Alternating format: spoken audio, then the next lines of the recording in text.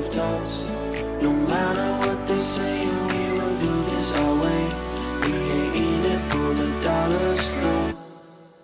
Just for the thrill of it. Nothing counterfeit with you. Just the thrill of it. Just for the thrill of it. Nothing counterfeit with you. Just the thrill of it. Just for the thrill of it.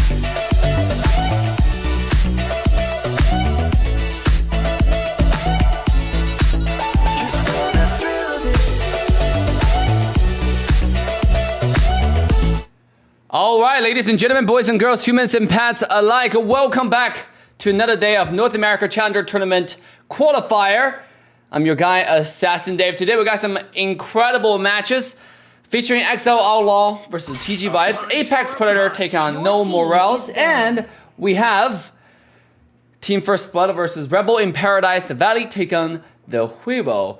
Quite interesting matches. The last batch of the qualifier stage to determine the last 4 teams who will join our top 16 official broadcast starting next Thursday. Very, very exciting match, very exciting match day today on this Sunday. With me, I got our one and only locally grown Grace. To live. How are you doing, Grace? To trick the I'm doing fantastic. We both didn't expect that the matches are starting so early today. But we pull it off. I just jumped in shower and get ready really fast. 30 minutes before. So now here we are streaming for you guys the last 4 matches. Yes. Of the top. Almost 32. Almost immediately, and Grace is dressing like Dave, but in black instead. Maybe, possibly, potentially, all sleeveless, right? Sleeveless upper. Anyways, The first match, Exile Outlaws versus TG Vibes, is already underway. So without further ado, Grace, let's quickly jump into the fan pick to show our viewers what's going on. Yeah, we already see that Fanny and Natalia, 2 assassins are taken out by TG Vibes. So, I personally like those bans because as a mage player, I can understand how much Fanny and Natalia can be a threat to the squishes on the team. And on the other side, Exile Outlaws, we see that Valentina and Firmus being taken out. And now we see a Bowman. I also like the bans on their side. You ban out some really early game potentials, snowball potentials. What do you think, Dave? I think that the ban pick so far looks nothing out of the ordinary. The only thing that was kind of surprised was Natalia. I think that might come out of respect, right? Because Natalia is not necessarily in the meta, especially right now with the ultimate being changed. You have to get jungle camps. So, interesting. But let me go grab my ban pick sheet. I'll be right back.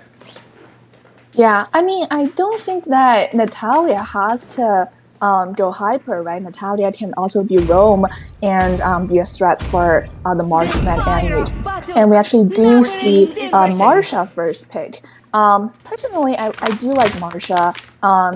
Marsha has really good potential in terms of innovation and late game target the squishies on enemy team, and she was also very tanky. And the other team pitched out on Claude, which I think is one of the best marksmen right now. So I do think that we see some really good picks. Yeah, Julian is also available, so we might potentially see Exile just go ahead and take Julian out. But they decided to go ahead and take out a Kai with Spellman being banned away. Kai remains one of the strongest tank jungle options, and we are going to see TG Vibes take out the Barats for the counter. Now, Barats as a counter is not necessarily targeting a Kai, in my opinion, because once Barat's using ult, a Kai can easily use the heavy spin to completely cancel that, if not putting Barat in a worse situation than he already was when using the ult. So it's going to be quite interesting picking Barat's going against a Kai. I don't think it's the best matchup to the favor of Team TG Vibes, but nonetheless, it's still a viable choice, and then definitely, if used correctly, it can be a decent amount of threat. Yeah, I do want to say that Barats The night is sky pretty tells good at all your engaging, team you know, is and banning. also when doing objectives, you can use the tonus welcome to eat the other side alive and prevent them from using retreat. So I do think that they probably have some plan in mind. And now we do see an Esme pick on Exile Outlaw with the Dairos ban. It's a very, very typical decision that we see in NACT matches. Okay, so from what I was told, that Barats can be immune to quad control when he used ultimate. I thought he was not. Maybe that was changed a little bit later. Was Barats actually immune to quad control? When he used ult, I thought he can be cancelled. Let me double check on that. Your team is banning, which I was made for. And from what I see on Wiki, Mobile Legend Wiki here, I cannot see. Let's go ahead and read that skill. I just want to confirm that. Locks on the enemy hero, pure stunning the targets, and suppressing target when brought devours the target for 1 Need second. some stitches? I can Your help. team is Must banning. be immune to quad control and able to change his direction. Okay, so Barats will be unable to move. One enemy is devoured. Will be unable to move, but okay, it is immune to quad control. So it seems like the getaway. What's up, Trevor? Thank you for the 5. I think the getaway's ability is actually from the other side. We can use like the flicker button. We can use sprint, just get out of it. Because while you're being devoured, you can actually still move freely. So it's very easily countered. And the Kai with the heavy spin turns himself immune to quad control as well. Well, not necessarily, but turn himself and remove all the quad control that's already on him, and it give him a really, really nice movement speed. When you gaze into So like a Kai can easily get away from Barats. So I guess that's my point. It's gonna be a hard target to devour. Yeah, and let's look at the ban again. We do see a Melissa ban. I think it's sort of a respect ban in my opinion because you know we still have like Irisal, we still have 1-1, but like yesterday we see some players targeted our boy Ju, banned out Mia, banned out Moscow. So I would assume that the Melissa is a respect ban. They seem to have done their research. And on TG, yeah, and on TG side, they banned out Selena, Eve, after picking Lilia. So they basically took out some early game mages who can, you know, rival Lilia in a sense. I do think that those are some really good bans. Absolutely, right here we are gonna get a super chat from Travis saying, "Grace, you're doing a fantastic job casting. Thank you, Travis." And Thank you, Travis. Love yeah, you. there you go. And coming into another question a lot of people are asking in the chat, when is the Valleys game? The Valleys playing a little bit later at night. In fact, they're the last match of this evening. And I think it's happening at 9:30 Eastern Standard Time tonight. So we still have about 4.5 hours, if I'm not mistaken, until the Valleys match start. Now, coming back to this particular draft, we're gonna have Beatrix and Grok being taken out. Very, very powerful early game choices. And Masha, it seems like it's gonna go to the side lane, going against Esmeralda. Now we have a Diggy being taken out, which is decent. It's gonna completely counter Barats' ultimate, including Grok's. If that's probably the only two ults that Diggy is gonna be worried about. But most of the time, if you look at Diggy right here, he's gonna use the shield, just the ultimate, just for the shield to save the backline carry. If Masha so decide to use that ultimate to dive onto Claude or dive onto the mage, if that's the case. Yeah, and I think we do see some synergies here between Diggy and Esme because Esme already had the shield and Diggy can give her an extra shield when it's needed. And also, Diggy can be a deny pick for the other side because you don't want the other side to pick Diggy after you have the Kai's heavy spin. You don't want the heavy spin to get neutralized by Diggy's time journey. Which side do you like more, Dave? I actually don't know exactly at this point. I think I like Axios comp just a little bit better because they do have the Kai and the Claude. And right now, in the current meta, is heavily marksman focused. in the goal lane. So they have some of the strongest late game characters. They have a lot of scaling, and early game they're not bad at all. They have a Kai, they have Diggy to really help out, and on top of it you have Lunox to be there. And again, ladies and gentlemen, this is the first time we're going to see Panda in action. One of the supreme Lunox player in the North America region, one of the best players in this region. So I'm actually quite excited. This is my personal first time seeing this supreme player in action. I am also very, very excited, Dave. Panda, as we know, is another female player, so I am definitely looking out for my girl there. And ladies and gentlemen, as we walk into the land of Dawn with a little bit of aggression on the bottom side already, I'm your caster, Assassin Dave, and with me is my partner, Grace, relaxing in the shower until you get soap in your mouth, and then it's soap opera. Okay, Dave. I'm not sure what response I have for that, but let's look at the match. I think Barat is a little bit late for this lethal wanderer in the middle, taken by Akai. And let's see, Akai is... He might not even want it. He might just be like, I want to go to jungle and clear. Because if you clear the full jungle, you still get level 4. That's maybe his intention there. That is true, but I think his team was ready. You know, you see that wall coming from Brock, you see Lilia fast clearing waves, and let's look at top lane. A little bit poking. Yeah, a little bit of trading, a little bit of chipping away on Miss Stacy's health bar on the bottom lane. It seemed like Hikaru was doing a pretty good job against his opposition. The corresponding EXP laner, Azra, who had no choice but to go back, knowing that she's not getting any more passive stacks to activate the second life. That means Hikaru is going to be ahead on getting level 4. Meanwhile, have a Masha hard stuck level 2 on the bottom lane. Yeah, I do think that Marsha roaming is a little bit better than going EXP, you know, with the invasion, targeting squishies. And EXP, she's really losing to Asmei right now on that one-on-one. And now we do see that Exile Outlaw has a better position for the first turn. Here we go. As Akai was having spin come with a retreat, securing the first turtle to the pocket of Team Exile Outlaws. What a beautiful execution, but so far pretty peaceful game on both sides, with Exile 700 gold ahead.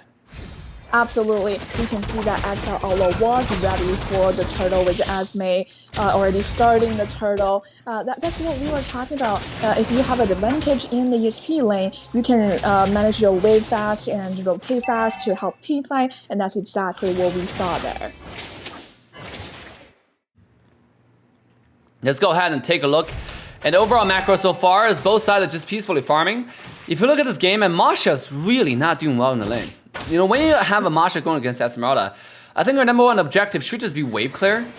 And that's not what Azra decided to do in the early game. And sure enough, now she's surrendering the lane priority to the counterpart, to the Esmeralda. Meanwhile, look at the top side. Miss Stacy might be getting a little bit of poke here. Wall charge comes out. Time Journey is there to make the counterplay. A beautiful, beautiful ultimate to make sure that one happens. Here comes Easy Peasy though with the ultimate. With a heavy spin comes out. He'll be eaten completely alive, but it might be a little bit too late. As the dinosaur himself will be taken down by the entire power of Team Exile Outlaw. A beautiful rotation from Panda to make sure that one happened. That's the first blood secured by Exile Outlaw, cementing their tiny bit lead of this match. Now we can see that they have about 1k gold lead, and we see that Diggy running away with one tap. Very good disengagement from Exile Outlaw.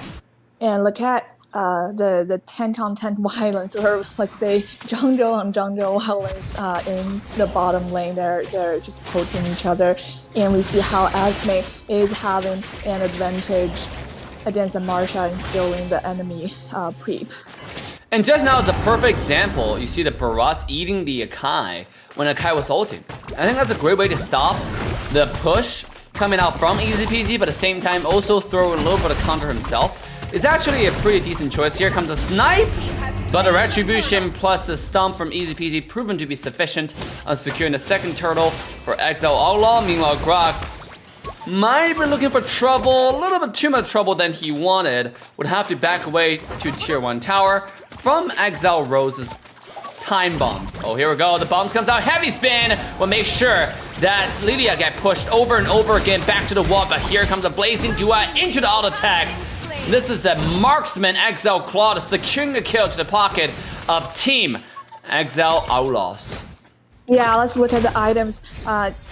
Todd already has his first poor item DHS while Beatrix is still building her item. That explains how much damage Claude is already doing. And let's look at bottom lane.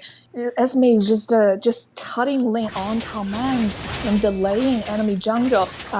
Really consolidate the lead on Exile Outlaw side. Absolutely. This is what I like about EXP, winning EXP lane. Right? Because like I've said over and over again, EXP is all about winning the lane. And when you pick a character that surrender lane peril, what happens, they will consistently and just constantly cut your lane instead of meet you halfway. Right? This is what Esmeralda has been doing all game, just being cutting lanes at almost at the base at this point, just so that she can rotate way ahead of the Masha and providing so much more value around the map, so much more pressure around the map. And now, with 27 seconds on the next turtle coming up, you can see Hikaru is making her way back.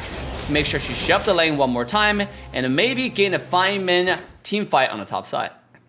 Absolutely. EXP lane, I think it's all about wave management and early rotation. That's exactly what we see Asme is doing. And now we see a little bit of skirmish. There we go.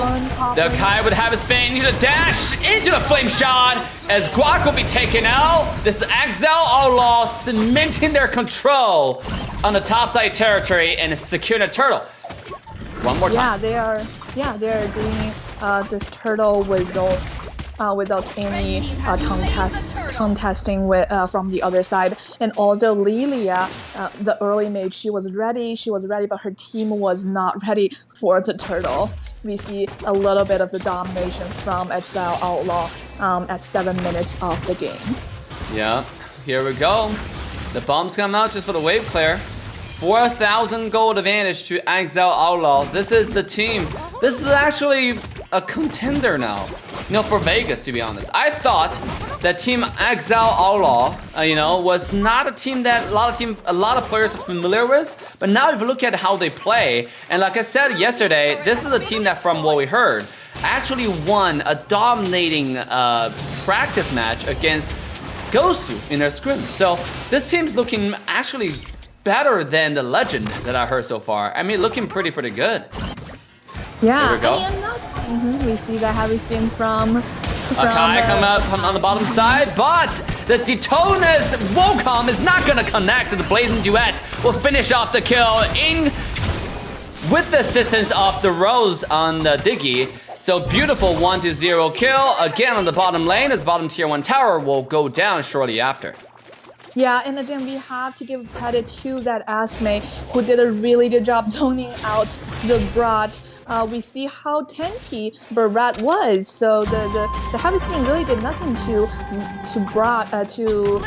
Barat, but Kai's teammates was able to follow up with a blazing duel with the Diggy pool to secure the kill on the enemy jungle, which was a very good collaboration on. Fallen Starmoon into the heavy spin, into the dash, and Miss Stacy pinned to the wall and taken down by Panda. But the beautiful skill too. Here comes the Masha making entrance into the team fight. He's finding quite a bit of damage onto Panda, who's taken low. And Panda is trying to survive as much as he can. Finally, the ultimate comes out to turn himself invincible from any possible attack, as Ezra might be bidding too much than what she can chew and will eventually fall to the collective power of Exile Outlaws. That is the supreme Lunox that we are talking about, right? Just when we thought she was going to go down, we saw that brilliance coming out, and she was able to escape with 1 HP. Now Pod has already started the Lord. I don't think the other team can contest this Lord. We are seeing Asme is already zoning the other team out while Exile Outlaw securing the first Lord of tonight. Yeah, let's take a look at the item development so far. This Claude already finished the DH chance, Golden Staff, Wind of Nature. I mean, we're talking about fully decked out on core items. That's Claude for you. And in comparison, we're coming down to Beatrix, Gold TG. But in TG Vibes, only with a single item Blade of Despair and slowly and surely working on, I think something looks like a Malefic Roar. But it might be coming a little bit too late because at this point, if the Claw comes in and find a beautiful Blazing Duet, the consequences is going to be dire for TG Vibe on the blue side. Exactly. We see that Claude is already coming online with the. Now we see they're pushing the mid turret. Oh, here we go. Heavy Spin comes out into the Blazing Duet, fighting quite a bit of the time journey. Will be there to complement an entire team. It's a disaster spells for the side of TG Vibes. 2 people being taken down as now Team Exile Outlaws finding not only kills but also tower in the mid lane. Yeah, and Lord is still full HP, crashing down to the bottom turret. While we already see 2 people getting taken down on Exile Outlaw. Can they defend this? Can they defend this? That's a great question. And it seems like they are, but the tower is wide open. Easy peasy coming out with a minion. A cannon minion still at a full HP. It's an easy high ground tower to the pocket of Exile Outlaws. They're absolutely running through this game. Yeah, we need to give credit to the Marsha who was able to get the first kill of the game. You know, she targeted Diggy, which is quite squishy, and defended the first Lord MVC. Some discipline from Exile Outlaw. They didn't want to push too much, overstay their welcome. They actually decided to disengage and potentially wait for the next Lord. Yeah, here we go. The entire team Exile Outlaws, except for Claude. Claude is farming, finding some peaceful development in his own jungle. But Akai is there looking for the heavy spin, dashing in.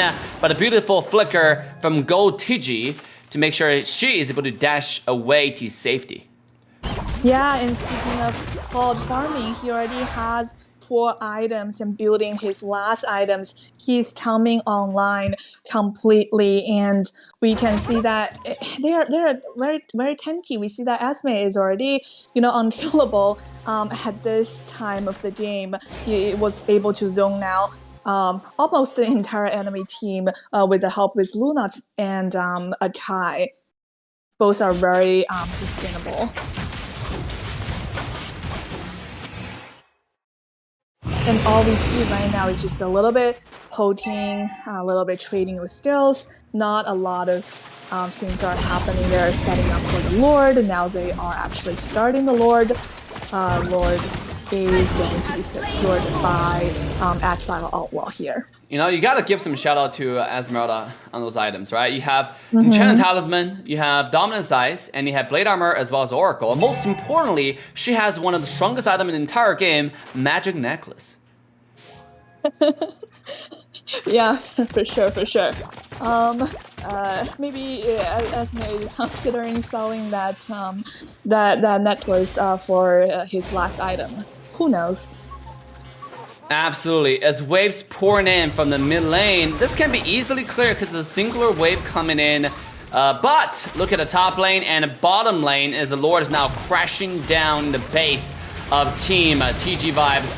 Brock's doing his absolute best to find as much defense as possible he can. Top, last remaining cannon will not stand any longer. But now, on the bottom side, Lord is marching into the base itself. We see a pause request coming out from Team TG Vibes. Is it gonna be? Sure enough, it will be honored. But we see a Panda heavy spinning onto the dinosaur. What shall happen? We will find out in a few seconds. What do you think of the wave management there? I don't think it was the best, because bottom lane with the Lord coming in. See, here's the thing: the reason why the wave management was not to its best satisfaction, it's mainly because a lot of teams are trying to be too greedy, in my opinion. Because I think manage 2 waves is more than sufficient to get them the maximum advantage your team can get from the one Lord, right? But instead, Exile Outlaw is really looking for the 3-wave management. And instead of getting anything, they basically did not get anything out of it, in the very end, right? And look at the defense. Because wave are crashing in one at a time, Team TG Vibes is able to find the defense quite easily. Finally, the second wave is coming out, as the mid-high ground tower will be taken down, and Team Exile Outlaw, without any more minion waves, might be backing out. Yeah, I totally agree with you there because I think that the lore didn't really provide a lot of value for them there. You know, they were only able to take out one inhibitor with the 12 minutes lord. And now they have to disengage, as you said, because they don't have enough minion waves to push with them. But you gotta give credit where credit is due, right? I mean, like this Team Exile Outlaw, even though knowing their mistake, they're not pressuring, not pushing, they're not giving too much in return just because they messed up the minion wave. You gotta just eat your mistake and, you know, and leave. It took the one tower, and that's more than what it can done. Oh, here we go. The engage comes out. Wall charge. Go into the mid laner. Go TG taking low, though. A beautiful flame shot. The hot 360-degree snipe will make sure the marksman from TGY goes down, along with the top tier 1 high ground tower, as the entire team of TG can run, but the tower cannot. It's now Exile Outlaws running onto the crystal itself. The minion wave has been cleared, and Team TG Vibes make a stand temporarily, but they might just be delaying the absolutely inevitable because another 2 waves are pouring into the base. Here comes the fallen star move from Hikaru, will make sure Slick's taken low and all the way taken out, as minion wave is already hitting the crystal itself. Ladies and gentlemen, we might walk into the end of this game as Team Exile take match 1. Not only the godly flame shot, right? We also see some really good time journey, very, very timely time journey from Diddy to not only purify the knockup from Brock, but also give Claude another chance to actually end the game. That was some really, really beautiful ult from Diddy. Sheesh. And let's look at the damage. Look at that damage. Lydia did really. Go ahead. Lydia actually did really well. 33% damage on TG Vibe side. Look at how much damage Diddy did. We really, really need to give credit to the Diddy. I'm wondering why MVP is not Diddy. Diddy actually did 28% damage, which is the most damage on Exile Outlaw side. Yeah, absolutely. When you have Digi on your team, that's something that you expect out of caster Digi. And look at Digi's item. You have Enchanted Talisman, Lightning Truncheon. You have something as strong as the brand new buffed item, Glowing Wand. So Digi is not just a support anymore. This is an actually assassin Digi. Assassin Digi. Yeah, or mage Digi. Absolutely. And ladies and gentlemen, that was game 1 for Exile Outlaws. I gotta say, pretty strong performance, but while we wait here, let's quickly take a look at the schedule that's going to be happening, playing out today. Grace, why don't you go ahead and take our viewers through our today's calendar? Yeah, so we will have Exile Outlaw, the first game, and we are going to go to the second game very soon, and then we will have Apex Predator and No More Else. I'm really excited for Apex Predator's game. I heard a lot of good things about them, but I haven't seen any performance from them yet. And then we will have our team First Blood, a very popular team for a lot of our viewers. I'm very excited for that match as well. And finally, the last but not the least, we have the Valley, which is the really, really big names that everyone is looking out for. So I'm just really, really excited for tonight's matches. Yes. First, you got Exile Outlaws, the teams that's known, obviously at this point, for their mid laner, Supreme mid laner, who keeps 6 Supreme titles, and one of the youngest players, most talented players in the entire North America region. Apex Predator versus No Morales, for me, it's a match I really want to just see, what to expect in top 16. Similar to some of the matches yesterday. Meanwhile, with Team First Blood, the Valley, they don't need any more introduction as the names speak for themselves. Well, quite exciting day today, ladies and gentlemen. As you're watching, make sure to like, subscribe, and turn the bell on to all notification bells so you do not miss the buzz every time we go live on this channel. We'll be playing a lot of games and ranking up and going through all the analysis for all the tournaments happening in North America region and all across the world. I run out of stuff to say. Yeah, just stay with us because we have our the Valley game at the very end of tonight. The heavy name. So don't miss out. Do not miss out. That's a good word. At the same time, which team are you guys supporting? Let us know in the chat right now. I'm actually reading the chat, and it seems like our chat has been You know, Millie simping over Grace rather than the game. Sheesh. I've never got this many simps myself. This is just so I sad. think what is happening right now is really Dave is running out of things to say, which is very, very obvious. But the good news for you, Dave, is that our players are ready. So now we can actually go into the ban pick phase. So Dave, you will have more things to say and be professional about. I'm always professional. Okay, I just want to say before we step into the ban pick here, one thing that you gotta know: this is a professional broadcast, family friendly at the same time. Our channel is all about 2 words: respecting women. All right. We respect women like you've never seen anyone respect women. So make sure to like, subscribe, and turn the bell onto all notification bells for the Respecting Women live stream. With that being said, the second match between Team Exile Outlaws versus TG Vibe is already underway. So without further ado, let's jump into the ban pick. Yeah, we do see that Bowman get to again by Exile Outlaw, to prevent the heavy objective-oriented jungle and the early snowball potential. And we see the Fanny being taken out. On the other side, it might be a respect ban, might be a protection ban for their mages and squishies. Who knows? But I do think that those bans are very viable in the current meta. Absolutely. Let's take a look. So far, we have seen nothing out of ordinary. I expect Exile. I expect some like Selena coming out from Panda. To be honest, like this second game, because again, I heard about Panda Selena in the Legends, but I have not seen it in action, and that's something I cannot wait for. To see some Supreme title. But just because I said that doesn't mean Team Exile are gonna pick that, unless somebody's watching our stream, which I don't doubt that might be happening right now, right, Grace? Yeah, I mean, who knows? But I do think that TG Vibes banned out that Selena from last game, which I saw they were targeting early game mages, but maybe they followed Panda. They really did their research. And now we see that Asme being taken out. I do think that is really a respect ban because how well Asme did in the last match. But that was from Exile though. Now the last match Esmeralda was played by Hikaru. I guess they just didn't want enemy team to take the Esmeralda that they just won with. And this game they're thinking about going with something else.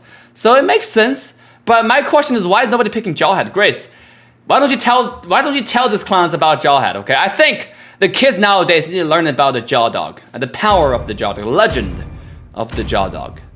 All right. So Jaw Dog again. I saw this is professional testing, family friends, family kids friendly, right? But okay, Jaw Dog is very, very OP in the current meta with Unstoppable Force. Jaw Dog is really unstoppable right now. It's kind of like one touch. One does. I'm expecting to see more Jaw Dog tonight. What do you think, Dave? I 100% agree. I think this is the time for a lot of teams to explore their options. Now, obviously, do or die for a lot of teams, but some teams, like when they're in such a good position, time to bring out the Jaw Dog. It might not be the worst idea, right? To be honest, like it can be something that's pretty fun to use. It can be a good test to show how strong you really are, like how strong this character really is. Is this a character that we can use in the top 8 matches, going forward? Because this is just the beginning, guys. We're in the top 32, top 16 still. After today, we still have one more round of single elimination for all the teams, and then we're walking to the final stage. Yeah. So with all the bans, go ahead. And let's talk about how annoying Jaw Dog is, right? As you can see from the ranked matches that you play, how much he can throw both you and your enemy. Really provide a lot of, both pressure and funny things on the Land of Down. And with that being said, we do see that Exile Outlaw, as Dave suggested, probably has something in mind with their banning of Asme. And Marsha, we see them picking out Paquito. Very, very NPL style, actually. I like Paquito personally as a first pick. He can go jungle, can go EXP lane, and provides both damage and crowd control. I do like that pick. Yep. It is pretty good as Pokudon as a pick overall, but this is a really good first pick material because now you're getting away not only Diggy but also Claws to the opposition side. That means a lot of the heavy engaged characters that was available on the map now are kind of not gonna be so viable, right? Exile might have to look back and see, okay, are we gonna go ahead and pick out something more, you know, not so frontliney, such as Franco. And here we go. We got a Franco being picked out by Team Exile Outlaw. And they have another choices right here. What are they going to go with? Let's go with Julian. Because the interesting thing here is Julian has been let out for both games in a row. Last game it wasn't picked or banned. And this game is not banned still. And it seems like Team Exile is ultimately going to go with Lilia. Yeah, I mean, you have to take into consideration with the player's hero pool, right? We know that Panda is a really good Lunach, really good Lilia, so they really want to capitalize on what they are comfortable with, especially in this tourney. You know, they want to secure the top 16 spots in the tournament. And I mean, I really like the Franco pick because, I mean, Diddy cannot purify the Franco Bloodhound ultimate, so I think it is a really good response to Diddy. And actually, Petito has a lot of damage. It can just one shot or two shots Diddy. So I do think that they have some responses in mind for the other team's early game potential. And sure, we have a Farsa being taken out as the last pick in the first ban pick phase. Interesting choices here because Farsa. When Farsa uses ultimate, she's stationary, similar to Eve with the world manipulation, and the Farsa's feather airstrike is a similar skill where the caster remains completely stationary when they're casting the ultimate. Now that does leave Franco, leave the defense completely open unless there's going to be person defending it. Now if you look at who can defend it, there's not going to be anyone but the support. But the support is actually a Diggy, which is quite squishy. If you get Diggy hooked, that might be troublesome as well. So the overall Farsa pick is, I guess, is decent, but it might be a little bit too early. Yeah, that is true, but as a Farsa player, though, I would say that if Farsa can position herself well, she really has a lot of mobility with her bird form, and also the recent patch we see some buff for Farsa. So Farsa's ultimate cooldown is actually diminished right now. So even though if you have one ult that is a little bit out of position, you still have another chance because your cooldown now is faster. You can just reposition yourself and wait for another ult. Here we go, the second phase of ban. We got Melissa and Kai. What do you think about the Melissa uprising? What do you think about Melissa coming to the meta like no tomorrow? Because all of a sudden, it just seemed like this character is always banned and always played. Yeah, I mean, it's kind of, you see some reshuffling in the meta after Beatrice got nerfed, 1-1 got nerfed. I mean, a character's nerf is sort of equal to another character's buff, right? Because one character becomes weaker, the other character comparatively becomes stronger, and we can see that after the recent patch. I guess Melissa really stands out with her both her mobility and her ultimate getaway, which really provides a lot of defense to some melee characters. You see such a handsome dragon tamer. Oh, this is getting interesting. We have a little bit of untraditional picks, a little bit out of the ordinary, out of the box thinking process coming from both teams. We have Roger as well as Lee being taken out respectively on each side. Is this season 24? Because this doesn't seem like a season 25 kind of draft. Yeah, absolutely. I'm a little bit surprised as well. But if you look at it, it kind of makes sense. It kind of makes sense because Diddy is very squishy, right? And Claude is squishy, and Farsa, as you pointed out, also pretty squishy. And if this lane is very fast hand, a Tempest Blade can really take out a lot of enemies on the other side. So I mean, I'm surprised, but I guess it kind of make a little bit of sense if you think that way. Yeah. Oh, last week Beatrix coming out from Team Exile Outlaw here. And quite an interesting draft so far from both sides. And last but not least, Phobius is let out by Team Exile Outlaws. Will be taken out by Team TG Vibes. I gotta say this time around, despite the the little bit untraditional jungle, overall draft, Team TG Vibes actually did pretty good, right? They have someone who countered in an EXP lane.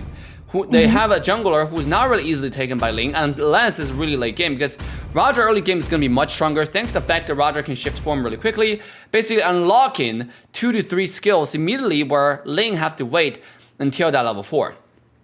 Now if you look absolutely. Go ahead. Yeah, while Lane has late game advantage, we see Claude on TG website, which also secures the late game potential. So as you said, I do like TG Web's pitch this time.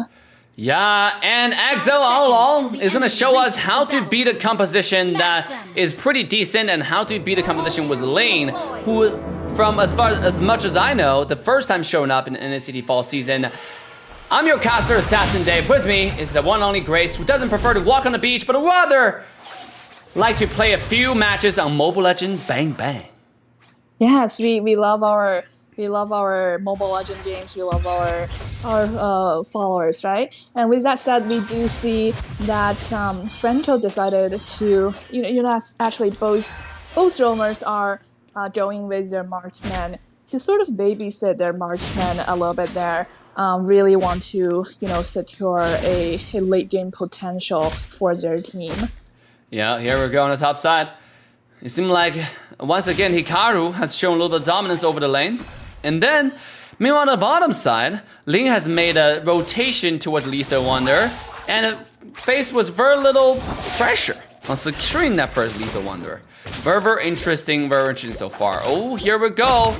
Here comes Exile Claude trying to land the hook, but unfortunately missed just by a little bit. But here comes Roger taking a lot of damage from Easy Peasy, who was already level 4, knowing that the TG Vibe does not have any frontline to help with the damage output. It seems like TG Vibe will be handing over that little item to the other side. Oh, another pause request coming out from Roger, similar to the end of the last game. I think at this point that TG Vibe might be looking into their connections. Yeah, I do think we see some really interesting rotations from TG Vibes. They are not contesting the Lethal Wonder. They did not contest Lethal Wonder last game. I mean, I understand that you can still get level 4 with that kind of rotation, but it doesn't seem like the decision is paying out dividends for them in both games, because we see that the other side jungler is always have more level advantage ahead of them. Absolutely, and Ling is making an advance onto far side in the mid lane, and on the top side, we already have the first blood coming out from the entire side from Team Exile Outlaws. Hikaru's and taking down his opposing laner on the Phobius, which is a little bit interesting because usually you expect Phobius to do well against Bokudo, but in this time around, this Exile showing dominance and showing why they are the better team. Showing why they first picked Patito. They just didn't care about it. They were like, we trust in our Patito. We first picked our Patito. No matter what you pick, we will dominate in our lane, which is what Patito is doing right now. Absolutely. As of 2 minutes into the game now, we're seeing that Team Exile Outlaws is gonna be the first team to make a move onto the first turtle off this match. And again, this time, Roger's not in position. We still have 3 people on the bottom side from TG Vibes. This turtle handed over completely for free to Team Exile Outlaws yet another time. I mean, this time around, TG Vibe is looking for a very passive, safe farming, no contest kind of strategy until Claude get full items. Yeah, we always talk about how important it is to, babysit your adult laner. But this game, we actually see how important it is for your EXP laner to dominate early game, to really give you advantage on those early objectives and give you that snowball potential. Oh, here we go. After a long period of camping and patience, it seemed like Hikaru was not able to find any window into the mid lane and decided to make a rotation back to the top lane so he didn't mix any experience. Meanwhile, this is Exile Outlaws find the hook into the suppression. And here we go as the first kill on the bottom side goes to the pocket of Team Exile Outlaws. A beautiful, beautiful iron hook to make sure that one happened.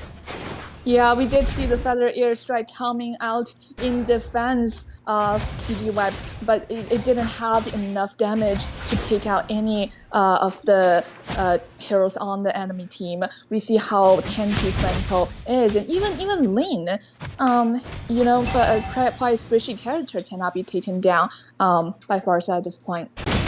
On the top side, though, definitely not Danny. Jumping onto Hikaru, trying to find some damage, but he's realizing that Hikaru is way too strong at this point, way too tanky for his liking, until Easy Peasy made his way, flying all the way to the opposition jungle. And one more time, this buff is completely handed over to the other side as taxation at this point. Like, go ahead and take it. Like, I just leave me alone. Take my money. That's exactly what they're doing here. Look, it's the same thing as blue buff. As far as Airstrike finding a lot of damage on the Easy Peasy's health bar. This is Ling taking low, but a beautiful iron hook one more time as Claude will seal the fate onto the poor jungler from Team TG Vibes. Ling might have bit a little bit too much, and he will be taken out by the poison apple. And the team, and it granted one kill to Team TG Vibes.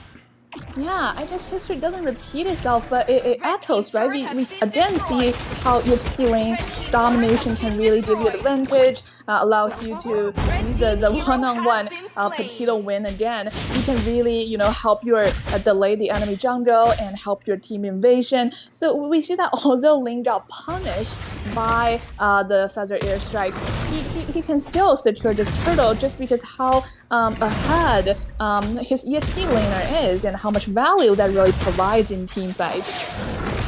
Oh my goodness. You know, I think Franco, this is why you don't ban Diggy anymore, because Franco is just a really good choice in the face of Diggy, because despite the immunity to quad control, Franco's ultimate, the Oppression. The Bloody Hunt, is that what it's called? The ultimate? Yeah, Bloody Hunt. Yes. The Bloody Hunt. What's really interesting, they should just call it I am butchering you. That's a better name for the ultimate. Okay. You know, but like it's just turned out to be so strong. Here we go in the mid lane river. Definitely not Danny taking a lot of damage from Hikaru. Who's still on the run, on the hunt, and he will use the flicker into the damage to find a kill number 1. As Lane coming in with the ultimate, cannot connect into kill number 2. Paul jumping in. He does have the black shoes to get himself away. As Lane will finish off the kill thanks to the assistance from the entire team. That's some really beautiful symphony of skills we see from Exile Outlaw with Link's ultimate displayed with Black Shoes. You know, it was a really, really good performance on Exile Outlaw side, securing their lead in this game. They are already almost 5k gold ahead. 5k gold ahead. 6 minutes into the game. Let's take a look at items. Claw is sitting at DHS. Still leg plates. I don't say leggings, but it's leggings sounds more like more exotic. But before we get into the exotic stuff on the bottom lane, the Bloody Hunt will connect onto Ezra himself into the bottom side. As Bogo's be taken out, and now here's Panda taking a lot of damage onto the Beatrix, who will quickly turn the fight around thanks to the insane amount of snowball he has accumulated to this point. And Team Exile Outlaws is dominating this game yet again.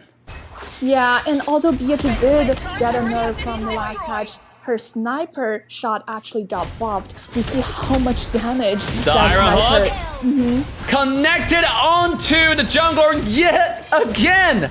Ladies and gentlemen, this is deja vu at this point. It happened over and over again.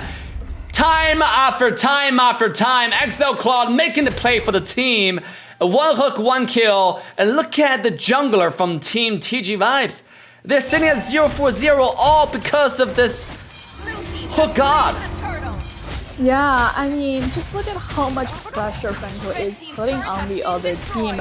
They're paying a lot of attention to his hooks. They are not really initiating at this point.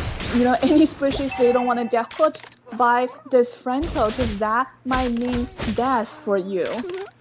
Absolutely, the MVP of the game is onto the top side. Claude is walking up, looking for a little bit of damage. Feather Airstrike is going to be there to scare away the aggression from Team Exile, but it's not gonna face away the Ling though, who has the ultimate to jump in. Finally, with the damage, not gonna be enough to find any kills, but we'll see Phobos jumping on the back line. The jump will connect onto one, but it might not be enough damage to finish off any kills. Team Exile fights back. It's a 1-to-1 trade across the board. Cloud does get taken out to end his reign of terror. Yeah, I do want to say that Franco was a little bit overconfident. He is very tempted. He got pulled by Digi. He got hit by Feather Airstrike. He was still alive. However, he went into enemy base, really gave them a chance to punish him. A chance to punish. Ooh, top side. I didn't even see Perquita. Hikaru jumping in 1 versus 3, no problem. Still find the kill to Miss Stacy. I mean, when you have one player that can just stay in front of your base and in the face of 3 characters and take down 1 and still walk away completely almost with more HP than he left, that's not a good sign. It's definitely not a good sign. Yeah. Here comes Lin jumping in with the ultimate as the Lee Sting taking very low, taking very down. And Easy Peasy will jump away to safety as Phobos jumping in, trying to find the kill number 1. Can he connect? Not gonna happen. But Israel still in the midst of the entire enemy team. Here comes the blazing duet from the Claude to compensate for the damage. But look at the Panda's burst as Israel have nothing else to do but to run away. Finally, Dan is leveraging. Standing on the shoulder of the Giants, leveraging the damage the team did in the early game. Now finding kill number 1, looking for the kill number 2. As the shutdown comes out, a double kill goes to the jungler of Team TG Vibes. I do think that Exile Outlaw. Taking low, taking down almost instantaneously. This in the middle lane. Oh, TG Vibes got completely disintegrated. But a little bit too over aggression. Sometimes my end up biting you back, and that's exactly what happened in this scenario. TG Vibe actually got a clean ace on Exile Outlaws, and now moving on to the very Lord itself. Exactly, this is why you don't want to be overconfident and overstay your welcome. You will get punished by TG Vibes, and they take out that Franco as well, bait out Lilia's black shoes. It doesn't look so good for Exile Outlaw. I mean, they still have a lead in the game, but we can see our TG Vibe is making a comeback into this game. And let's see the items for Claude. He now has 3 4 items, so he is ready to come online to rival the Beatrice on the other side. So you can rival because Exile trying to end the Lord prematurely before Lord even crossed the river. Versus Fair's airstrike comes out, fighting a lot of damage on the health bar of entire Exile Outlaw, but it's not going to be sufficient to get anything done productively. As you can see, every single tower across the map on Exile side is completely untouched. Maybe with the exception of top side. I mean, on the bottom lane, here comes the Bloody Hunt from Cloud, but he might be a little bit too far ahead of his team as Cloud comes in, finding kill number 1, but at what cost is TG Gold being taken down? Now Easy Peasy under the back line, looking for the kill number 2. A beautiful camouflage from Miss Stacy will make sure he stays safe. 1-3, trade to the favor once again of Team TG Vibes. Yeah, I do think that Ling has been overextending himself a little bit in the situation when he's 1v3. He caught himself in trouble sometimes. Probably overestimated the mobility he has, and that gave some chance to TG Vibes to catch up on their gold. Absolutely. Let's take a quick look at the gold graph. You can see the drop went from 10,000 gold lead to now what is barely a 4,000 gold difference. That just shows you cannot really troll when you have the lead. You gotta play steady. It's the more ahead you are, the more steady you have to perform. It's at the time if you throw one time, if you give away a little bit of window to the opposition, and that's when everything turns around. That's when the entire tide can be shifted. And that's exactly what Exile did in this game. To give them the chance, and look, Team TG Vibe is taking the opportunity to heavily polish their opponent. Absolutely. Look at Beatrix. I know. The sniper is actually having a lot of damage because last patch they did buff the sniper, so I think we will have more. We will have to see more sniper in game instead of the shotgun and the burst damage. So far, We are coming to a 3,600 gold deficit, I think. I want to see Phobia's item. Phobia is sitting at 7,600 gold, still 2,000 gold behind his counterpart, which is Paquito, fully decked out. This guy is completely ready for the next skirmish, for the next engage, for the next dive. Meanwhile, for the side of Team Exile Outlaws, TG Vibes, I mean, the only person who has a little bit of farm is probably Claude and Roger. So those two really have to stay alive. But it's kind of hard to stay alive when you know the enemy team have a Franco ready to deploy the Bloody Hound, ready to deploy the suppression at any moment. Yeah, I think Exile Outlaw has learned from their lesson.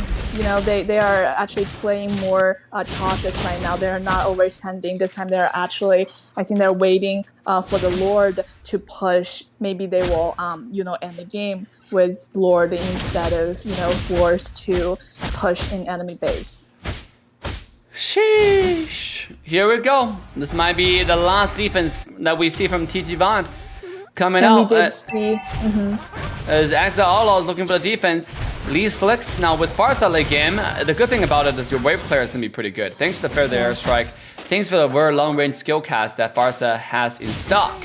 But at the same time, like, it's gonna be enough. Look at Panda just shredding, chipping away the health bar of the tower before the minion wave even reach the last remaining towers. Now, not a single turret standing. Team Exile with the Lord charging onto the base crystal itself. Here comes the dive. Lin jumped in to the backline with the ultimate, but the punish is here. Isra plus Danny into the backline. Team Exile, however, is going for the win. And ladies and gentlemen, that's it. Exile will be your top 16 contestant. Yeah, I mean, we did see that Lord was full HP marching into the base without any inhibitor, and he was able to just shred down the crystal and hand the win to our team Exile Outlaw to the top 16 of our NACT for qualifier. Wow, that was a fast series. Wait, when do we start? Do we start for like an hour? Yeah, we started for about an hour. Okay, I see. Oh, this is so fast. I thought both matches flew by like in half an hour, but it turned out, including the beginning stream until now, we actually had about an hour, so that's pretty decent. Yeah, it was some fast game. I mean, the first game, Exile Outlaw really dominated. Second game, they had a little bit, had a little bit. Interesting plays, and they made some mistakes, but they quickly learned from their mistakes and came back and really continued their domination. Yeah, here's the thing. I think this is a typical example of a team that just completely shit their pants before the match even started, right? Like team TG Vibe has the opportunity to fight. Phobius does pretty well against someone like Paquito in lane because the fact that when you use your skill 1 on Phobius, not only does it ricochet, it starts to ripple and do more damage, it also gives some Phobius a shield. So if you build a little bit of armor in the early game, you should do fairly well. On top of the fact that Phobius also have the ultimate that completely counters the mobility that someone like Paquito can do, right? Because Paquito damage both 2 out of the 3 skills provides mobility. So if you enhance that, that means like probably more skills in his entire kit provides mobility, which means it's going to be more instances for Ezra or Isra on the Phobius to jump. But what we saw in this game, he mainly only leveraged the ultimate in the middle of the team fight instead of just, claiming the lane priority. Same as the mid lane Lether Wanderer as the mid lane Turtle. Time after time, we see the entire side of TTS is giving all the farm away to the opposition side. As 3 turtles were given uncontested to Team Exile. And while TTS have the competition to do it, they have DG, they have someone like Roger at Phobius, and Farsa. They're not looking weak, but they play the comp from a very, very weak position. Yeah, we have to give credit to Hikaru, his really dominant performance on that Paquito, really gapped the other side and secured a lot of objectives for Exile Outlaw. And let's look at the damage done by that Lilia, 31% damage, 44k. Really gave her team the early game snowball potential, which they capitalized on and handed to lane, to really carry late game and as well as that Beatrix. All right, ladies and gentlemen, boys and girls, quickly come back to the caster's desk. What an interesting game. Like because Exile threw a lot, to be honest. That game, Yeah. Exile was in it to throw it. Yeah, I mean, they got overconfident. They really dominated the first game, so they saw they had it. You know, they just really they were overconfident. Overconfident. What do I have to say? Yep, very very dominant. You have Hikaru. Now, obviously, I don't blame them, right? You got a one character Hikaru staying in front of the entire enemy base on the top high ground tower. 1v3 and securing a kill onto Diggy. I mean, at that point, you know their confidence is justified. You know, like they just heavily team gapped the entire opposition, and so they were feeling boosted, right? They're feeling pretty boldened. But obviously, in a competitive environment, my opinion is never that just because you can, so you do it. A lot of times you want to do it because you want to develop a habit. It's a bad habit to be making those mistakes intentionally because we always had a saying, what you do in rank is how you perform on tournaments. So if you make those mistakes here and there, I think it's okay. You might accidentally do them on a bigger stage against a better team who will punish you to the full extent, and maybe that time you won't have the opportunity to come back and say, okay, well, you dropped from 1,000 difference to a 1,000 lead to a barely 3,000 goal lead. Probably the other team will turn that 1,000 goal lead to a negative 1,000 goal disadvantage. So what would you do then? So everything can happen. That's why like it's something that I heavily warn teams against. Yeah, we did see that they made some overextension. They made some, bad moves in tournament, but they actually quickly learned from their mistake. Yeah.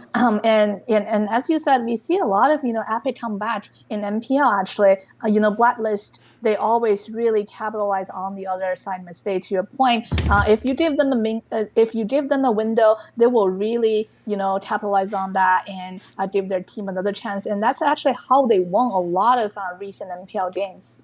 And this is why we love our very own locally grown Grace, right? For such beautiful analysis. Exactly right. Blacklist versus Omega. The MPL PH number 1, number 2 match is one of the beautiful examples, exemplary matches for this very point itself. You have Team Omega winning the entire game, dominating, destroy something that was really strong even at the meta, which is Faramis. And they were dominating because they were just synergizing really, really well. But with that confidence come a lot of, I'm going to run into the base with one wave alone. I'm going to heavily dive your crystal just because I can. And sure enough, Blacklist is not a team that you can just do that against. And despite the fact that they were 10,000 goal behind, they turned the entire game around in one fight and won the first match. Eventually, Omega learned their lesson pretty quickly and won the series. But still, it's just to prove the point that you want to develop a good habit more so than showing off in a competitive environment.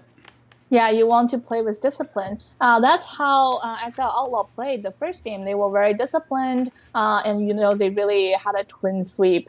Second game, they just made some little bit mistakes. It still worked out for them at the end, though. Yeah, let's go ahead and take a look at the remaining of the matches today. Big congrats to Exile Outlaw for making it out of top 32 and proceeding to the elimination bracket in top 16. Now, with that being said, the next match we have is Apex Predator versus No Morals. And let's go ahead and take a look at the bracket for where Team Exile Outlaws will be placed in the top 16 bracket. In fact, they will be faced against either one of Team First Blood versus Rebels in Paradise, which we will watch as the third match today. The very next match that we're going to watch, Apex Predator versus No Morals. And let's go ahead and take a look at their roster. Apex Predator have Ultra Recoil Sensor, Daiki.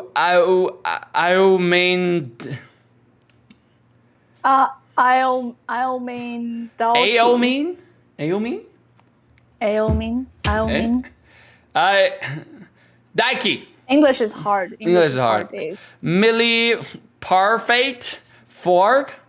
Very, very interesting names that they have versus No Morals, who has some even more interesting names. D9 Cables. You have gmail.com. Okay. gmail.com. I like that name. I don't know this team was sponsored by Gmail, by Google. Coley Kopsky. Kovsky, Keep, and Gushi. You know, it's interesting names because last time I checked, Keep is a hair loss brand that sell really? that sell products that prevent hair losses. So they actually got they- sponsored by do you Gmail, have by freaking problems? Keep.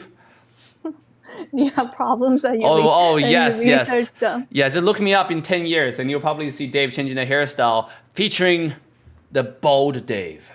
That's some sad news that I'm hearing right now. That's not sad news. That's man becoming a man of the man, the Superman. I cannot relate. Sadly, I cannot relate. Well, too bad.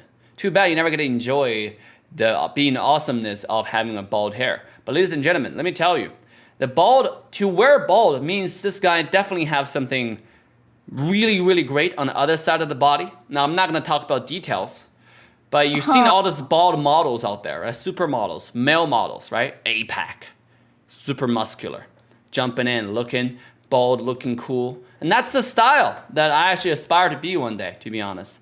And that's something that I think I couldn't pull off a bald hair, and that's why I'm still keeping my hair. But if eventually, once I get like the body ready up, I might try it one day, you know, just for the thrill of it. Who cares?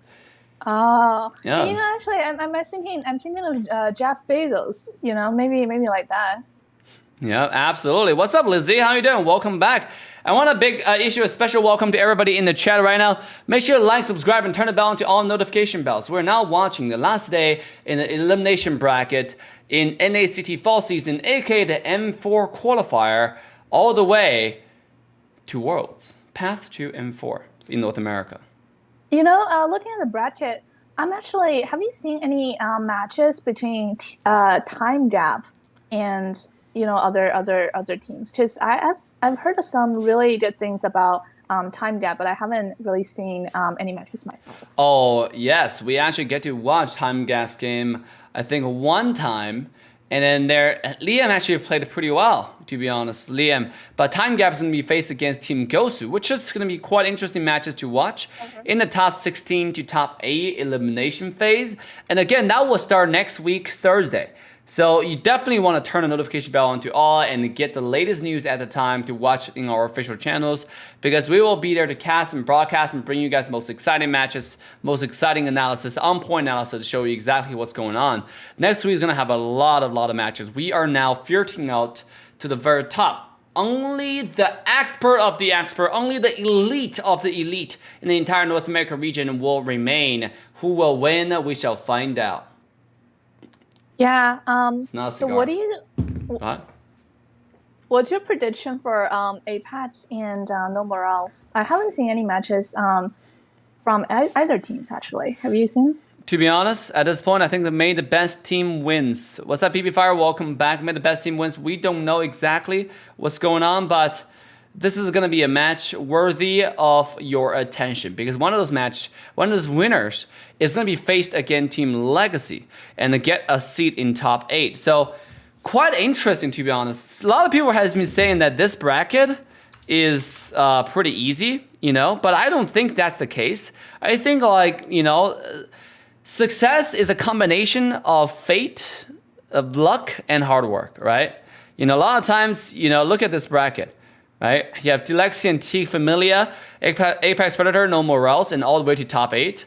You know, so it seems like, yeah, there are not so many familiar names, but the players that we watched yesterday from Team Legacy has shown a lot of resilience, you know, and then they fight their way back into the last match. And LG Nash, you know, what did I say about Xavier, right? The 47-degree scope.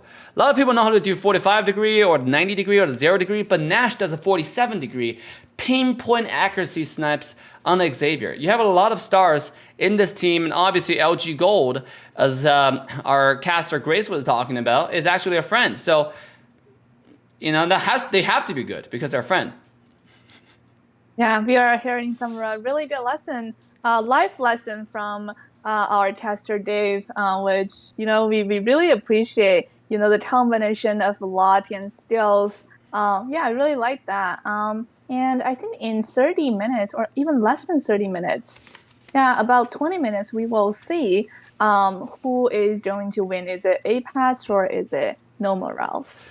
Absolutely. And while we're waiting, why don't we go ahead and do a little bit of quick quizzes here. We're gonna go ahead and ask everybody about certain characters' ultimate names. If you're able to respond fast enough, that means you are smart. You get a prize of, shout out.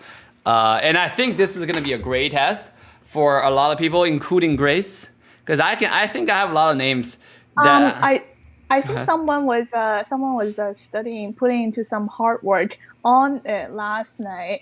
I'm excited to see how much result we got.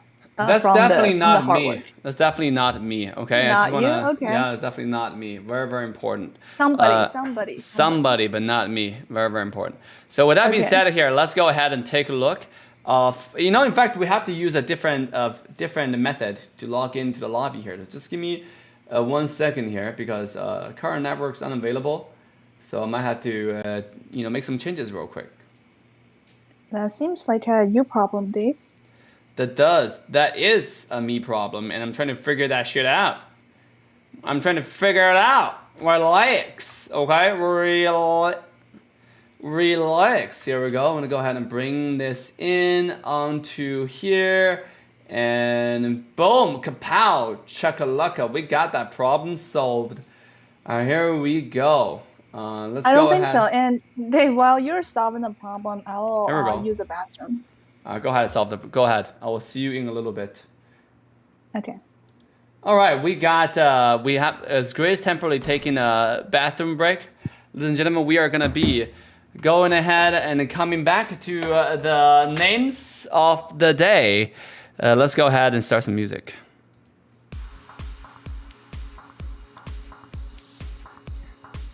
All right, instantly vibing. How about some different music?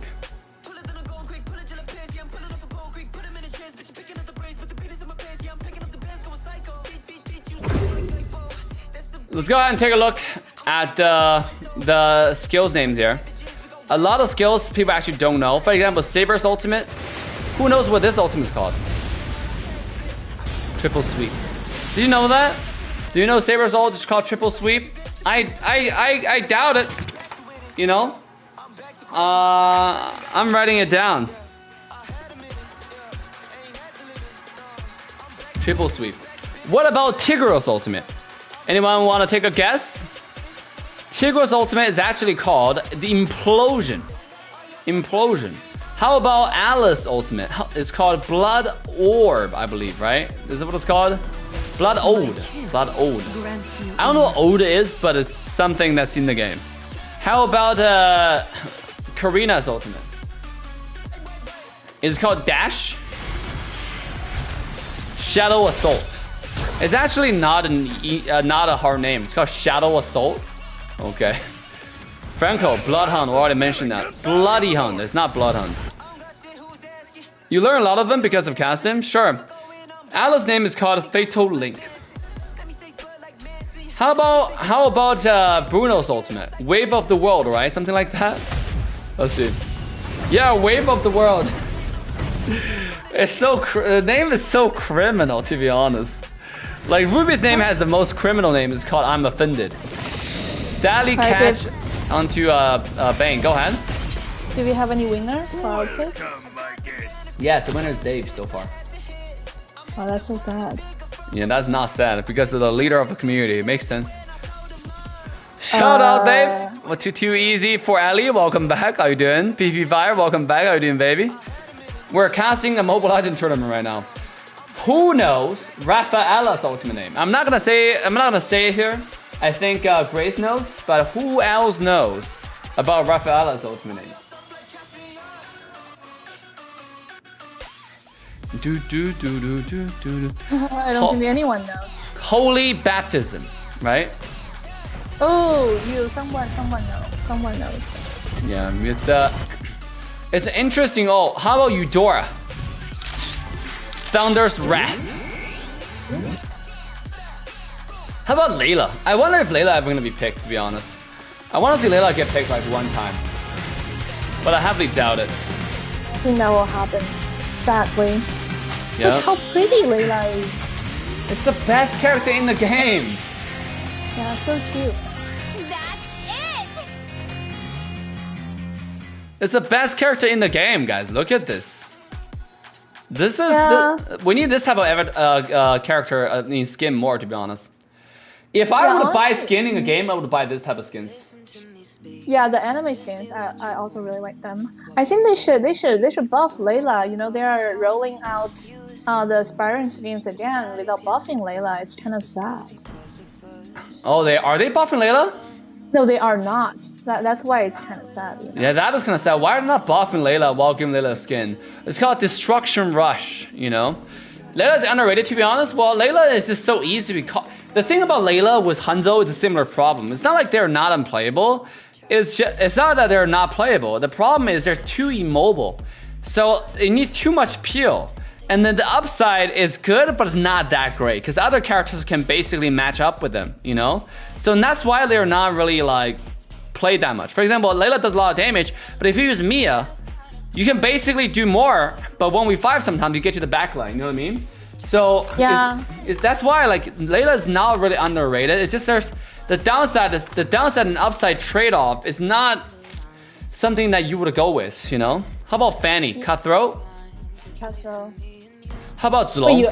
Heroes never fade. I actually don't know. Supreme Warrior.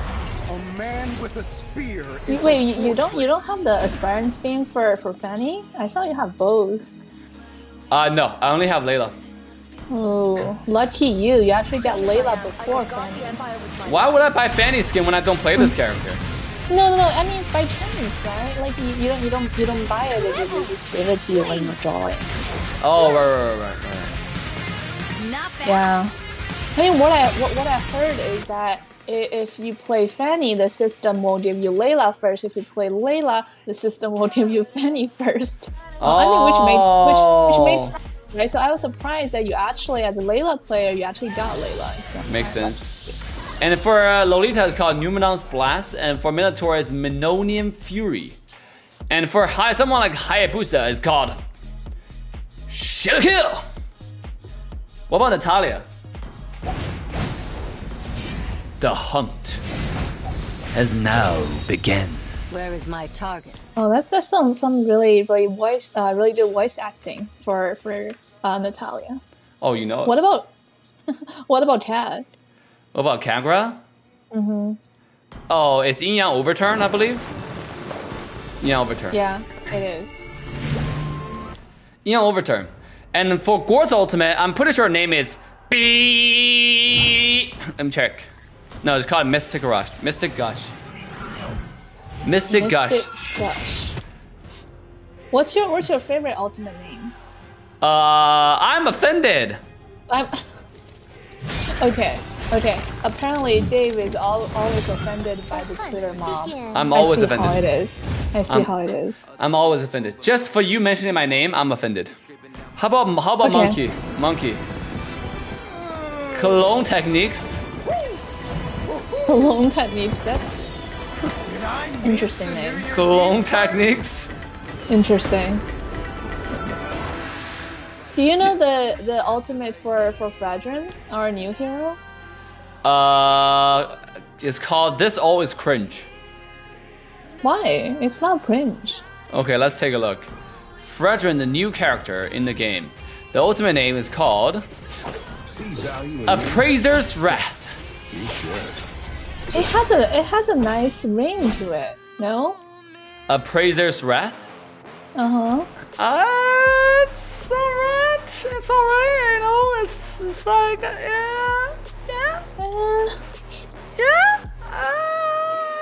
not so sure. How about Alpha's ultimate? System ready.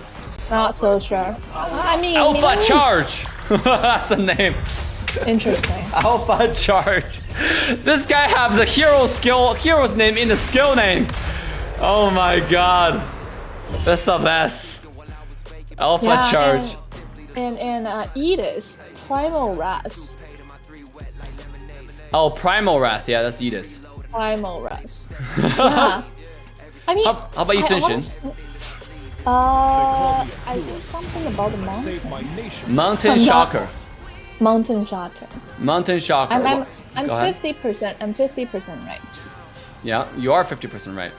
And then the longest ultimate to read is in the game is called Blessing of the Moon Goddess by Estes. I mean, Cyclops ult is also quite long. I mean, it's not short. I can't remember. It's just something about the star. Let's see. Star You have a Power Star Wars- Lockdown? Yeah, Star Power Lockdown. Wait, how do you know that? Yeah, you're a Cyclops player. Yeah, because I'm just so good. That's how I knew what Cyclops Ultimate is. Right, guys? Star Power Lockdown. And Josh Johnson is called Rapid Touchdown. What about Hilda's Ultimate? Power of Wildness. Power of Wilderness. And Power of Wildness, not Wilderness. Yeah, Wildness. Wildness. What's that, Dave? Yeah, I know that's what it said. I am correcting myself. Spear of Destruction is Moskov here. A lot of interesting names, to be honest. I'm not so sure if I want to remember them all, but as a caster, you actually would need to. Cold Destruction. I like Xavier's ult. You know, downing lights in the land of down. You know, it has a rhyme. Dude, Aura King of Fighter skin is the introduction is really nice. It's so pretty. Yeah, I mean, it's almost as pretty as Grace, right? Oh, thank you, Dave. we don't hear that a lot. You're usually roasting me, you know? Ooh, we got a follow from Panda here. Let's take a look at a Bravest Fighter. Bravest Fighter from Lapu Lapu. Very interesting ultimate names here. How about Vexana? Vexana's ultimate is called Eternal Guard. Oh my god. That makes sense. Find a way. Even By the way, did you guys know Vexana has a new introduction for all the skins now? I didn't even know. hope will find a way. Even when all Oh my god! They ramped all the skin animations. Look at this. Yeah. I mean, they really did make her look better. hope will find a way. Holy! Did you guys see? Do you guys know this was? This is pretty cool. I did not know they actually revamped Vexana's skills, and this is another skin. Hope will find a way. Some cool skins they got over there, to be honest, for Vexana as well. I am a fan. Yeah, I mean, Vexana is actually pretty strong in the meta right now. We just don't see people use her. We all knew Dave? Okay. Our next match is starting soon, guys. In about 10 minutes, we're gonna start the next match. So let's go ahead. A wolf transformation on Roger here. And carry is, what is it called again? Shadow Twin Blade? Speedy Light Wall. See, Dave, I think I'm the winner of the quiz. Speedy Light Wall? Okay, fine. Speedy Light Wall. Speedy Light Wall makes sense in a way, you know. What about Argus? Eternal Evil? Eternal. Yeah, interesting. Eternal what about Evil. Harley? Harley is Time Journey. No, it's Deadly Magic. Time Journey is Diddy. What? You're tripping, Dave. Deadly Magic. Excited for next game? Same. Do you saw the Zaltra's profile picture? I did not see Zaltra's profile picture. How about Gato Kaka? Muscle of iron. Avatar of the Guardian. Wow. That I actually didn't know. Avatar of the Guardian. You know, I wonder why we don't see any more Gato Kaka. I feel like Gato Kaka in the EXP lane is actually not that bad. You know? It offers a lot of teamfight potential, a lot of quad control. It's similar to Ruby. If you play Gato Kaka properly, I feel like Gato can be really powerful. And then another thing about Gato is, this character is uncatchable. Like in the late game, if you really send 4 people to catch Gato Kaka, you might be just daydreaming. He can easily just use ultimate to get away. If his team is ready, he can easily just ult on himself and turn the whole fight around and maybe turn the whole thing and it just kill you guys. But nonetheless, we don't see Gato Kaka being picked at all. I think it's more of lane priority because Gato Kaka a lot of times doesn't win lane. But if you go against Poquito, I think Gato Kaka might have a really good shot. Why do you think he can go against Poquito? I mean, Poquito is super strong, you know, with the damage and the backup. Because Gato Kaka does well against all melee characters. Because the thing is, if you want to dive into a Kitokaka, there are a few things you need to consider. You're giving him passive charges, which Kitokaka, if he gets full charge, he all attacks you.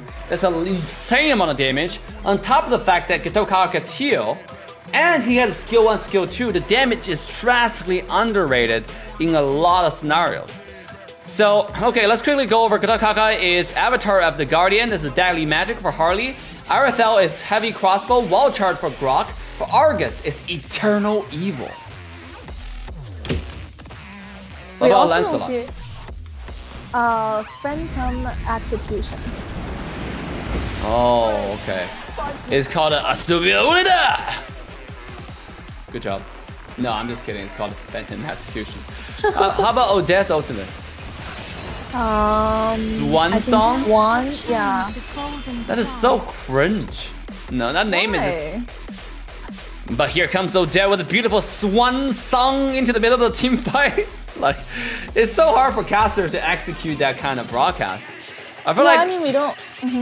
I feel it's better if I just say Odette jumps in and all we hear is da da da da da da da da da da da, and everybody goes down. I think that's even better.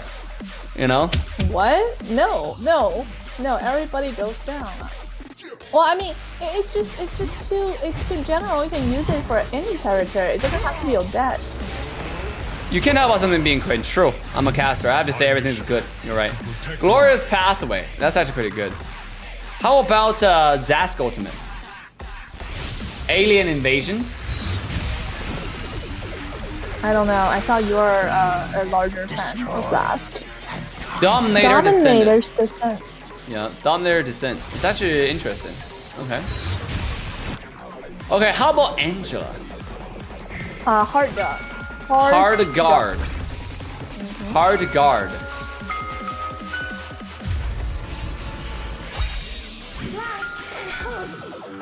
Aww. Angela is such a... Oh, this is one of the great collaborations from Mobile Legends. I know. I love this skin. I got it on the first day. Really like it. I'm a huge fan of Hello Kitty. Oh, this is a pretty good, you know, this is a pretty Yeah. good. Really Alright. nice. Yeah. How about a collector skin? Dude, Angela has a lot of skins. Oh my god, look at this.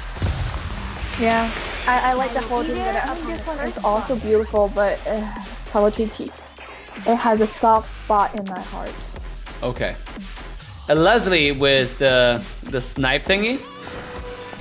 Ultimate snipe. Give me a target. Ultimate snipe. And then Joe had his unstoppable force. Okay, are we starting the game? Starting the game now. Okay, go. Are we? All right.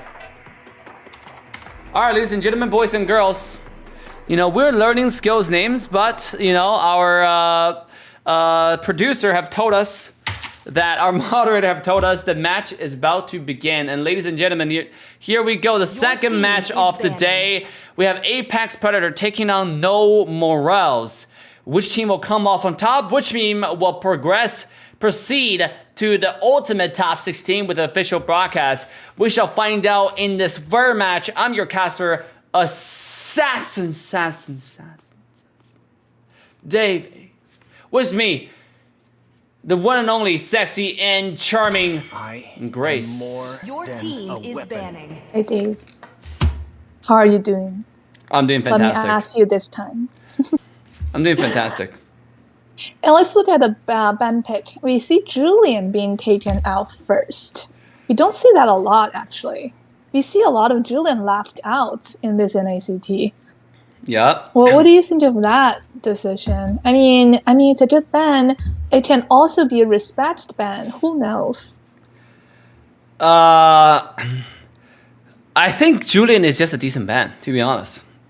Like, just because we didn't see the previous match banning this character doesn't mean Julian is not a good ban. In my opinion, Julian is the strongest mid lane early game choices in the entire game. And, you know, I'm actually quite excited to finally see some make sense bans, in my opinion. Now, on the other side, a Belmont ban is pretty cliche, pretty traditional, in nothing out of ordinary, nothing out of the box. It just makes sense. So, you know, so far the ban has been pretty on track. The only thing I want to mention here Sir, is Cryptsu Your is actually a team is character banning. I gotta see quite a bit. Subbing in for Team Sexy. Apparently, Cryptsu belongs to Team Apex Putter. This team is looking pretty good.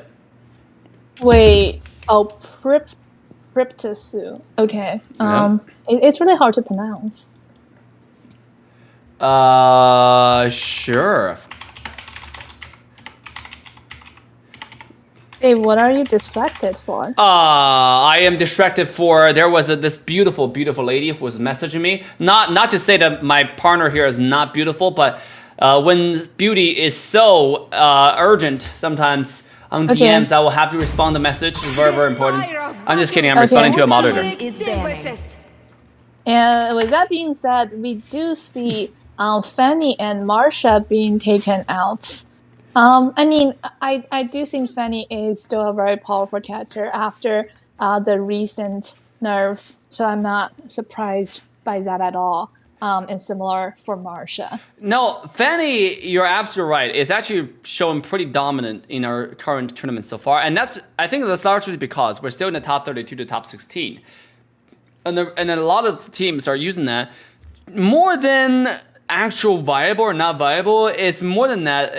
It's more of a show off, in my opinion. You know, because when Fanny was taken out, we see a lot of early game like destruction on the other side, and it's just more of a one-sided match, you know. And there's so many counters available for Fanny. For example, Kufa. For example, Kai. For example, someone like Grok, even. You know, if you know how to zone one section of Fanny's entrance away from the other side, there are a lot of possible choices. Or you can even take Kaja. Kaja is a heavily underrated character, especially in the current meta when support choices are so viable and versatile. You can go with a tankier jungle such as Kai and Belmont and really go with other mage support. We have seen Kadita being the meta. We have seen Mathilda being the meta. We have seen a lot of other mages in the meta. And then, with that being said, you can also consider sometimes taking out Kaja, knowing if this character stays on top of your marksman, the enemy assassin usually have no choice but to back away. Yeah, I mean, to your point, Fanny just gives a lot of early game snowball potential. You know, Fanny, especially with this really strong Fanny player, it's really hard for the other team to counter her if you don't know, how to stop Fanny from flying across the map. With that being said, we do see actually Firmus being left out by both of the teams, and we see that Apex pitched out that Firmus. Just lodged in that Firmus, very decisively. I'm very, very excited to see, if we are finally going to see some Firmus, really, really good Firmus actions post-nerf. And while we're looking at Super Chat, I want to give a shout out to Skitzel for the 199. Did the Valley play yet? The answer is Valley has not played. It will be the last match tonight, happening 2 best out of 3 from now. We're now watching the second match of the day, which is best out of 3 between Apex Predator and No Morales. And currently, as Apex Predator taking on the blue side, first pick, first ban, taking on their opposition, No Morales on the red side with the second pick, second ban. So let's take a look at the draft so far. With Farmers being taken out, just like Grace pointed out, we have Paquito and Kadita being taken out on the other side. Very, very early Kadita pick. What do you think about that? I mean, I personally think it's not something that I would do or, we would normally see in other teams because unless they think that the other team is going to ban out Kadita, maybe they did their research, they're going to do a respect ban, something like that. I do not think that Kadita really needs to be prioritized, but maybe they know something that we do not know. And also, the estimate pitch, see the other side is probably going to lock in that Dairas in response to this really early estimate pitch. What do you think of that? Again, personally, I'm not the biggest fan of Esmeralda early pick. I think my opinion has always been the same. You've asked me 1,000 times, I'll give you one answer, which is Esmeralda early pick is too early. I think the character is good, is decent, but it's not prio pick material. It's just too late game for the character to be, relevant. And then again, a lot of teams has not been paying attention to the meta, to be honest. You know, like really with the changes, I think a lot of characters can be played. You know, for example, Jawhead. For example, even though Thamus got nerfed, he still does well in lane. Or you can even take out someone like Khalid to actually do well in lane. Or Valier. Valier might be a little bit not so tanky. The meta in the EXP lane is more lane priority. Oh, you're talking about EXP lane. Yeah, EXP lane lane priority, as well as team fight like participation, right? How much value are you providing? Are you zoning enemy away? Are you providing a lot of team fight quad control such as Ruby? But Esmeralda provide tankiness, provide zoning, but Esmeralda is very late game centric. And then we see a lot of teams that fall into the trap of picking the meta character, but a lot of times the Esmeralda win rate is just not very high. And I hope teams actually grasp onto that and be like, okay, we got the power pick, we got the AKA meta pick, but why we're still losing the game? Yeah, I think we are going to see some really interesting action on Apex side since they picked both Firmus and Diddy. They both have the pull and their ultimate sort of give. You know, for Firmus it's give like a steady life, and for Diddy it's a shield. So we will see a lot of pulling and some sustainability on Apex side. I think it does provide some synergies, and also Diddy with Asme, he can add another shield. I mean, I guess they do have a plan in mind, but the other side is also, you know, with the Dyrus really well counter the Asme. And I think both teams right now are targeting each other's marksman choices. We see 1-1 being taken out, Clint being taken out, Bruno being taken out. I guess we still have Claude, we still have Irisol, Beatrix, but yeah.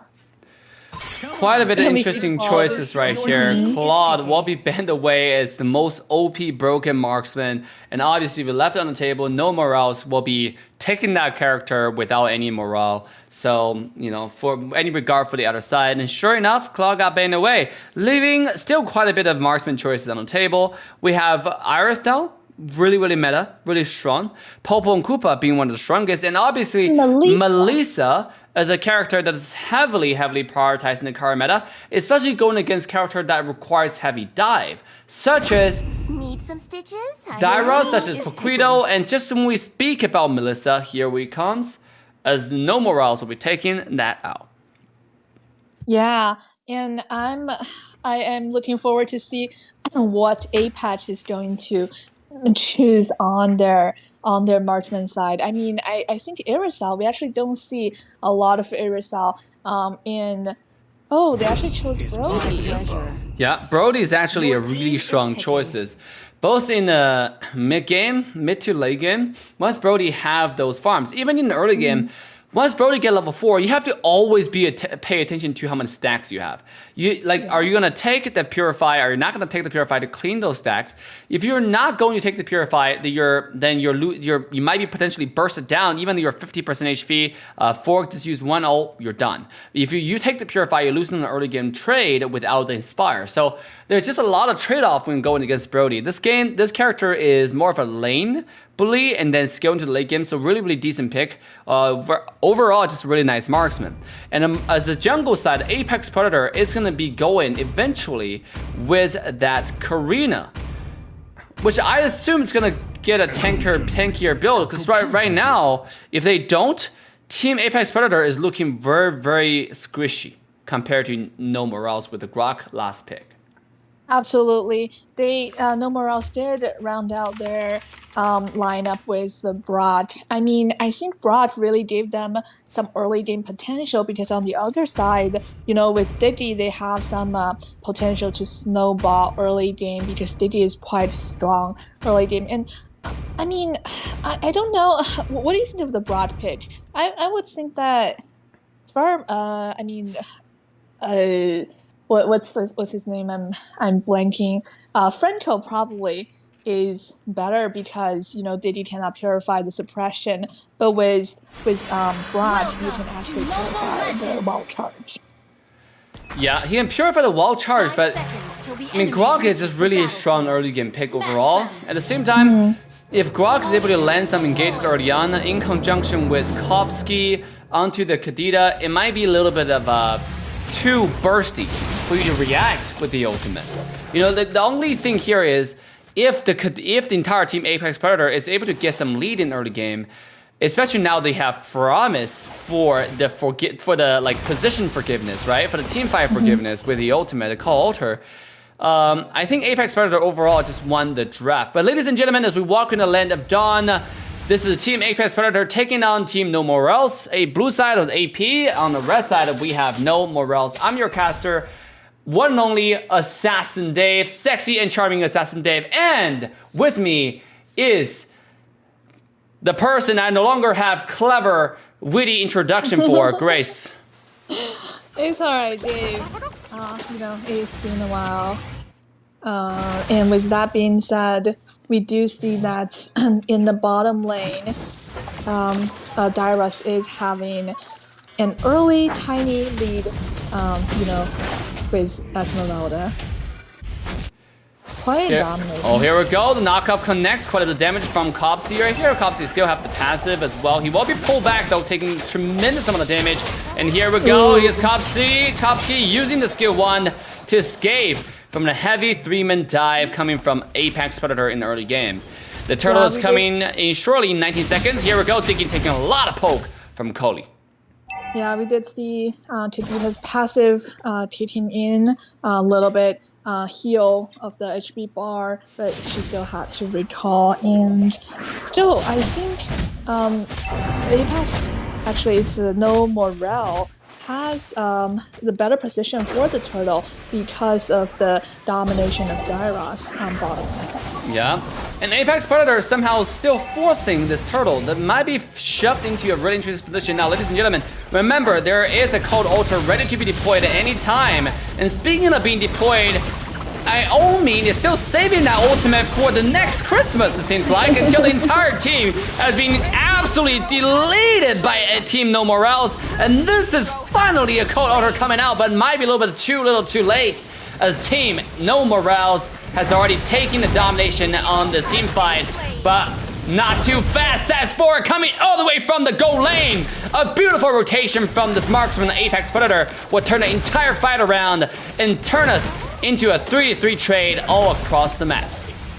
Yeah, but we do see that Melissa is taking down the golden plate of the top tower, and you know, just giving a little bit catch-up gold while the other side is taking the turtle. You know, I have always said, if you want to pick out Faramis, you gotta play aggressive. You gotta use the ultimate aggressively, not defensively. If you use ultimate defensively, sometimes it's good to save if your team's ready to fight back. But a lot of time, if you use the ultimate just so defensively, you're gonna run into problems. And that's exactly what's going on, right? Aomi on the freaking Faramis decided to save the ultimate for one person only, which they're jungler. I mean, you can kind of see the process why you want to do that. But at the same time, when Dig is in trouble, you could have just activated the ultimate and go straight in, because that all lasts forever. Oh, here we go. Speaking of going in, here comes No More Else jumping in, deleting the support from Team AP. And now they're finding more damage as Borg into the back line is being knocked off and taken down by Copsy. A beautiful shutdown, but at what cost is Copsy being wiped out from the map? A double kill goes to the mid laner on Aomi from Team Apex Predator, and they take the fight. Absolutely, we did see again Faramis coming in a little bit late in that team fight, but he did finally use his ult, to your point, to save 3 members on his team. However, if we look at the gold, they're equal. Yeah, equal for sure. Look at Dairos just bullying his opposition laner at this point, completely shoving Esmeralda away from the lane and then coming back to cleaning the wave. So you can look at the bottom lane, right? You have gmail.com taking out quite a bit of the gold plates away from Sensor and Senso, and Senso is not able to do too much in lane from such a dominating one-on-one duo. Oh, here we go. Copsy taking the 1 tower shot. It's gonna stay safe though. Keep is gonna keep the enemy away from this little alleyway, as Team No Morale is gonna try to earn the mid lane prio before rotating the turtle, we might see a potential skirmish as Kopsky is looking to dive in at any time. Yeah, we do see that Team No Morale is driving the turtle to their side. And Here we go, the dive comes in, the petrified, but Firmus with a beautiful code order to keep the marksman alive. And this time it's Kopsky who have to run away. Keep trying to use the flicker to get it on the side. Might be a little too late as Brown is coming in with a pull. And it's the jungler who will go down on the side of Team No Morales. A beautiful rotation from gmail.com all the way from the bottom side will take out a marksman in retaliation as the 1-to-1 trade. But team, who actually took the turtle? I think Team Apex has actually took the turtle. Ooh, speaking of Apex, it's Apex mid laner taking a lot of damage from gmail.com. Who's gonna find another dash into another skill 1 before he finally got pulled back. A beautiful, beautiful skill 2 from Cryptosuit to intercept the damage onto his mid laner and keep him alive. Yeah, this is actually a pretty close game. We saw a lot of synergies on both sides. We saw speaking of that, there's a skirmish going on. To the top side. lane. Yeah, here we go. Not too much come out of it. Just a little bit of trade-off on skills so the Grok can easily walk out. Thanks to the skill 1 that turns him in completely immune to quad control and just getting more vision from Melissa to continue to extend the lead in the top lane. We can take a look at items right now. Melissa is sitting at 4,200 gold, about, you know, not too much advantage over the opposition. Here comes the ball charge, not gonna connect. And entire Team No Morales will have to back away despite the fact the Diggy comes in with the camouflage, but nothing will come out of it as both sides will go back to farm in their own respective side. Yeah, we saw that Kadita was staying in the bush looking for a chance to burst down the Firmus with Rough Wave, but there was no action on Kadita's side. They are both actually playing pretty safe right now, just poking the other side a little bit. And we see actually Dyrus is rotating top. Yeah. We might see some team fight going on right now. This might be a 5v4 skirmish as Dyrus will be pulled back first. He's looking to rotate first to do some damage, but it's him in a lot of the trouble. Kadita jumps in. The color is not gonna be. It's actually gonna be in time to keep everybody alive. A Gmail becomes the first one to take him down. Double kill goes to Karina as Apex Predator takes this team fight 3-0 in a dominating style. Yeah, we did see a symphony of skills. We see the time journey coming out from Diddy. We see Cult Altar coming out from Firmus. That was really good timing in terms of the initiation. This time Firmus actually used it in an aggressive way, and that's how they were able to get the 3 kills as well as the turtle. And now they also took down the top lane as well, cementing their 5k gold lead in the first match. And that's exactly like what we mean, right? When you play Firmus, you gotta play really aggressive. You cannot play defensive or not using the skill, because that all actually lasts forever. And a lot of people, a lot of players misunderstood is the ultimate doesn't give you a second life. It just gives you about 800 extra HP after the nerf. So and then after that HP depletes, you go into invincible stage for like a second and a half, and then you come out of it and go back to your original HP. It's not, yeah, that's why like you can use it early just to tank the initial damage that comes from the enemy wave, and that's something that a lot of farmers need to understand. And that's why we see a lot of farmers teams, they play kind of passive, which is I think just largely wasting the resources on their cold altar. This is why we need to hire Dave as our coach, right? Maybe the teams are listening to Dave and decide to play in a different style. Who knows? Oh, who knows? It might just be what's happening. Bottom lane, this is Sinso desperately trying to clean the way before he falls to the 4-man tower dive. Vultures come in. It's not going to connect, but here comes the Petrified. The knock-up. The quote control is extensive as Esmeralda will have nowhere to go but to fall. Rico found his way all the way to the bottom side as the entire team's Apex Predator is ready to retaliate. The damage is in as now it's the entire No Morales on the run. Dyros found himself between a rock and hard place and finally goes down to the power of Karina. And I'm just imagine myself being that Esmeralda. You got knocked up by Wild Charge. You got knocked up by Kadita setting skill. You just can't move in that 2 seconds. But her teammates responded really fast to get 2 kills, and that's actually a 1-2 trade in favor of Apex. It's a really good response by her teammates. Remember, all without consent. Karina took all of that. Sorry, Karina. Esmeralda took all of that without consent. Knocked up. Here we go, as the Lord is being started by Apex Predator. They're looking to make a first move into the game to continue to cement their already humongous lead at a 6,000 gold advantage. Let's take a look at items standing on both sides. You have Brody and Melissa actually both sitting at 3 items, pretty nice. About the same amount of gold. Look at a jungler right now. Kurna sitting at 6, 1, and 5 on KDA, 8,300 gold. Compared to the counterpart, Piquito, who is 4,500 gold and currently sitting at 1, 5, and 2. That is almost double the farm. That's just in another word, that's called jungle diff. Yeah, and look at their mid lane. We do see Faramis already has 3 poor items with that fleeting time, while Tadita only has 2 poor items. So definitely, ooh, speaking of Faramis, he will be instantly deleted, disintegrated from the blue buff thanks to his aggression over there. And Team No Morals, will take that advantage any day they could. But Faramis have a very little respawn timer. Look at, he's back, right? Yeah, here, you guys we'll give you some free gold, but I'm back. What are you gonna do about it? Here we go. Speaking of not gonna do anything about it, here comes Faramis one more time with the pull on the top side. It's a beautiful performance as a cold order being called out. Instant destruction to the side of Team No Morals. A 2-0 onto the top lane, and Apex Predator takes the fight. Yeah, Faramis is teaching the other side a lesson. Do not mess with me. I am going to retaliate with my Cloud Altar, with my team. And now they're taking out the first inhibitor as well. Ooh, Coley looking down with the Crypto Soup, who's taking too much tower damage, and he will be heavily punished. Under the tower is now Grok. Actually, Rico might be eating a little bit too much what he can chew here. He is very, very tanky, but in full tank build on Karina. And this guy is not scared of anything. He was sitting there tanking the 2 people with damage like there's nothing happening. She also has Faramis as a backup, right? The other team has learned the lesson. They don't want to mess up with Faramis. They don't know when Faramis is having the ult and can just, turn the tide of the team fight. Absolutely. Absolutely. Oh my god. After the first Lord, we're now coming to a 7,000 gold differences to the advantage of Team No Morals.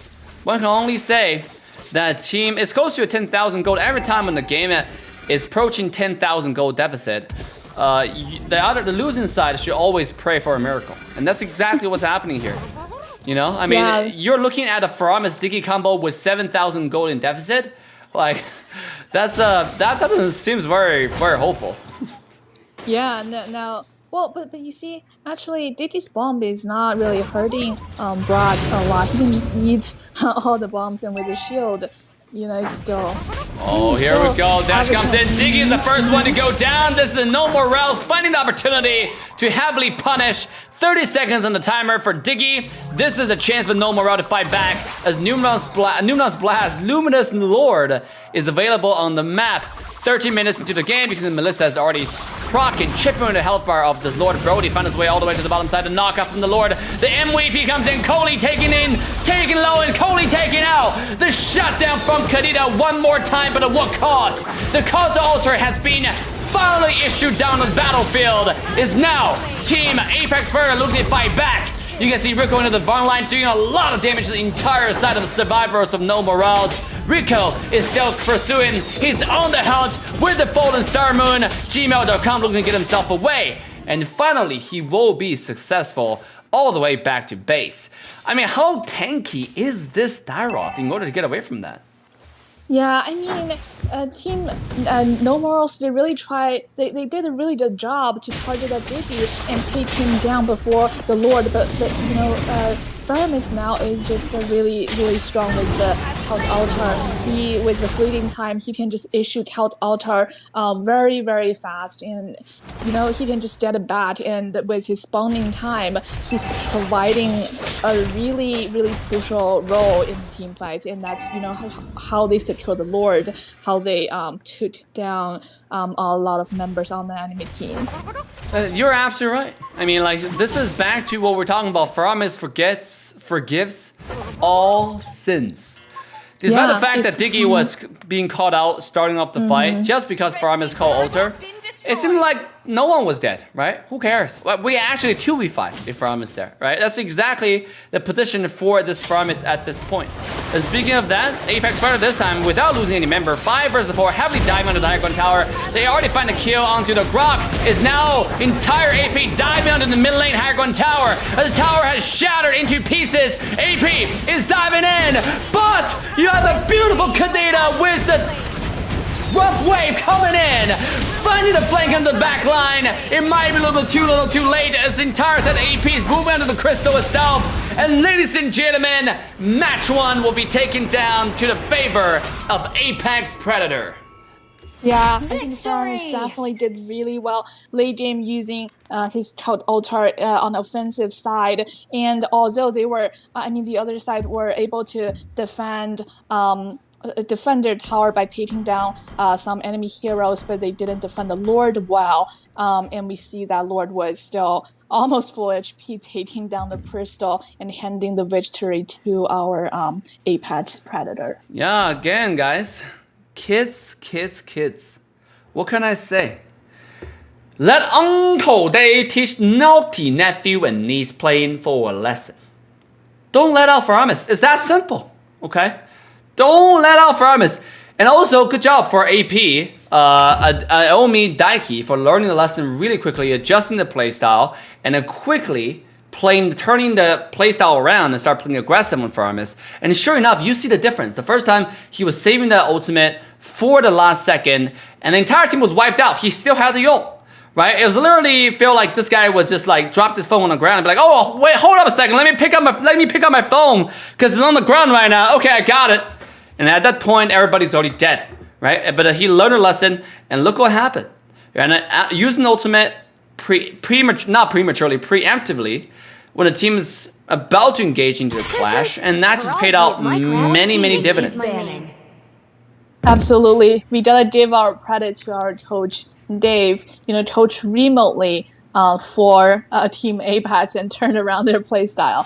With that being said, we do see I guess a respect ban, or half meta, half respect ban of that Diddy. They probably, even being dead, Diddy provided a lot of value in team fight. You can give vision and you can provide some true damage. It's just a very OP hero right now. So we do see that Diddy being taken out with that Marsha and Fanny.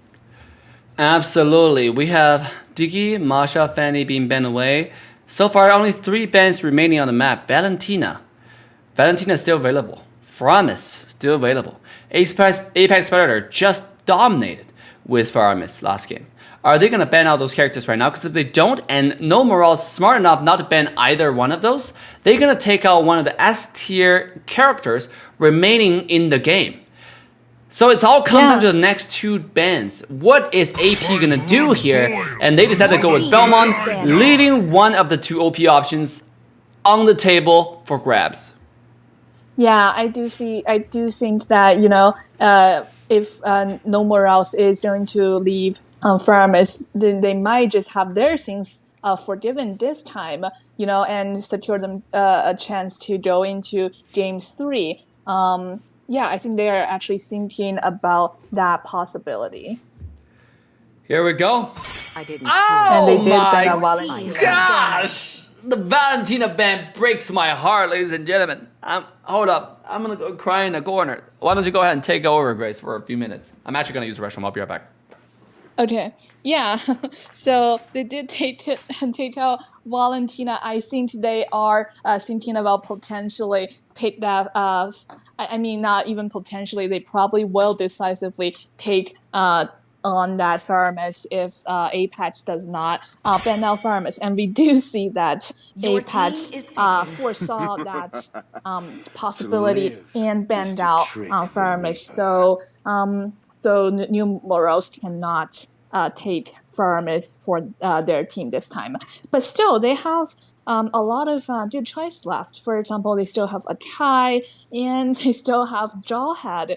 Jawhead is a very powerful hero right now. I'm just surprised that we don't see a lot of Jawhead in NACT. Probably teams they don't want to take the risk to experiment in the tournament. But we did see some Jawhead performance last night, and we do see that the hero is really OP right now. And are we going to see an Atlas first pick after the Digi ban?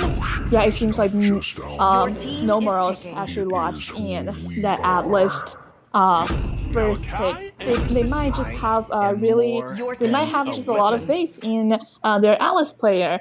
We might have I'm looking forward to see some 4-man, 5-man ults from that Atlas Fatal Link. Who knows? And on a patch side, we see that Julian pick as well as a Kai. I like their picks as well because Julian, he there are a lot of options for him. He can go EXP lane, he can go mid lane. I think he's a really good mid laner. As soon as he reaches level 3, he provides a lot of values in team fights with his knock up. And Akai is also, I think he's the second best jungler just after Balmond. So Akai is also a very, very good pick for Team Apex. While on Team No Moral's side, they locked in the Kadita one more time along with Paquito. What do you think, Dave? I think it's pretty good. I think Apex Predator already won the draft just with the Julian pick alone. I'm just kidding. By looking at Julian, it's a character that's not so prioritized right now, but now with Akai being taken out, Julian being taken out, the draft is already looking pretty balanced in the sense of the early game, and they just have to secure the Claude, and then kaboom, chuckalaka, here we go. Claude being taken out by Apex Predator. A little bit of balance of early to late game. They're ready to run over this game and give us a clean sweep with the draft. Yeah, but I do want to say No Morals, they first pitched Atlas. They probably, I'm personally looking forward to some 4-man or 5-man ults with the Fatal Link. If you connect with the Fatal Link followed up with Kadita's Rough Wave, we can potentially see some wipe out there. Who knows? I'm rooting for our underdog here a little bit, looking to potentially go into a third game instead of a clean sweep. Right. I mean, you have Atlas, obviously, that can always turn the things around. But you have to understand how many people can you grab with the ultimate, right? Like, obviously, you're playing against Apex Predator. I understand how strong Atlas can be, but those 5-man ults are one of those rare commodities, like diamonds, It's like girls want diamonds, Atlas want the 5-man ults. It's the same thing. It's really rare. It never happens that much, but you don't really get good diamonds, you don't really get good 5-man ults, that easily. What do you say, Grace? Your team is banished. You never know. Sometimes you get really good diamonds. You never say. You never know. Your team is banished. True. Sometimes you really get good. Sometimes you do get really good diamonds. So with that being said, let's take a look at the ban from Apex Predator side. They're gonna go ahead and ban away the marksmans, really targeting the late game options that can be provided for Team No Morals.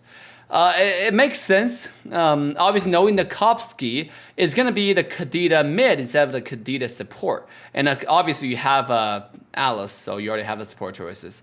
Now, they did not ban any jungle choices in this case, though. Knowing Paquito can go either side, can be a flex pick. So it's overall a pretty decent ban from Apex Predator. At this point, all they need to do is pick an early game support character which can get vision, which can do quite well. I think they're good to go. Such as someone like Mathilda, because you can also combo really well with Sakai. They can also have choices like Rafaela that can help them get away, or even Selena to grant a lot of vision so they don't get surprised by the Kadita, right? Because the biggest thing about Kadita is he's always going to be in the bush, waiting for you to jump in, waiting for the carry start doing damage, and that's when Kadita just swim out, petrify, like a mermaid, petrify you like a mermaid, and just sit there and then get knocked up and taken out almost instantaneously, evaporated from thin air. So there are many choices from AP. Yeah, even Rafaela is not bad. With the first skill checking vision, and they already have, Yuzhong and Kai who are pretty tanky, and even Julian mid has a lot of life still. It seems they are going to lock in the Matilda. What do you think of that? I actually think that Matilda is pretty good, but I would rather, if I want to have vision, I would rather pick Rafaela instead of Matilda. Matilda is just really, really strong pick overall. Another thing about Matilda is this character also wombo combos with the team really well. For example, Matilda can easily combo with someone like Julian. Matilda jumps in, takes Julian all the way to the enemy team, the backline carries preferably, and then it provides Julian an easy access towards the backline squishies, and Julian can do the one-shot combo 3-1-2, pa! Next thing you know, your marksman's dead. Right, so there are many, many options you can do. Obviously, I have seen NPL. Matilda in conjunction with a Kai can be really good combos. So if Matilda is able to do the angle of the soaring eagle properly, you follow up with the Kai with heavy spin, it might be really good. And ladies and gentlemen, we're gonna see exactly what's gonna happen in this game. But as we step into the land of dawn, you are now watching the second best of the 3 of the day in the North America Challenger Tournament fall season. I'm your caster, Assassin Dave. With me, our one and only sexy and charming, locally grown, all organic, non-GMO mom and pop shop, Dave and Grace. How are you doing, Grace? I'm doing well, Coach Dave. How are you doing? I am doing fantastic. Cannot wait to see how this game unfolds. You can see Alice already playing very aggressive right off the game. Yeah, I actually feel like both sides draft. There are a lot of wombo combo potentials that I'm looking forward to see. And we do see that Matilda is capitalizing on her early game poking ability. Here we go, the stun connects from Aloe to save Least the Wonder to Coley, but at what cost? A minute for life, says the Kai, as Rico makes his way into the mid lane river and quickly take the first blood for Apex Predator. Yep, that's the Matilda early game for you. Some poking ability, some early damage, and we can see Matilda is really, it's some roamer on roamer violence that we are seeing here. They're both rotating to their marksman, trying, to protect, but we do see that Matilda is a little bit more aggressive, putting Atlas on the defensive side. Absolutely. And ladies and gentlemen, make sure to go ahead and hit the like, subscribe, and turn the bell into all notification bells as we watch a dominating performance from Apex Predator and then the comeback story from No Morales, as now we're in the match point of Apex Predator. It's No Morales' game to win. They will have to win this game in order to stay in the series. Yeah, and we do see that Coley is making his way through the first turtle, and the other side is coming. Ooh, we see that Paquito taking down half HP of Julian. No, it can't be Paquito for you. But here comes Yuzhong though. Everybody has ultimate. We have 2 ultimate on Apex side, and we have 2 ultimate on the other side. But Akai's ultimate quickly makes himself known with the red tree. Akai's able to secure the turtle to his favor. Cryptosu have to pop the ult just to zone the Coley away. But now it's entire AP on the run as Cryptosu is out of mana. He's looking to recharge, get out of the juice. Yeah, we see some beautiful heavy skin in dragon form coming out from Apex, securing the first turtle. Now I think they are again rotating to the bottom lane to help their marksmen. We have both late game marksmen, so I think both teams they are really trying to. And we see actually Irisal is a little bit ahead of that Julian. And speaking of that, we have a little bit of skirmish. In the middle lane, the Fatal Link will connect into the Kadita's ultimate, but this time, it's gonna be a successful combo for Team No Morales. The Apex Predator is on the run. Cryptosu can go, but Iomin cannot. As a beautiful, beautiful combo from No Morales to make sure to take down the mid laner of Team Apex Predator. Yep, that's the Alice first pick for you. I was able to connect with his Fatal Link, and his teammates follow up decisively with that rough wave. And I think they are, their build is really catching up, and we can see now it's a 1-2-1 in terms of deaths for both teams. And they are around build lane. Maybe there will be some skirmish. I like the name Rough Wave as Kadita's ultimate. Because the wave is so rough, if it lands, it's pretty deadly. You know, for the people who get caught in the rough wave. Yep. But if it doesn't land, it's still a pretty rough wave. Here we go on the bottom side. Cryptus 2 is looking for a little bit of engage, a little bit of poke, a little bit of damage, a little bit of chip on Cable's health bar. But RSL is riding on a monster and is able to run away just in time. Little bit trade of skills before the turtle. The two sides decided to stay here for the turtle fight. And we do see Apex is pulling turtle a little to the other side, to their side, while no one else is trying to contest the turtle. It's at half HP right now. Oh, Keep does have the skill. Here comes Kopsky in the back line. They'll get him. Julian very low, down to 1 HP. The Fatal Link was not to be able to connect before Atlas himself got taken down by the entire side of Apex Predator. A beautiful, beautiful counter attack to make sure that wouldn't happen. As now is gmail.com make himself known in the team fight, but a nice save from Cryptus 2. And Julian gets away alive. Yeah, that was a really nice save from Masilda, because Julian was literally one tap from anything and he was able to escape. And let's look at top lane. They're actually able to take down almost the entire tower. There we go. Kopsy with it one more time. We have seen this over and over again. This just happens every other fight. Always the Kadena coming in, finding the flank into the back lines. Always Julian who has been targeted and taken low all the way down to 0 HP. Keep is still struggling to find the Fatal Link. Is he gonna use the Flicker? Yes, indeed he will. With the Fatal Link connecting, is Paquito taking down kill number 1. But a beautiful Rico with a heavy spin will pin the marksman onto the wall as Arathel being taken down. Blazing duet into the back line. Disaster spell for the side of Team No Morales and AP. Takes this fight. It's trades after trades. When we just thought that Kadena gave her team a chance to come back, we saw a perfect counter attack by Apex, and now they were able to take down the mid lane, securing their lead in this game. I mean, this game is pretty straightforward, right? For Team No Morales, you're mainly looking for the Atlas engage. Are we gonna have Atlas engage? Are we gonna have the Kopsky? Like, Kopsky is playing like an assassin at this point, right? This guy has been successfully assassinating. Yep. Even the last game, he was performing really well into the backline. His KDA was positive. This guy is absolute star on the team with reliable flanks. It's not really Kopsky you need to look out for. It's merely the Atlas engage that everybody's looking out for. Now gmail.com to the top side will be taking very, very low thanks to the Soaring Eagle, but it's actually called a Flying Eagle? Circling Eagle. That makes sense. Actually, I mean, he was a little circling, but just now when he was diving in, he looks pretty straightforward to me. It wasn't very circling. But nonetheless, name is a name. With the Circle and Eagle combo plus the Claude. Gmail.com still survive. Bottom tier 1 tower might not be so happy to the side of Apex Predator. It will be easily trampled on by No Morales. A beautiful takedown. Oh, look at the damage on to Keep.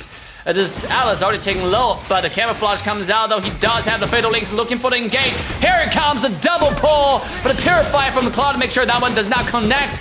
And now it's Arathel looking for the damage into the back line. Claude is a one-to-one trade into the back line, dash down to the side. The heavy spin comes out. Is now gmail.com in trouble. He won't be taken out by the mighty power of entire Apex Predator. This is a disaster side of No More Roll yet again, as now the Kopsky, after many, many engages of Terra, will finally be taken out by the entire AP coalition. Yeah, we see Circling Eagle after Circling Eagle securing kills from Masilda, by Masilda for her team. While we do see, actually, Atlas is having a lot of trouble fighting the right target to use the Fatal Link. Maybe, you know, some Atlas, they really want to do the 4-man, 5-man. Oh, they have a lot of pressure doing that.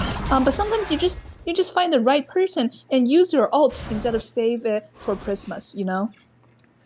Christmas is already over. He's saving it for the next Christmas. Speaking of that top side, Atlas heavy spin coming out from the Kai will make sure that gmail.com has nowhere to go. A jungler from AP is unstoppable. Irathel will find a beautiful, beautiful pick. Actually, the credit goes to Kopsky. Julian will be taken down one more time.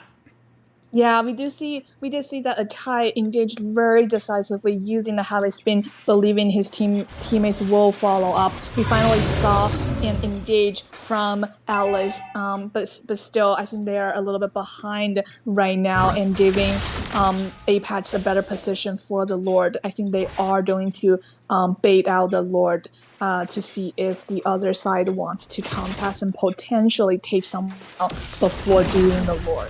Oh, here we go. Alice hiding in the bush, looking for the engage. He does have a fatal link.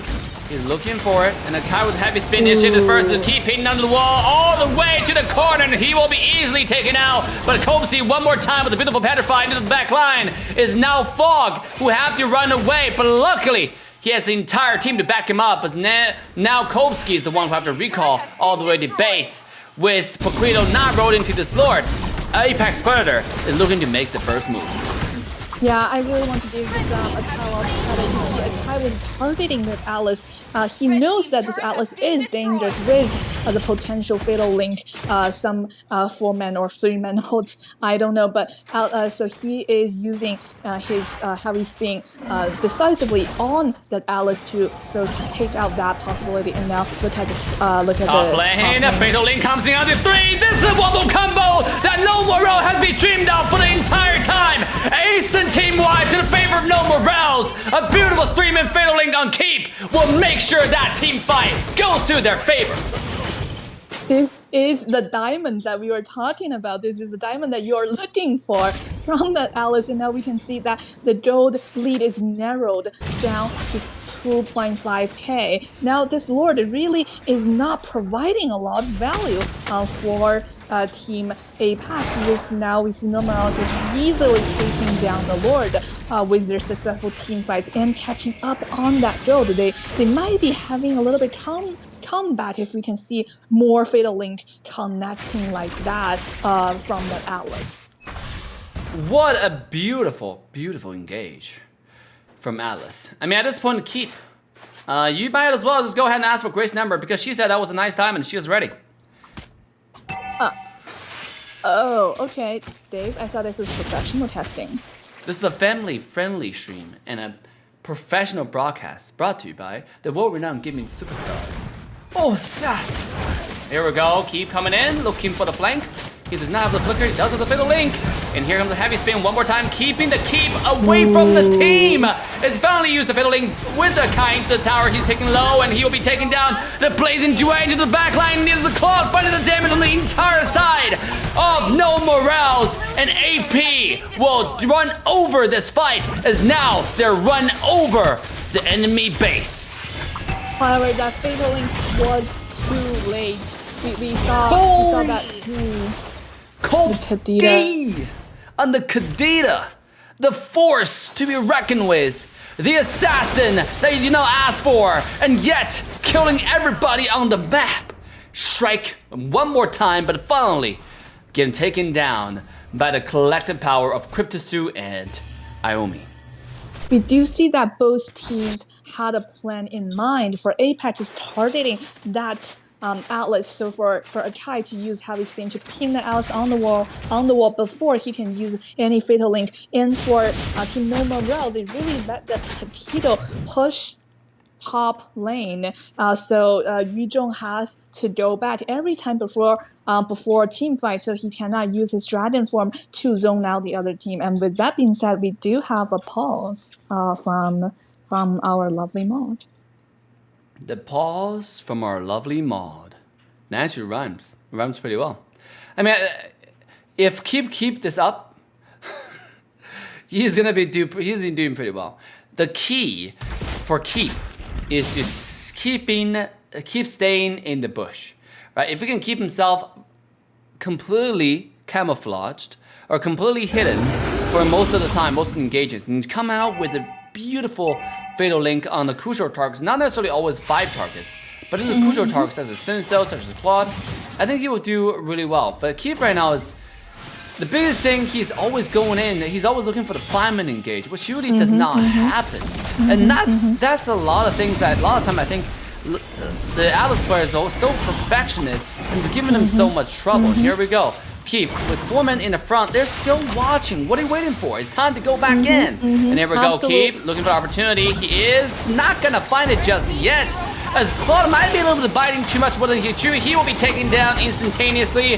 Now Senso with the dragon form into the back line. It is Akai looking to use the heavy spin to zone everybody away. No Morales actually have the upper hand in the team fight.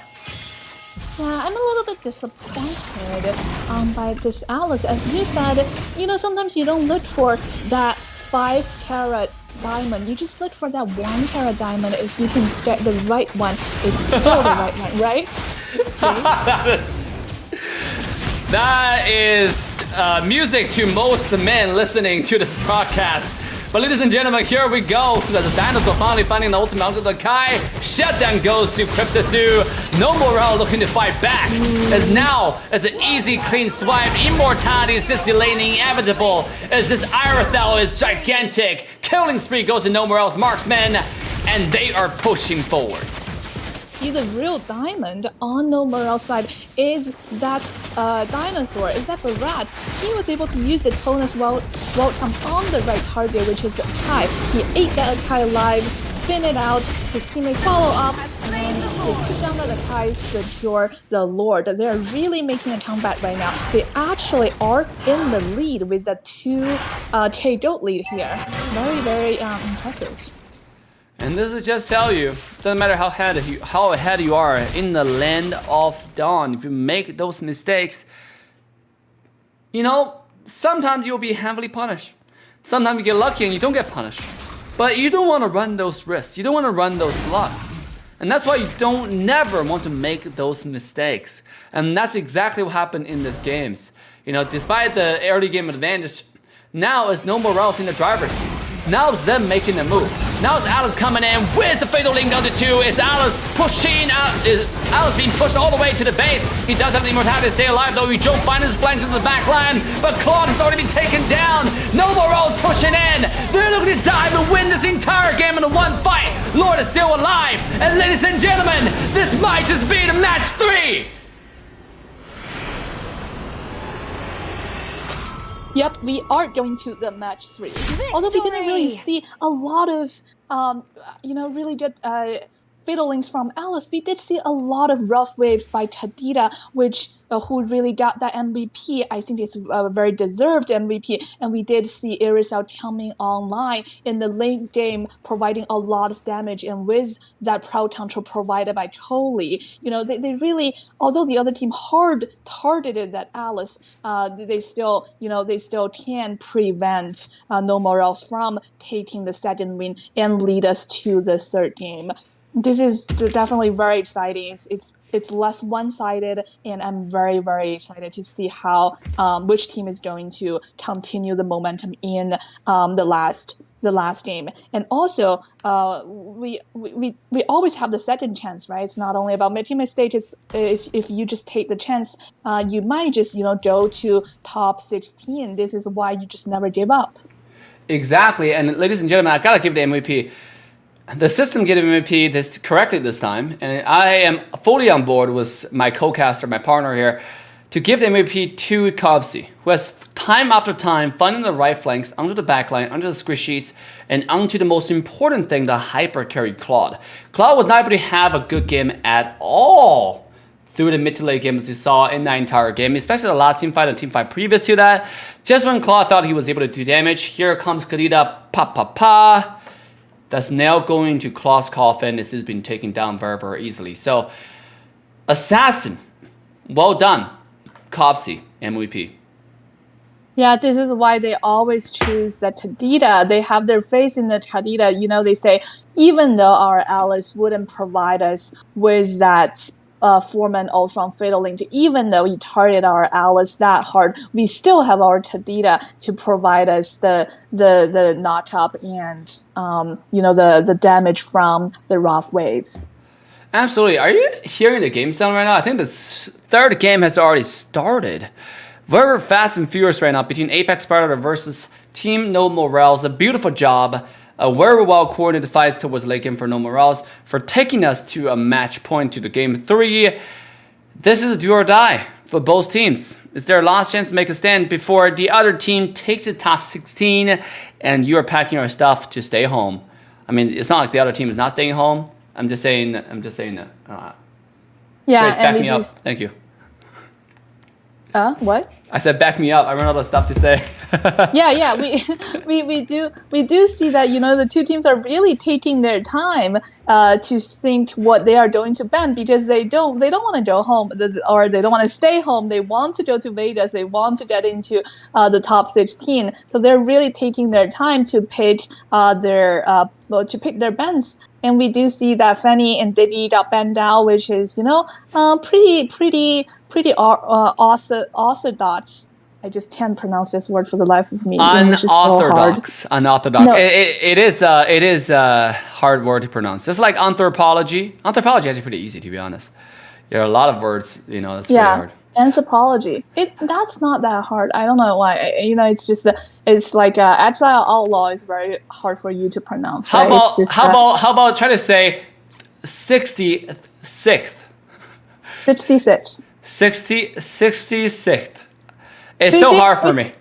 See, it's just different words is difficult for different people to pronounce. You know, it's like different players like to play different heroes. Like you know, like Donzo, your Donzo, and my Farsa, and this you know, this Kadita player. You know, it's the same. Yeah, absolutely. You are 100% correct over there. And at the same time, I think this is bugged. Is it? There's no bans on either side.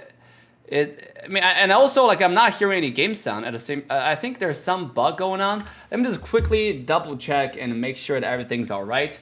And also, like, I think my partner has disappeared from her post. So, ladies and gentlemen, you will be looking at Dave's face for half a second while we try to figure out everything. While we'll confirm something with our moderator.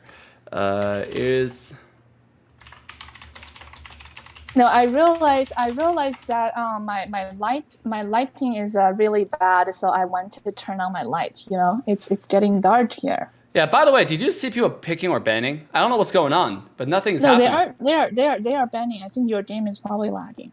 What?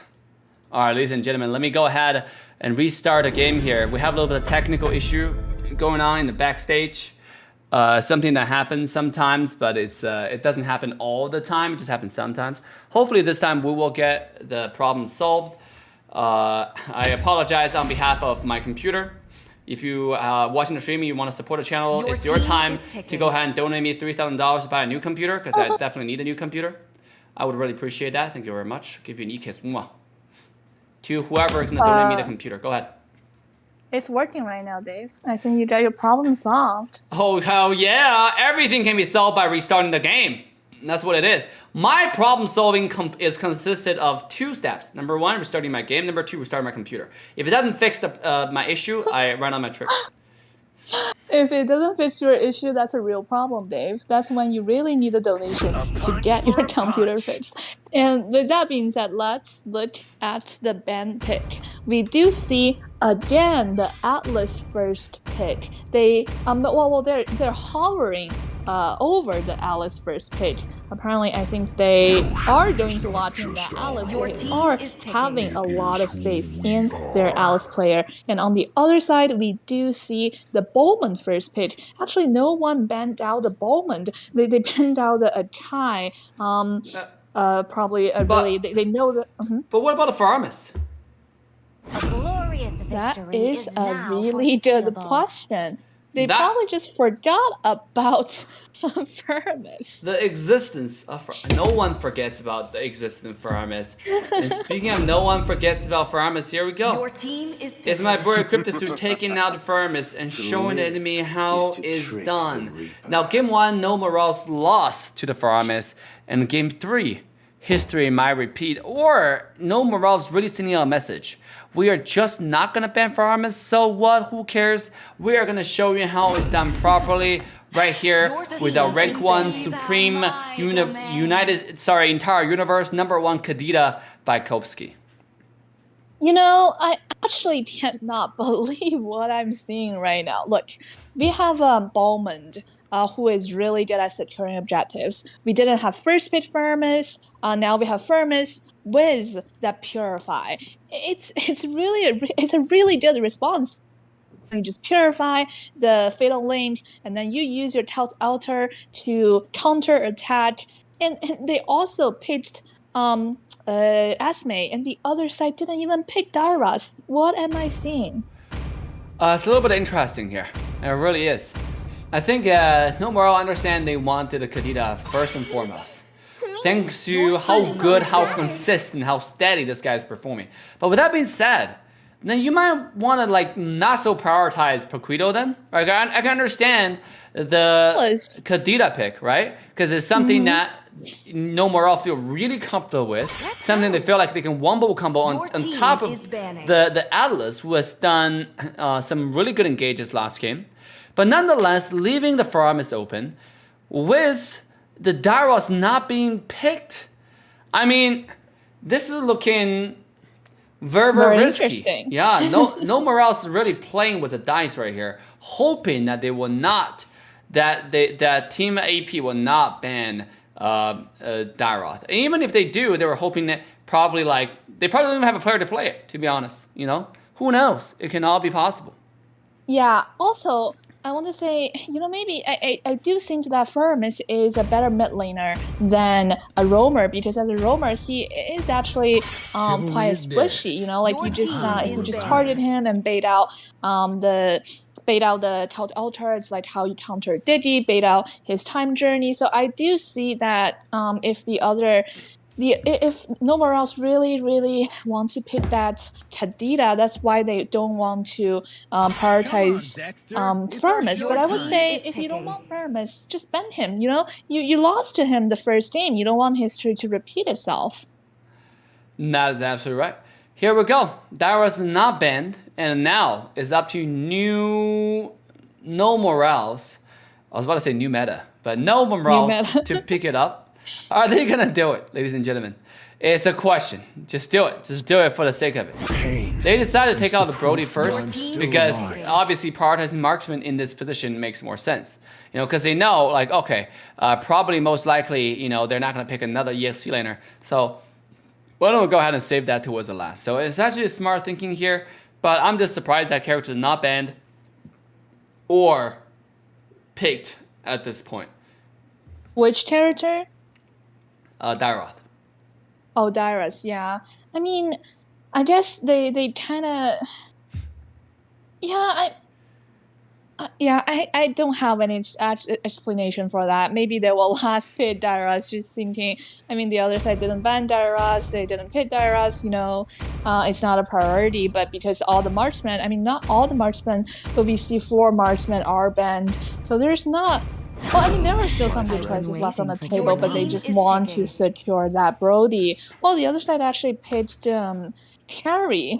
Carry is... I guess it's another response to Atlas. They just really want to target the Atlas because Carry's BD it provides a lot of damage. Is that an Estes pick that I see?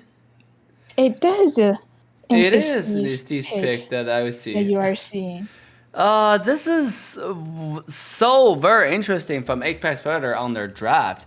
And this is also why, it gets a lot of people just completely, utterly surprised at this point looking at this draft. You don't see a lot of patterns. You don't see a lot of reasons.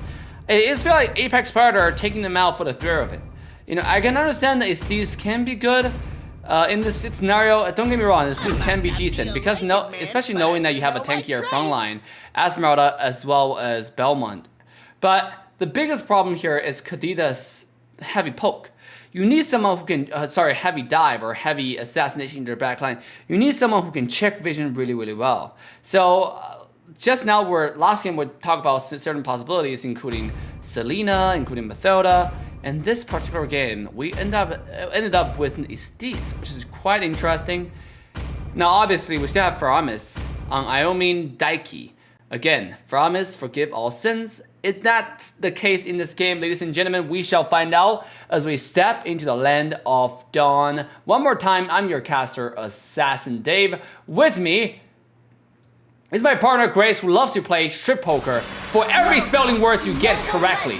she will put additional items of clothing 5 on. seconds But till if you get a enemy word reaches the wrong, battlefield. she will still Smash put them. additional clothing item on. All troops Oh deployed. Jesus, Dave! We are going to report you. I'm going to be Ruby. I am offended. I am going to report you to the Twitter mob. It's the opposite How of is that? strip poker. That's what it is. It's a build different gaming. That's what our partner represent here. That's what Grace is trying to represent in the community. Here we go. Cryptosu, final little Pokemon to the top set. Already starting the game very, very aggressive. Meanwhile, in the mid lane, it's Kopsky plus Keep running lightning speed on the top side, and Cryptosu might be the target. Here it comes. A beautiful skill 1, skill 2 into the knockup, into the damage. Might not be enough. Saving the Petrify. Actually, did not save the Petrify, but a beautiful Purify to make sure Cryptosu get himself away from danger. You know what we need in NACT? We need to show the hero's win rate percentage. Because so far, in all of the matches that I've never. Oh, speaking of Here we hero's go. win rate, Bellman and Fram is leveraging the opportunity to invade into the opposition jungle, find the shutdown to Coley, and now they're looking to run over the jungle and find out what else they can take advantage of in this land.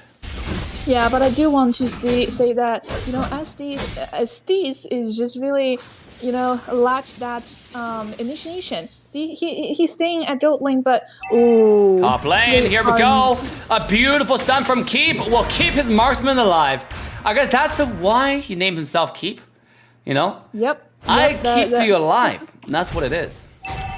Precisely, and now two teams are rotating to the bottom lane. We see that Barretts is already ready for the turtle, but can he contest the turtle from with the lethal counter? And I think he is just not going to contest with Ballman and are giving the turtle for free.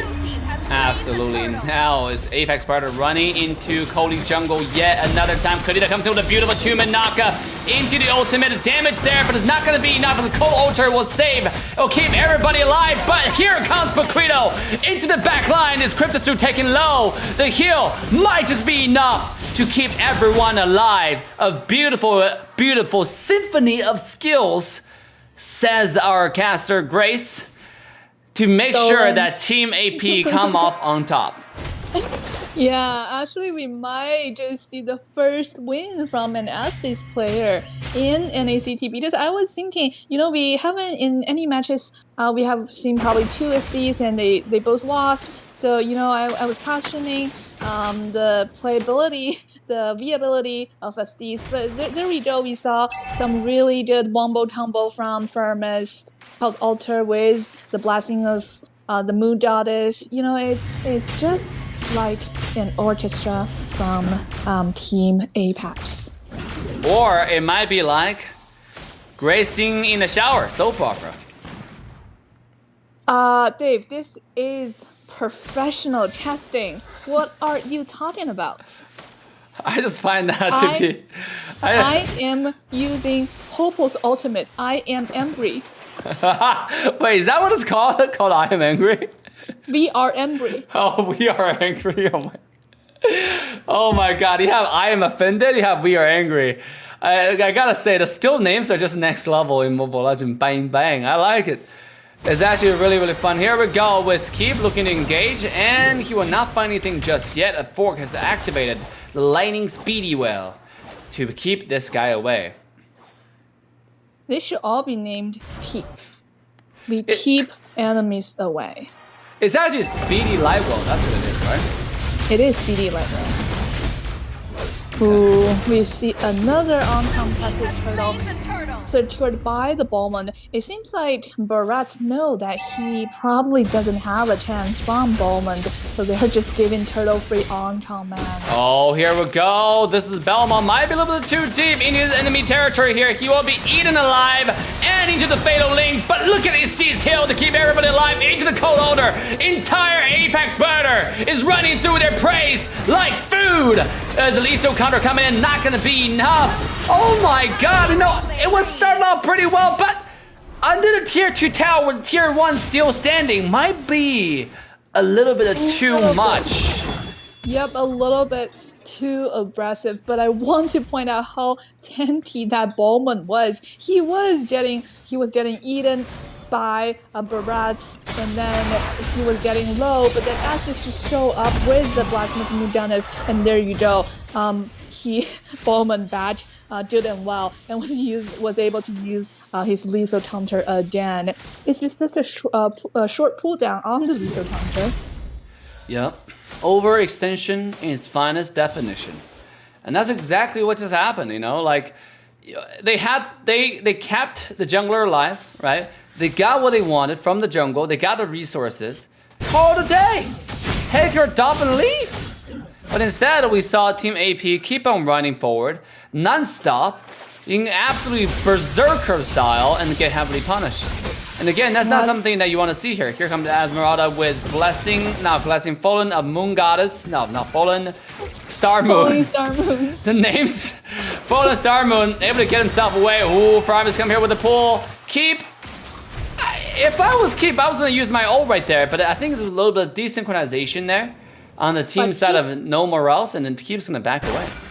Yeah, but Keep is keeping himself alive and keeping his ultimate alive for the next engagement. Yeah, it was a little bit interesting because kind of like just now when Faramis went to pull the Keep into his team, it's kind of like Franco hooking a Rage Minotaur. Oh, here we go. Fiddling connects onto Fork. Will activate the Purify into actually activate the Speedy Light Well into the sprint, able to get away into safety. Turret has been destroyed. But top lane tier 1 tower, man, I'll be so lucky.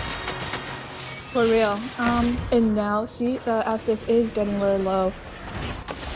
Ooh, some skirmish there, some trade of skills. Nothing much is going on, and we do see that Petito is cutting lane, bottom lane. Here we go, knock-up connects. Cold Heart has been issued, but he's still low. The immortality for 1.2 seconds proven to be sufficient to keep himself alive. Meanwhile, Keep is being turned around, beaten down, taken out. It's 1-0, make it 2.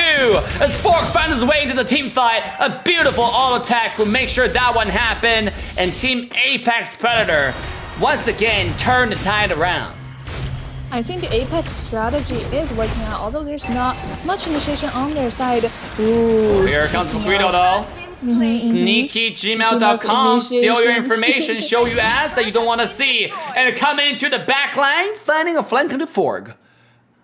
Yeah, I mean, so although Estes lack initiation, we see how tanky Bowman is. He can just go in. Speaking of going in, they are targeting the Petito right now. Who is trying his best to stay alive. That's exactly what gmail.com is doing. Just staying relevant, staying healthy, meanwhile using the mobility to get himself away, and surprisingly, miraculously, this guy stayed alive and get out to safety. Meanwhile, it's me tier 1 tower. Here comes the fiddle link. Keep taking a lot of tower shots. Have to get himself away, but not gonna happen. One more auto attack from Forg will take this giant down. Now Forg's running in, charging forward, leveraging the power of Lightning Speedwell, Speedy Lightwell. After Kopsky, who will run away because she is a mermaid. Apex strategy is paying off dividend, I have to say. You know, the Lightning Speedwell just killed the Alice, but he is not so lucky. He was going to be taken down by Petito on the top lane. A lot of trades happening across the map. Time and time again, there's always the gmail.com. It's after your information. It's always a gmail.com. It's always a gmail.com. He just comes in from random places, and next thing you know, you're being punched up into the air and taken down just like the Estes, who have nowhere to run because this dinosaur is gigantic. Yeah, what did I say? I mean, their strategy was working, but now Estes just got targeted, and we see that No Morales having advantage for the Lord, and they are going to go ahead and take down the Lord. Now their gold lead is narrowing. There's only 1k gold difference. 1k gold difference. Sheesh. Yeah, and let's look at the items. Hermes is a little bit ahead. He already has two core items. I think he is building that fleeting time, while Kadita only has 1 item. But I think No Morales is playing the catch-up games. You know, they as a Lord pushing down, they might. Ooh. We see the They pause want to coming pause. out. Yeah. Yeah, it was a translated pause and it showed up as money for some reason. Yeah. I was so I was a little bit confused. confused. I was like, what just happened? I mean, like, I understand that, you know, money's important, but right now, it might not be the best Yeah. time to talk about it. Let's win the game first. Absolutely. Win the game. And then you might get the money. As we know, we have 10K USD for the top team coming out of this tournament. Very exciting. It's actually 14,500 US big bucks. It's incredible. Meanwhile, top lane, look at Asmara 1 versus 4, getting fatal linked into the damage, into the burst, into the shutdown to Senso, who will be censored back to base. Team AP is now falling into a ditch that they may not come back from. A little bit overconfident on Asme's side. They probably are still thinking about the money. Didn't have enough time to respond.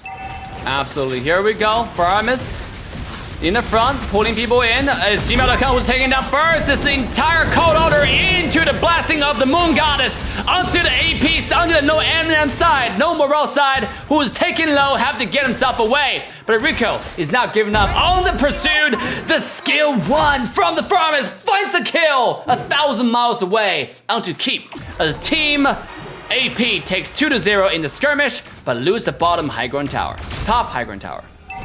Such good counter attack from Team AP side, and we also did see how well Takeda was able to use the flank to help his teammates to escape from even more deaths. Really good performance from both sides in that team fight. You know, despite the Lord push, somehow AP still had a gold. I wonder how that works. Look at Brody. Brody's sitting at 8,000 gold compared to 6,300 gold to carry. It's a little bit odd. They had gold lead even after the Lord. I think Nomura is still playing the catch-up games right now. Yep, and they're catching up pretty fast. Only 1,000 gold difference. Yeah, I think let's see, Brody is farming without any barrier right now. He's farming free in the enemy jungle. Right? Oh, here we go, top Let me side. see. Sinso. Yeah. One more time, maybe there's some trouble. Bottom lane, no, it's Cody who's finding the damage spot on the carry. We'll have to pop the skills and put a forward back to take a little bit of tower shots. And just a trade-off on skills and HP, and nothing else come out of it. Meanwhile, on the top side, it's Sinso 1 versus 2, staying alive. And meanwhile, clearing the wave to keep the game going for the side of Apex Predator. Look at the damage from Cable, though, going in. Gmail.com taking low. One more swipe will take this guy down. Gmail is not going to live, and here comes Cable looking to run away. Sinso's not looking to make that happen. Meanwhile, on the frontline team fights, we do have one person taking down. The beautiful jump from Kadita will make sure that one happen. It's a 1-to-1 trade across the map, and a beautiful kill on the top side. Beautiful defense from Sinso to make that 1-2 to the favor of Apex Predator. Actually, it's the first time in this tournament we are seeing some split push strategy. While some teammates are doing the Lord, sort of distracting the other team, and the other teammates are trying to end the game with the inhibitor down from Apex. Very interesting strategy, which was not paying off. Yeah. And not paying off for sure. Now with the Lord being taken down by the lethal counter on Rico, we're sitting at a 4-0, pretty steady performance this game. They're not doing too much goofy stuff, except for the dive on the top lane, which they suffered heavy consequences immediately afterwards. But nonetheless, AP is still in the driver's seat in this game, I would say. yeah, this is why you don't do some goofy experiments in the tournament, because, you know, if you just give the other team a window, you just make a tiny mistake, they might just capitalize it. And with the Lord, now they are, they're really consolidate their gold lead, about 3 or even 4K gold lead. And with the Lord crashing down, they are definitely going to speedman their lead in this game. Here we go. Lord charging on the mid-tier 2 tower will instantly fall to runes without any delay. But here comes Atlas into the fatal lane, but not able to connect on anyone. This is the co-alter into Blessing of Moon Goddess from the entire AP combo yet again. Lethal Cutter comes in, AP is in. The damage comes out, but it's not going to be enough. But finally, Cryptus will be taken out. Mid tower cannot escape the same fate. However, who will be going down? And AP will be the first team that takes down the mid high ground tower from the opposition side. So much sustainability on the side of Apex, but we did see the crucial Detone as well, eating Estes alive, spitting him to the base and shut him down. And there they were able to defend their base by taking out a crucial character on the other side. I think now they both. They both lost one inhibitor turn. If they want to do any split push, that's it's still possible. So I think both teams are playing a little bit safe right now, knowing this is their last chance to stay in the tournament. They are just going to farm safely and set up for the Lord. Absolutely. I mean, no morals. They're really confident about giving the opposition the Faramis, the Estes combo, similar to the game one where I had the Faramis and Diggy. This game, I gotta say, AP is just committing so many crimes right now. Was diving on the high ground tower. I understand the power of the co-alter plus the blessing of the Moon Goddess, and that's why they have the backing, the confidence of doing it. But nonetheless, diving on the tower without minion wave, without sufficient wave management is a huge mistake, and they are paying the very price for the sins they have committed. Yeah, but on the other hand, no morale is not losing morale. They are going to set up for the Lord, as we can see 3 men in the bush looking for any engagement from that Atlas. They are not giving up their sword. It just can be, and look at in the jungle. In the jungle, the mighty jungle, Belmont's on the Lord. Here in the river here, Belmont looks to secure the Lord at any time at this point. The fiddling comes in, this time onto the carry, but Coulter has been issued. Lord will be taken down by Apex Predator on the Esmeralda. Here we go, Estes coming in with the heal, and the entire AP is running through no morales like a hurricane as everyone's falling down. Cable have to go back in to buy some time for the team, but it might not be enough. It might be too little too late. And now, with a moving fountain provided by Cryptosu, AP is looking to end the game and end the series right here. Yeah, they might just end it. Look at how many immortality are there. They have 4 immortalities on their side. They just die, and then they just, they just heal themselves and use the altar again here, and to take down Coley. Oh, top lane. Spakudo being taken down. Barat's is gonna surely follow. There's no minion waves for another in the mid lane, so they can't really end. And with 2 seconds left on cables, this might still be a slight chance for Team No Morales. Let's take a look at the defense right here. It's Cable staying from doing damage, recall already in. Cold Altar has been issued. The minion wave is not being cleared fast enough. And ladies and gentlemen, the tower lock will tell you Apex Predator take this series. I think that is actually the first win from a team with Estes. The moving fountain is actually working out this time. And let's look at the item. They literally have they have 3 immortality on their side. Basically, they can just sustain themselves with unstoppable Cult Altar and Blessing of the Moonlight. And Esme is just so tanky. Their strategy is paying out dividends, and very impressive. Were impressive indeed. But Apex Predator, they are going to be our top 16. They are going to be our top 16 for sure. Now, with that being said, ladies and gentlemen, we shall return to the bracket and take a look at their next potential possible opposition going into the top 16. And that will be no other than Team Legacy. Team Legacy has shown a 2-1 resilience against their opposition in the previous match versus Antique Familia. Now, Legacy and Apex Predator, both teams who has their fair share of mistakes, both teams have had their fair share of highlights. Who do you think is going to win and then go forward into top 8? What do you think, Dave? I don't know, actually. That's why I asked. Yeah, I am actually receiving some messages from the player asking about the server. Yeah, here we go. Lexi versus Apex Predator in this particular match going forward. Now, but before we talk about that match, to be honest, it's just some question you can think about on your own. I gotta say, the next match that we're gonna be going into is Team First Blood versus Rebels in Paradise. The interesting thing here is Exile Outlaws has not been updated in the bracket, but as we all know, Exile Outlaws won the match one. Let me go ahead and refresh to make sure that I'm not blind. Okay, so Exile Outlaws has not been updated into the bracket here, and which is something that we can make happen pretty fast, pretty swift. But ladies and gentlemen, Team First Blood versus Rebel in Paradise. Who are you supporting? Let me know in the chat right now.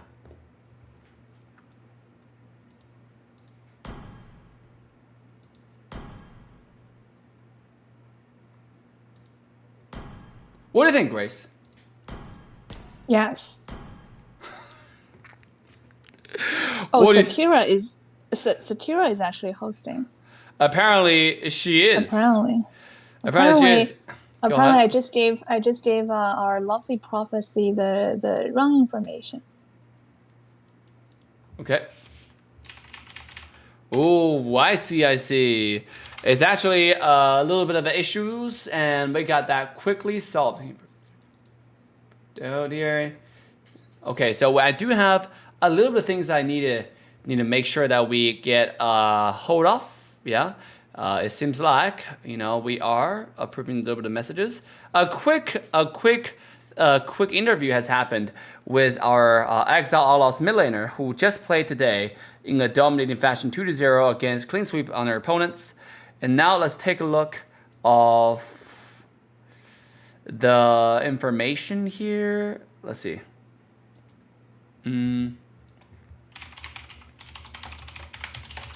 Input. Okay, let me go ahead and start the music. We're gonna go ahead and start the next game very, very shortly, guys.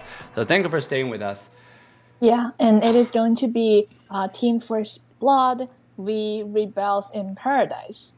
Guys, which team do you like better? I mean, I know Team First Blood is a very, very big name, but I also want to see we have some veteran players on Rebel in Paradise. So I want to support our underdog a little bit and see if they can be the dark horse, upsetting the current spot meta in NACT. The dark horse indeed. Rebel in Paradise. Is there anything that we need to watch out for from that particular team, you would say? Well, I actually know more players on TFB than Rebel in Paradise, but I think Misery is a pretty good roam, so I'm definitely looking to see if Misery can show us some godly stats, regardless of which tank he is actually playing or support.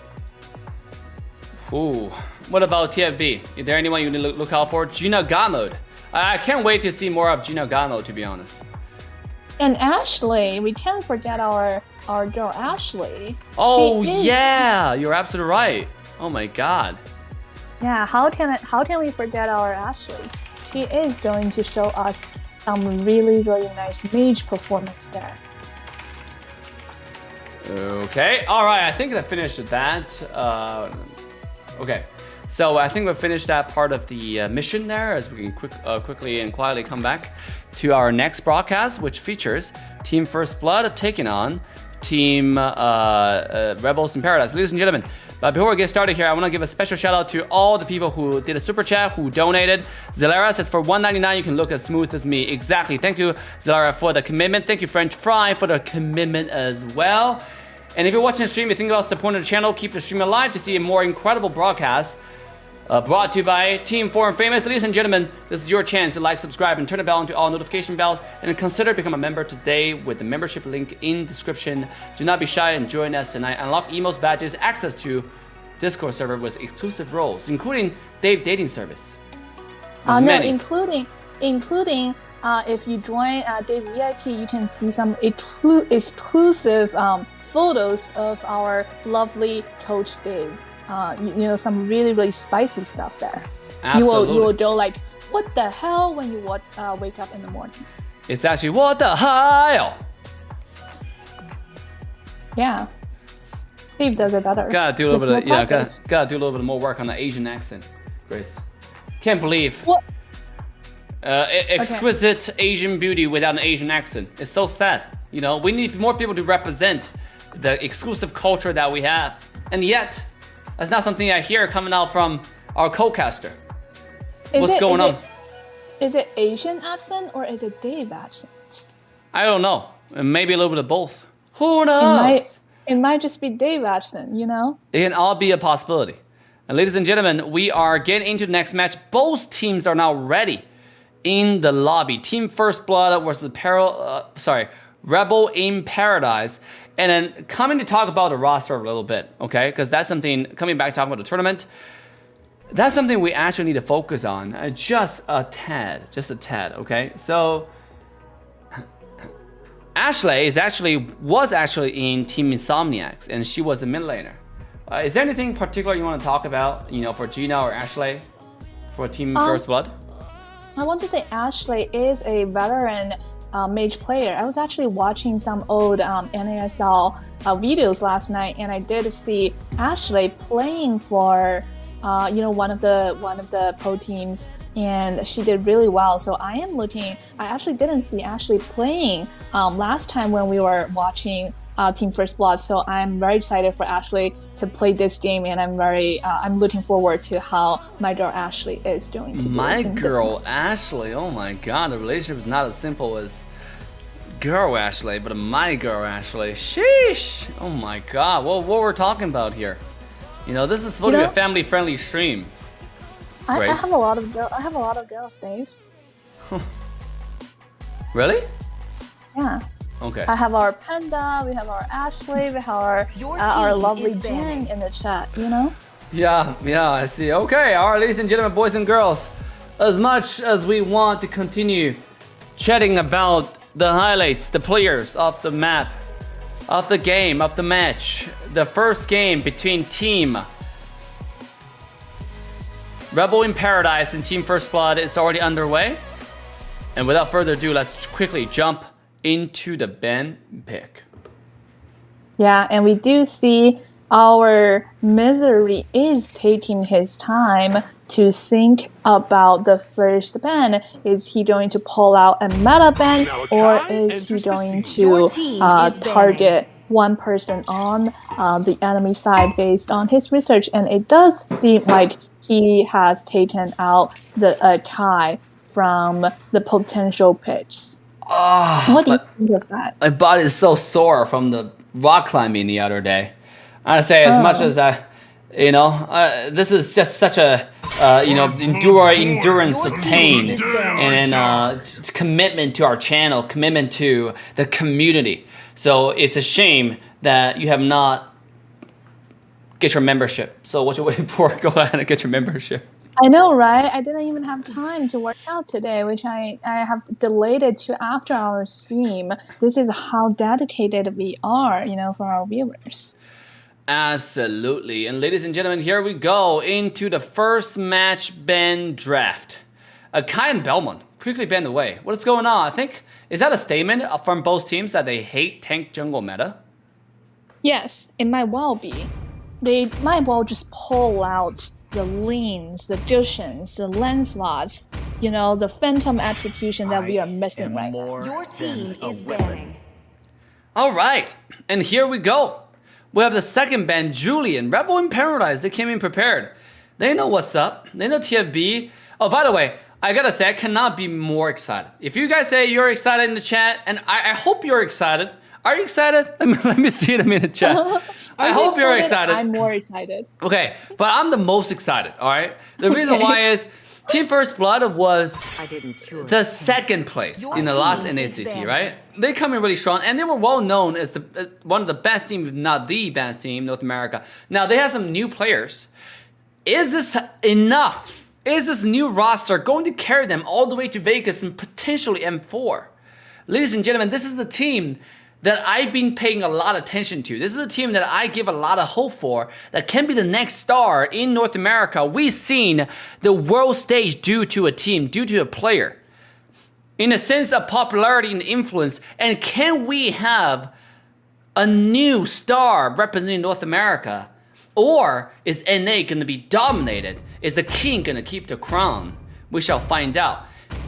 A little bit of hint in this game. Your team is banned. Ladies and gentlemen, humans and pets alike, this is a team that made Dave's English better. Now Dave can actually use the word, "Are you excited? I am more excited. Are you Your excited? team I'm is actually picking. the most excited." You know, it's the excited, the more excited, and the most excited. This is how much excited Dave is, and so am I. Okay. Dave is speechless. Oh my god, I finally won. Now Dave is speechless instead of me. Oh my god, we finally switched our role, Dave. Look at the improvement. I actually don't know what to say after that. That was just one of those. Anyways, I think the word I was looking for is anyways. Coming into the draft, we have Diggy being first picked. Knowing that Diggy is available, Julian's banned, Akai's banned, Balmon's banned, Farmer's banned, and Valentina's still available. If you take the Diggy, what does that tell me about First Blood's first pick? End of one thing is Valentina. It tells of you another. they are going to lock in that Esme. They're ignoring our coach Dave's advice regarding not first Oh, pick. Valentina's banned. Okay, I was blind. Sorry, I was blind. I looked at a Valentina ban. I thought, okay, that was a pretty looking profile picture, but I didn't. For some reason, that just slipped through my head, and I was like, what the hell? That was totally emotional damage. Excuse me. Valentina was banned. That is indeed a very pretty profile picture, Dave, to your point. True. That was just out of my expectation. But ladies and gentlemen, coming back to the professional broadcast, TFB is going to go ahead and take the Esmeralda as well as the Poquito. Now, the Esmeralda pick is interesting because Esmeralda does do pretty well against Diggy. If you pick heavy poke characters, it's always going to do well. Or on the ESP lane, on the fighter side, if you take the Esmeralda can just go in, swipe through the Diggy, thanks to the fact that Diggy is squishy, and if the Diggy uses those shield, guess what happens? Esmeralda can go in, get a bunch of shield from everybody just because you use your ultimate for your team.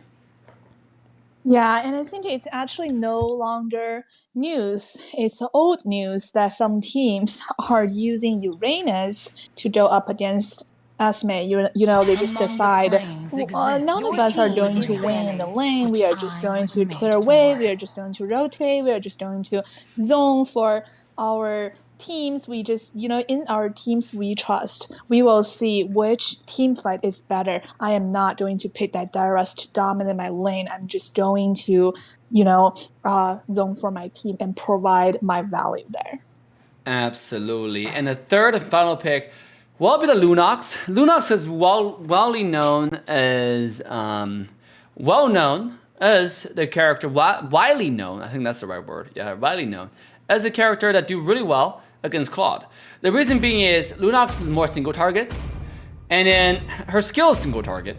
So she can, and she has a lot of burst. So if a Claude comes in, and Lunox does her one-shot combo, there's a chance that you might be in your Blazing Duet die. Time to go to the And before you can go back with the skill 2, you're already laying on the ground.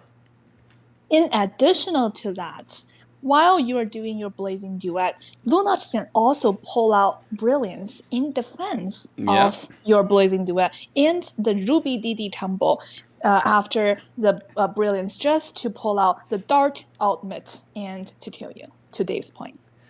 So overall, Lunox is just a really, really nice pick. And being taken out in this scenario makes tremendous amount of sense. The only pick I would say, I personally would think twice about is Esmeralda early pick. Again, the same reason, the same explanation. It's just in its place. There's so many other choices that could have been taken out. For example, Franco, right? Oh, it was just banned. For example, some any other choices, such as the Rafaela, who does pretty well, or you can even take out Mathilda, Your team is you know, but yeah, or Claude, if you think about it, right? Being one of the strongest meta marksmen instead of giving it away to Kokoro. Yeah, but I do think that 12 Ultimate Blazing Duet, the range is actually not that long. So from Melissa's getaway, she can probably partially block Claude's ultimate. So I think Melissa is not a bad response to Claude there. That I don't really know about how well Melissa does against Claude. I think it's really not to defend against Claude. Melissa's overall pretty strong marksman in the late game. I think the usage of Melissa is try to get rid of the Uranus dive, because you can bet on the fact that the Astronic is going to be diving onto Gina the whole game to give Gina a hard time, and that's why you have the Melissa take. Now, but at the same time, like, is it a really good pick against Claude, against Lunox? I don't know. And on top of the fact that you have to instantaneously react to someone like Saber's ultimate, right? So at this point, I think TFB is really, at least for Gina's point, it really have to thrive or die on teammates' performance. And can we talk about this Saber pick? This is literally the first Saber I've ever seen in all recent tournament games. This is our Coach Dave's favorite hero, and we finally see. I'm very, very, very excited. I'm the most excited person to see some clean triple sweep from the Saber. Triple sweep from Winx. Who's in the target? Is it gonna be Lunox? Is it gonna be the Paquito? Is it gonna be the Melissa? No one has Purify. No one can escape. We shall find out in this game. Ladies and gentlemen, as we walk into the first match between TFB and Team Rebels in Paradise. I'm your caster, Assassin Dave. With me is my partner Grace, who thinks seafood diet is literally eating seafood, not when she sees food. She just eats them. Okay, I do like seafood. I like tuna fish a lot. With that being said, we are going to see a little bit of poking on the top lane, but not much is happening. They're just trading their skills and getting part of the other side itch bars. Meanwhile, on the bottom side, Wink is faced with incredible amount of challenge. Jungle being invaded left and right, thanks to the fact that you want to pick Uranus over Dairoth. I think the teams really have to wake up to the fact that Dairoth is a viable pick and just go ahead and take it, you know? You gotta learn from the top teams, right? The top teams only take Dairoth against Esmeralda. They immediately ban the Dairoth when they pick the Esmeralda. Like, what says that you cannot take that character? Here we go, the triple sweep this time, not gonna connect onto Joybot, just invincible to quad control. And here is Joy Kid comes in, finding a lot of damage on the entire side of Team Rebel in Paradise. Brock, though, is so strong early game. His itch bar was so low, but you just can't kill him yet. With that said, two teams are going to rotate to the first turtle spawning in the EXP lane, and we see a little bit skirmish in the mid lane, but not much is going to happen. They're just going to clear the wave, and now our TFB has an advantage in turtle. Seems like the other side decided that they will not contest this turtle, and they're just going to take their jungle and rotate to the Yeah, I'm so tired of seeing this EXP lane domination Esmeralda when there's viable choices that they can pick out to counter. Look at this. Now with that win, TFB is going to easily move on to Saber jungle and start to invade yet another time. Now, with Vinx, he has many choices. He can stay in the top side. I mean, he doesn't have many choices. The best choice, I think, at this point is just stay on the top side and keep the top lane, knowing that entire bottom lane farm is completely taken away by Team First Blood. So Team Rip really just don't have that many options. Here we go. Here comes the Yin Yang overturn onto Ashley, onto the triple sweep. The triple sweep. Qual control, Chen will connect. A Team Rip will take the kill. Yeah, you know, we do see that Ashley is winning her lane down in the bottom lane, but also Rebel in Paradise is playing very smart. They say, okay, our Uranus is a little bit behind, we will just play a little bit safer. If we see a window of opportunity, we will take that shot and take down Ashley from the other side. But the thing is more about value, right? Oh, here comes top lane. Melissa gonna pop the ultimate, pop the bubble, just keep herself safe. Meanwhile, top side, Conro is gonna pop the Blazing Duet just for the wave clear, so can quickly run away from the top side, anticipating the incoming danger from Grok. Now, the thing about having losing EXP lane is like, okay, sure, you can say that Team Rip is playing kind of smart.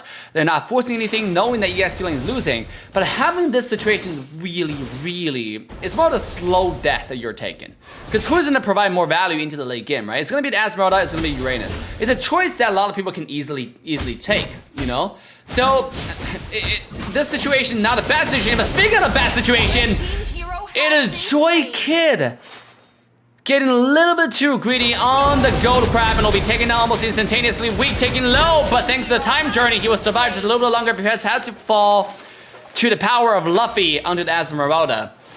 Now it's Ashley staying from, looking for a little bit of damage onto Astronic. Astronic being the annoying character as he is, finding so much damage, have to pop the ultimate just to stay alive. The consecration power is full display. Yeah, it is definitely not the best situation for Uranus, but we do see a lot of fast rotations from both sides to gank their EXP lane and to counter attack. But we do see that TFB is having an upper hand. Speaking of Uranus not having the best situation, he will be taken down by Lunox, and Pepito will be securing the second turtle of the game, and they're actually taking down the bottom tower as well. Not only they take on the bottom tower, you know, it just shows the power of Lunox at this point. Ashley jumping in with a simple spam on the purple button, and sure enough, you gotta easily take it down Astronic. And that's why Lunox is such a beautiful pick in this game. A lot of people may think Lunox is more of an EXP laner, not really a mid laner, but it's more of a counter pick relationship, or more of a proper pick in this particular scenario. For me, no pick is bad. Sometimes you can pick Hanzo mid if it works in that situation. And in this case, Lunox is a beautiful pick, a smart pick over here. Oh, triple sweep onto the Grok. That might not be the target that you want. Those wings taking very low. Joy Kid rushing forward, taking on the wings, taking the one person low. Now entire TFB is there to back him up, make sure no one dies. Blazing Duet into the back line. Joybot taking low, but not low enough for to die. Conro, however, will find the kill onto the bird carry himself. Gina God mode in the tri-bush. Yeah, we do see a lot of tenderness of the Brock. In Young Overton was not able to finish him even. But Joy Kid though, finding the flank, finding the ambush into the bush, triple sweep coming out onto Joy Kid, will be taken low, instantly taken out, and that's the power of Saber. With the one shutdown into the two shutdown, Astronic finds the kill.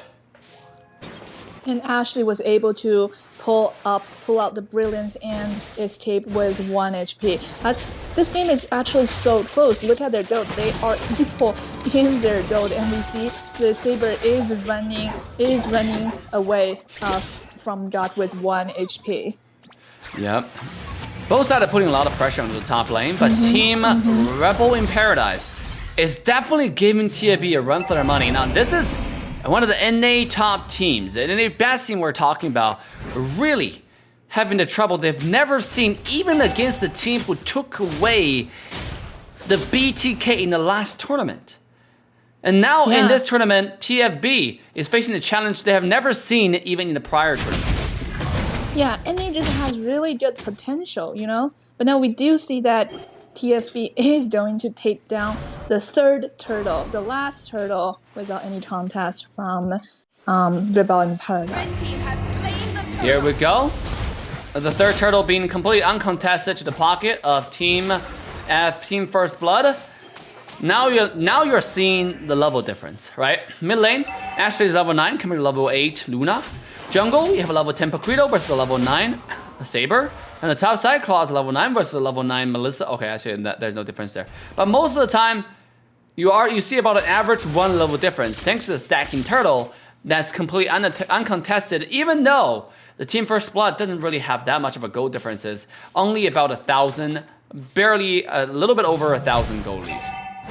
Yeah, we are going to see the top turn being taken down by TFB, also the mid turn being taken down by Paquito as well. Although they don't have that much of a gold lead, they are going to have more control of the map as of right now. Oh, here we go, the wall charge and the flicker combo will take two people. Conro was the first one to go down. Here comes Esmeralda, taking the triples to be under the tower, taking very, very low, but he might be able to run away. Joy came to the back line, finding another kill into the mid laner of Team Rebel in Paradise. And we see a pause. And then we came into the pause. How was that even able to happen in the middle of the freaking game? From my perspective, look at the pause came after the pause. The P in the text, which is a little bit weird. Yeah, I didn't even see the P. I just I was listening to the awesome analysis, and then I saw pause showing up on my screen. I'm gonna say it's at this point when you look at the team and you know it's a gap in macro. Right, Team First Blood is taking initiative every step along the way, and you can see that on Esmeralda's rotation. You can see that on Paquito's rotations, though, top lane rotations. Speaking of rotations, here's Astronic being knocked up, taking low, and have to dash away to safety.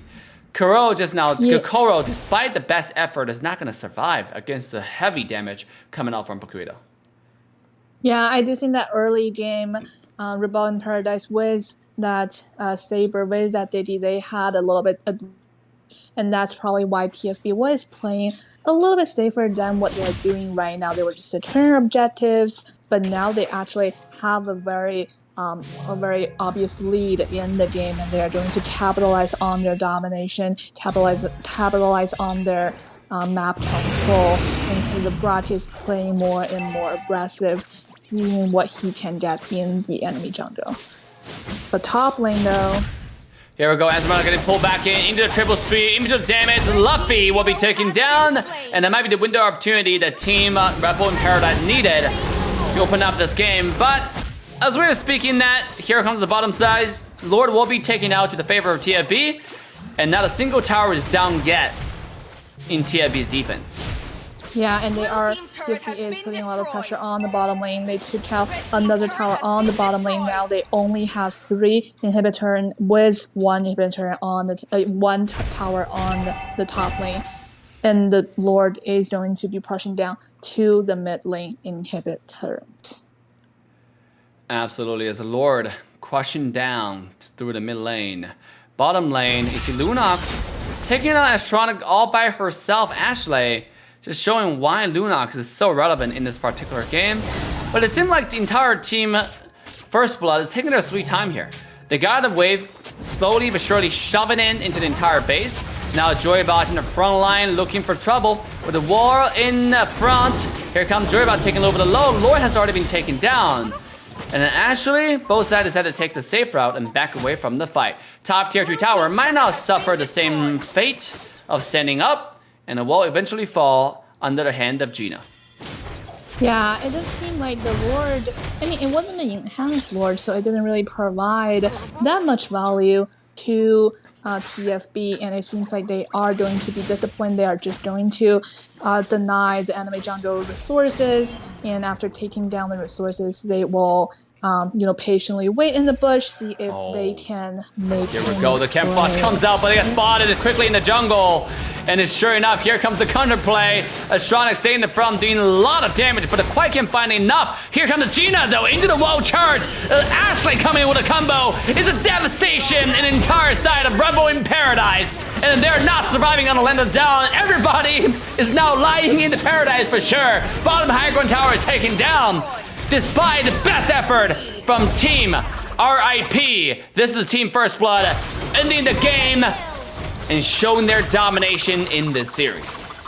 Yeah, we just saw how much lifesteal that Paquito had. He was able to blink in and out with 1 HP. Although he was finally shut down by that Claude, Melissa was able to use the Inspire and end the game, secure the first win of the 3 potentially 3 matches of Team First Blood tonight. Wow, it went from a really quiet phase, like a phase where both teams are kind of backing away, and then Team First Blood just be patient, hiding in the bush, to Rebel in Paradise really looking to make a play with the entire 5-man camouflage into the quick end that you do not foresee to happen like a second later. What a surprising turn of event that was. And a big congrats to TM First Blood for taking the first win and taking us to a match point. Yeah, it was patience paying out dividends for Team First Blood, showing how much talent our NA community has. You know, we have so many potential dark horses. We have TFB, we have Dosu, we have Vendetta, we have even Legacy, Team Sexy, you know, all those teams who can potentially upset Team Valley, which we are going to see the last match, you know, after this series.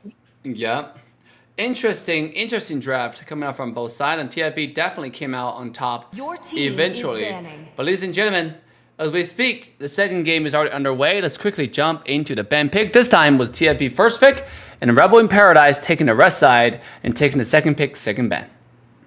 Yeah, and again, they are going to take their time to decide which band they're going to come out first, because as we can see, the early game, it was actually pretty close between TFB and Rebel in Paradise. And I think TFB, they are going to be a little bit cautious. They don't want to miss a chance to be, you know, the top 16 team, and they did take out Valentina after all the time of thinking. They just settled on that pretty meta bender. You know, Valentina, the beautiful profile picture, getting banned out by TFB. Absolutely. Valentina this time being banned away and being spotted by Assassin Dave. Means we will not be confused. Your team But obviously, is we're gonna Aramis ban from the Rebel in Paradise, one of the universal bans. Nothing really came out of it. Is Team TFB going to ban away someone like Dicky, which they had a little bit of issue in the last game, but ultimately using their better macro to win the game and better execution, should I say, in terms of bush camps, in terms of team fights. So this game, let me see if that's a possibility. We have a Kai being banned away, leaving Julian was still on the table. Julian are available. You have Bellman, who is available. You have someone like, obviously Beatrix is not as meta as before, but it's definitely someone you can still take. Now Masha, among the top teams, are actually not heavily contested characters. However, we still have Valir and Jawhead, which is not being used by these teams. Yeah, and we see Rebel in Paradise for their first ban. For their first ban, they decisively took out their Fermis. They don't want to give enemy team a second chance. But for their second ban, they were sinking, and now they took out that Julian, which is also a very nice ban, which they also did the last time. And now TFB decisively took out that Bowman, which actually the two teams did the last time as well. They took out both Bowman and Akai, which left us wondering if they are going to pull out any assassins in the tournament, which actually they did with that Saber. Are we going to see Saber again in this game? Or are we going to see more Poquito? Okay, last game we saw the Poquito coming out from Joy Kid. This game, let's see if that's going to come out again, you know, by Kid.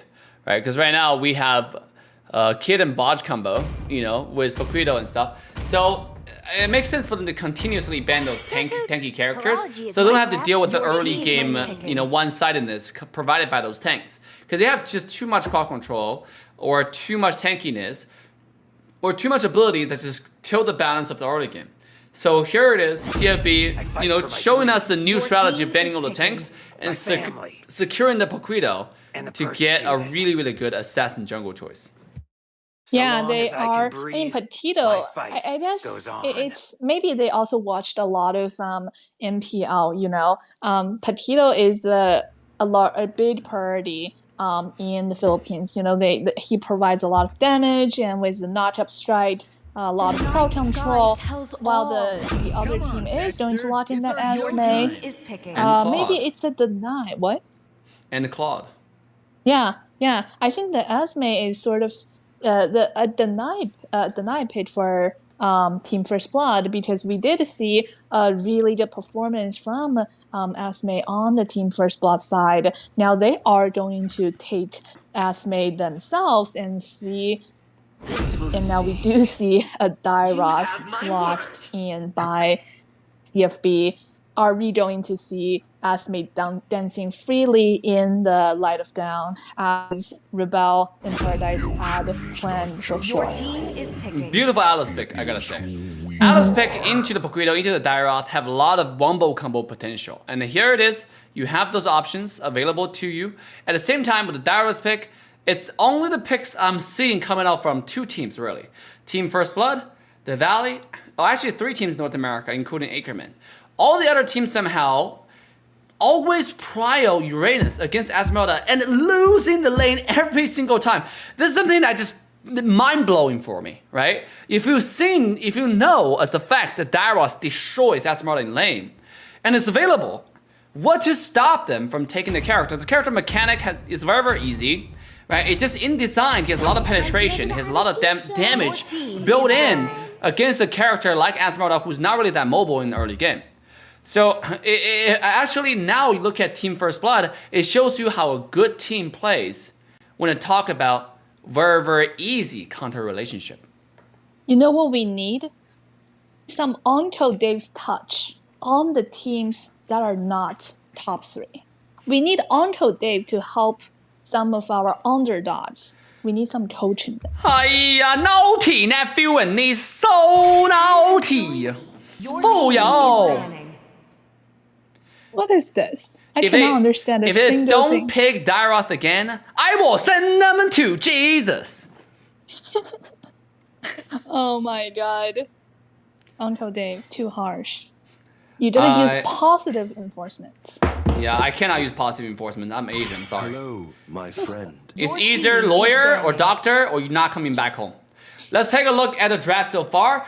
We have Lunox, Estes being banned away on the table, which makes sense, knowing that Lunox giving the Claude so much trouble in the last game. It's just one of those make sense ban that is really, really good. Now it's the second ban. They're going to target more early game choices such as Lilia, such as someone like Eve. They want to get rid. Lilia's already picked away. So such as Eve, to get rid of a lot of those quad controls, those utilities can be provided by such mage. And you also have choices such as Farsa, who is more of a mid-game snowball type of character. So there's a lot of mages available, and I'm interested to see what TFB decided to go with, knowing there's still quite a bit of options. Your team is picking. I'm actually a little bit surprised that TFB is banning out Estes and Rafaela, 2 supports. They're not going to target any hard tank, but they are banning out the 2 supports. I really want to know, what's the logic behind that? What do you think? Obviously, me knowing Team First Blood wanting to take away all the possible heals, so Alice engaged and fail, or Wombo combo does not go in vain. It makes sense, and also like having Rafaela sometimes can get away from those situations. But those 2 picks particularly are not something that I, care much about. It's just TFB probably have their own train of thoughts over here. We might be able to interview the players later on and ask exactly what's going on. But right here, I think it's just one of those filler bans they decided to go with. It's not like they're in any trouble. It's their match point. They can do whatever they want. They have a little bit more flexibility. And let's take a look at the first pick from Team Rip. Team Rip decided to go with Lolita on Misery. It's an interesting pick. It has no Numenon's Blast, but it's going to be enough in this scenario. They look at the early game potential from the entire side of TFB. They're looking fully decked out.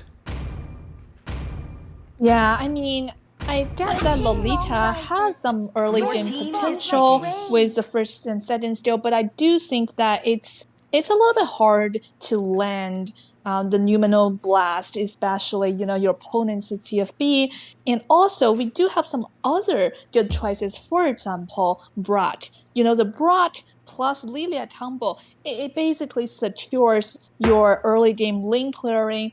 You can really clear your lane fast and rotate to gank your marksman or EXP lane.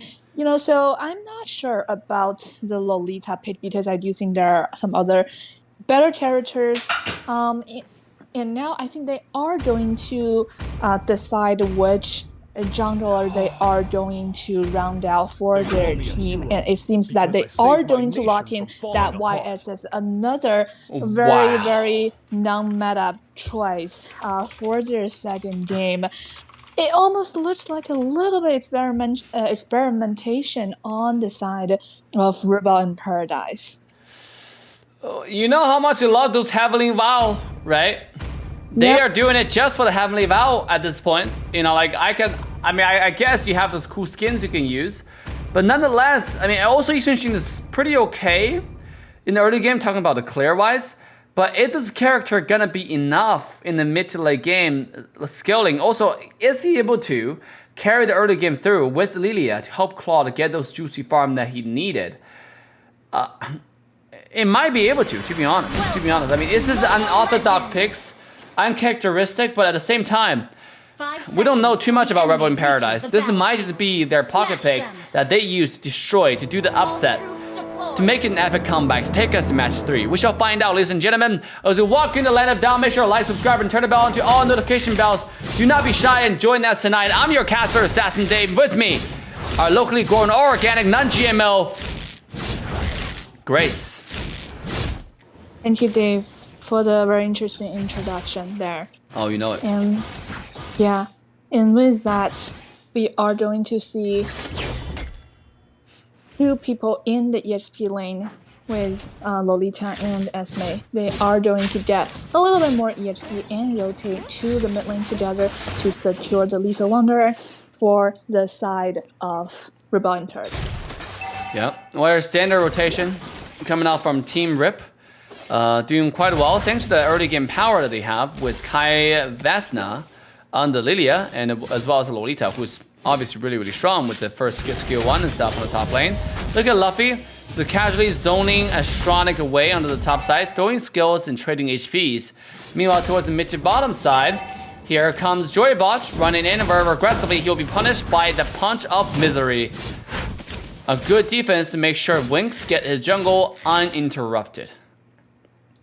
Yeah, and we do see a little bit invasion on the top lane by the Paquito taking out a little bit enemy jungle creep, and they are going to look for the chance to potentially take down Esme on the tower, which they decided not to, just take the Golden Creep instead and set up for the turtle. The Heavenly Vow finding a little bit of damage, and most importantly, revealing the vision of the Paquito, and giving RP Team Rip the opportunity to walk towards the turtle pit. Now, it doesn't mean they have the opportunity to take it, as the entire 7 TFP is ready, and they want the contest. Here we go. The snipe comes in. Luffy taking a little bit of damage. He kind of fine right now. And here comes Kagura doing a little bit of poke, and Turtle will be taken away by TFB. A beautiful zoning. Here comes Flicker into the Fatal Link. The damage comes out. The Black Shoes will keep the mid laner alive, but not the same fate can go to the marksman, as Winx will fall to the Wumbo combo from Team First Blood. This is the Guild Atlas that we are talking about, right? You're not looking for a 5-man, a 4-man engagement. You just target one person, you get the chance, and then boom, you pull out your Fatal Link, and your teammate follow up. You taken out enemy jungle, and that secured their first blood, as their team said, the first blood. Yeah, Joy Bodge, man. I've always said Joy Bodge is one of the best support players in North America. And here, in the last tournament, we got to see, and this summer, we got to see quite a bit of action from Joy Bodge. And now coming into this tournament, Joy Bodge, once again, do not disappoint. Very decisive engages. Very decisive flicker into Fatal Link, and to demonstrate to the community how it's done playing Atlas, you know? It's all about just making a call and get those engages. Never about waiting for the 5 people to stand together, then you have to use your ult. That's just such a pipe dream, to be honest. Yeah, you do not want to save your ult for Christmas. Here we go. And we see, yeah, a little Alice. skirmish in the mid lane. Getting the vision, getting the dash, getting the stun, not able to connect. Those winks, beautiful dash to get himself away to safety. But Joy Botch, one more time, is camping in the bush, looking for the next engage. I think the player to watch in this particular game is definitely Joy Botch here, because everything lies onto this man's engage.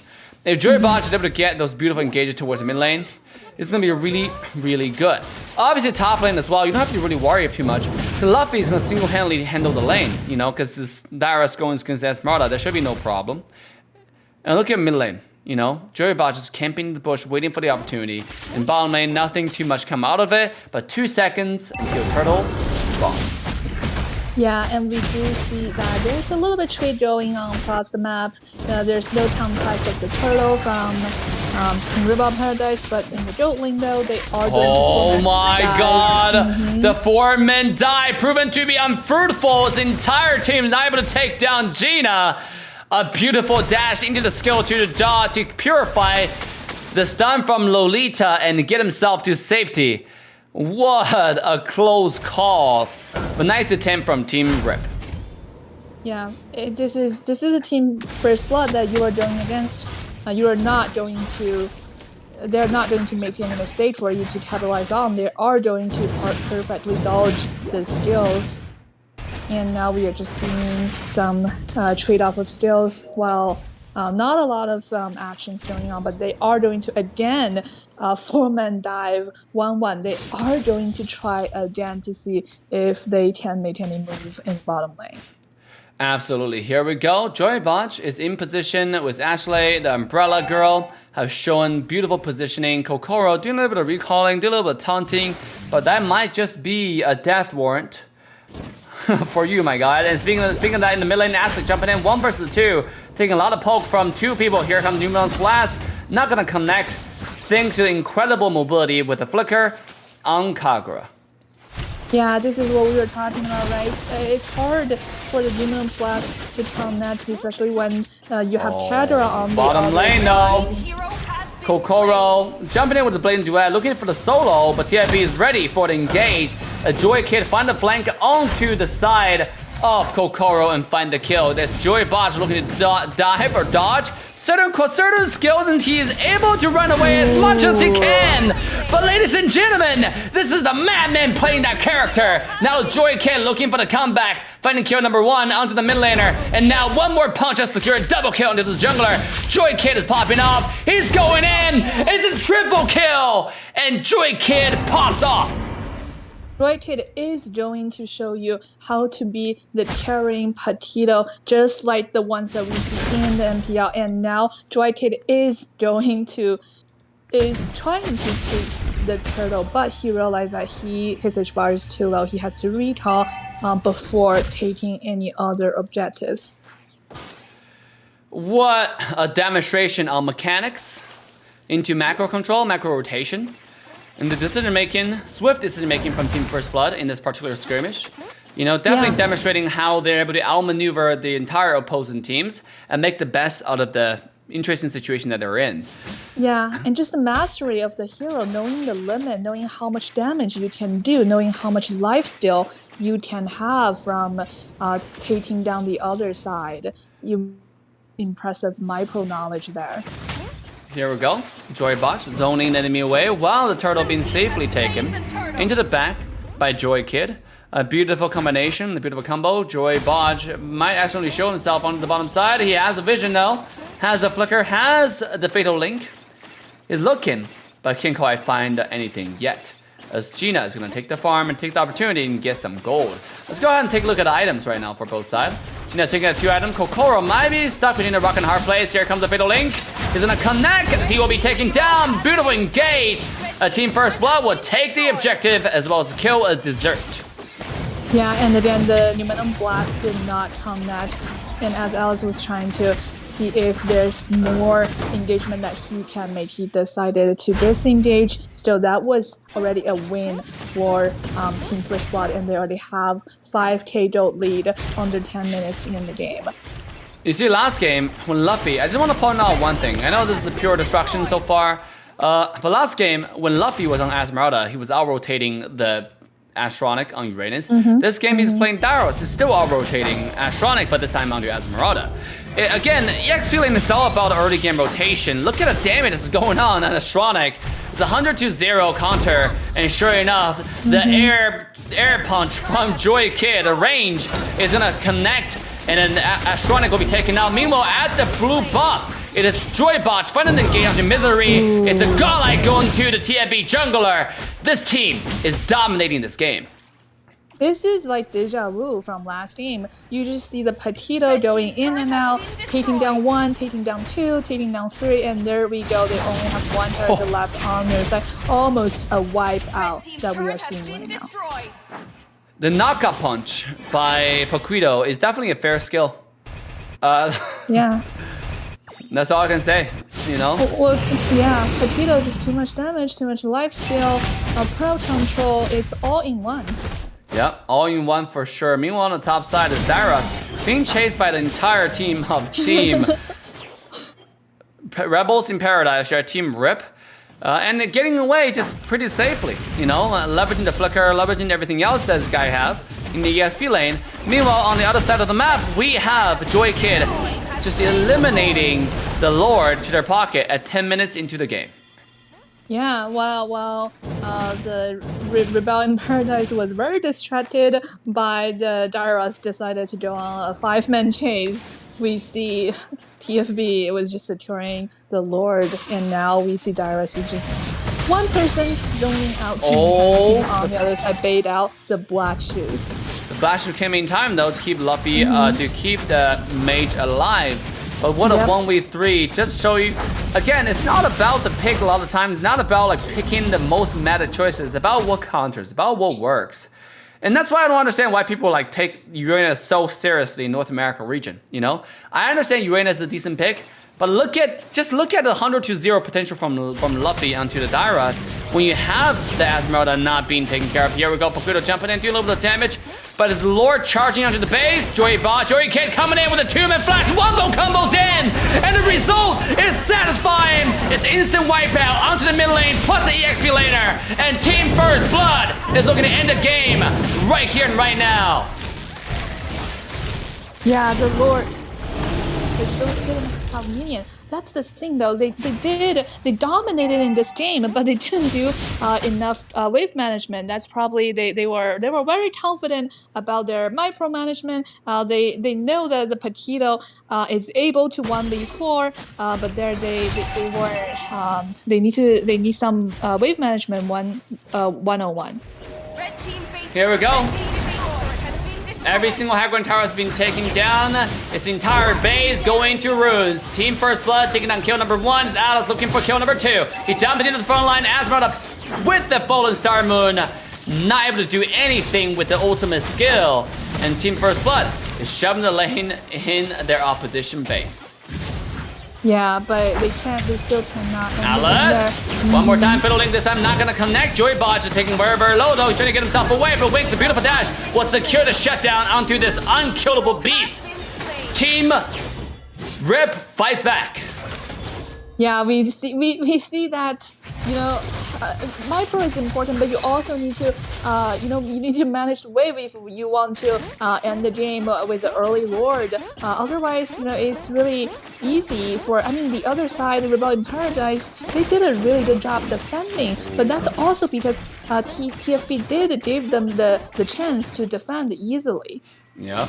There we go. Speaking of defense, Astronic might not find himself able to defend the damage coming from Ashley and Joy Kid. They'll be easily eliminated from the game. Yeah, it does. Go ahead. Yeah, it doesn't look well for Rebel in Paradise now. They have 10k gold lead, and now that we see 1-1 is going to push very aggressively in the enemy jungle. They just have this dominant position. Do you think that Rebel in Paradise has a chance right now? I think Rebel in Paradise, no. Okay. Very decisive. No, not really, unfortunately. When you're over 10,000 gold behind, you're 13 minutes into the game. They're actually 13,000 gold behind, 30 minutes into the game. That's about 1,000 gold deficit per minute on average. Yeah. I mean, it's if just you- a vertical wall. Yeah, you look at the items right here. One is fully decked out, right? Working on the very last item she has. Meanwhile, you have Claude, who just started on the 4th item. 3 item. Yeah, it's 3,000 gold behind on one character, same as Mage, same as EX Villain, same as Jungler. This is the entire team gap at its full display. Look at Baquito, one shot in the claw onto the side. Entire TFB looking to jump in, and here comes the Fatal Link, connecting to one into the ultimate from the Dairoth. TFB is hitting on the crystal itself, and ladies and gentlemen, that's it. Game 1 goes to Team First Blood. Well, yeah, what do I say? They win their draft, right? They have the Victory! Alice, while the other side had Lolita, and they had Paquito, while the other side picked YSS. They won the draft, and they executed, although they make some mistakes, but this is TFB. They made mistakes, and they just come back from their mistake. You know, the other team didn't have chance to punish them, and they are able to do a 2-0 clean sweep and take their spot to the top 16 of our NACT M4 qualifier. Good job from Team First Blood for securing the spot, ladies and gentlemen, into the top 16. Now, with that being said, I want to quickly come back to take a look at the bracket. Because the bracket is what we care about. Because, ladies and gentlemen, next match, you have the match you've been waiting for. The Valley, taking on the last opponent of the night, aka the Huevo. A name that I don't know how to pronounce properly, but yet, it's going to be a good match. Yeah, I do not know if it's the Huo or the Huevo. The Huo. The Huo? Is it because it's Spanish? I don't know how to pronounce it. Ooh, it might be a difficult name to pronounce for sure. But here we go. Yeah. Let's take a look at the schedule.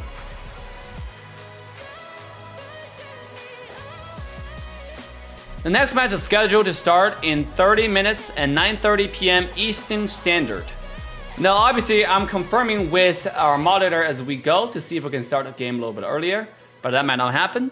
So we might be able to play again. Let's see it.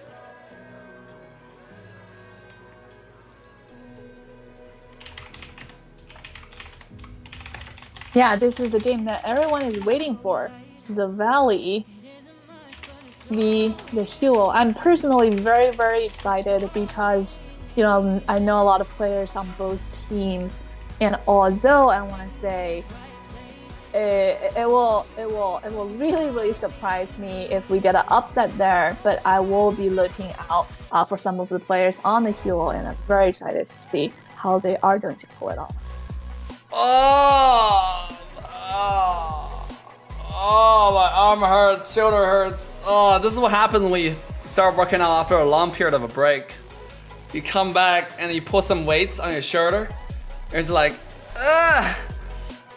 yeah.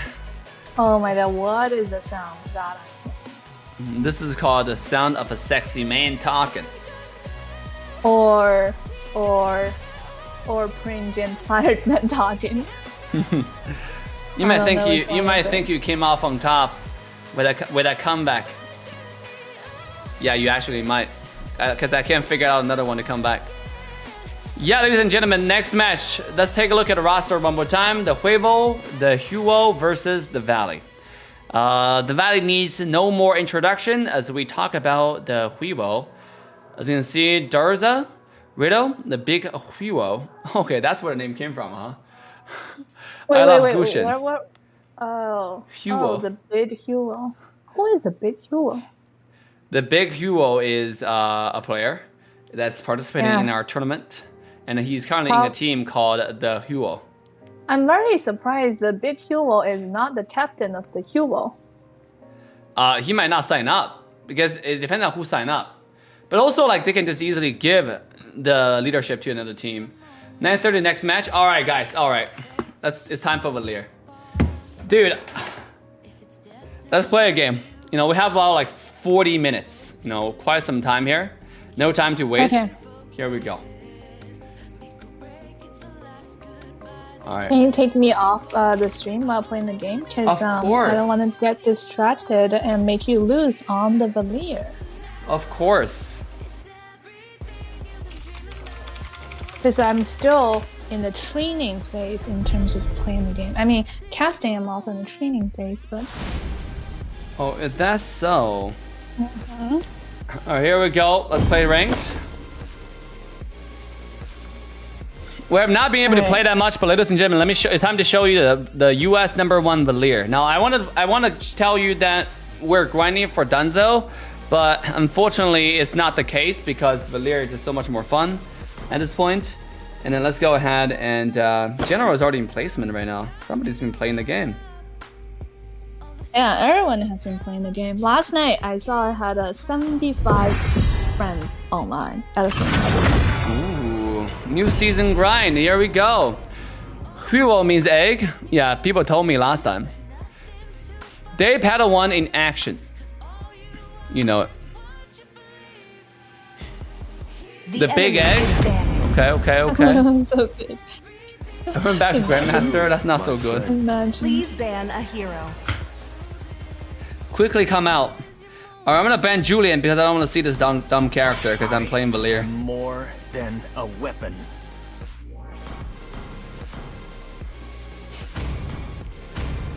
Skill 1 is a little bit quicker. Skill 2, automatic cast animation, hitting enemy consistently during the late game team fight. So we're slightly boosting the ability during the late game. The animation now matches whether or not a skill is successfully casted. I still don't understand what that means, but it just feels a lot more smooth. Let me put it this way.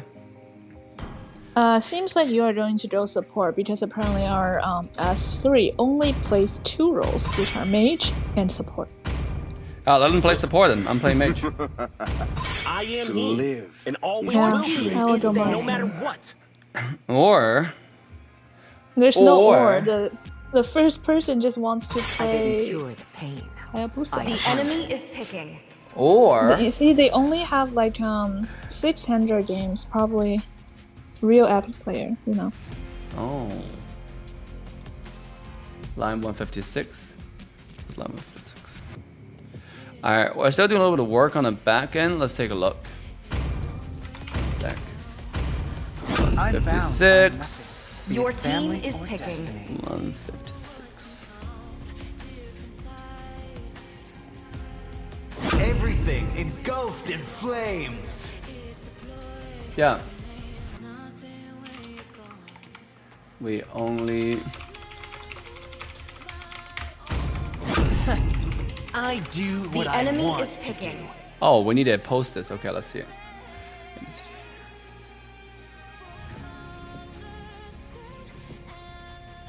The ocean is not just our home. It is who we are. I've been waiting for Your too team long. is picking. You should Alright. be ashamed for not trusting yourself. Text.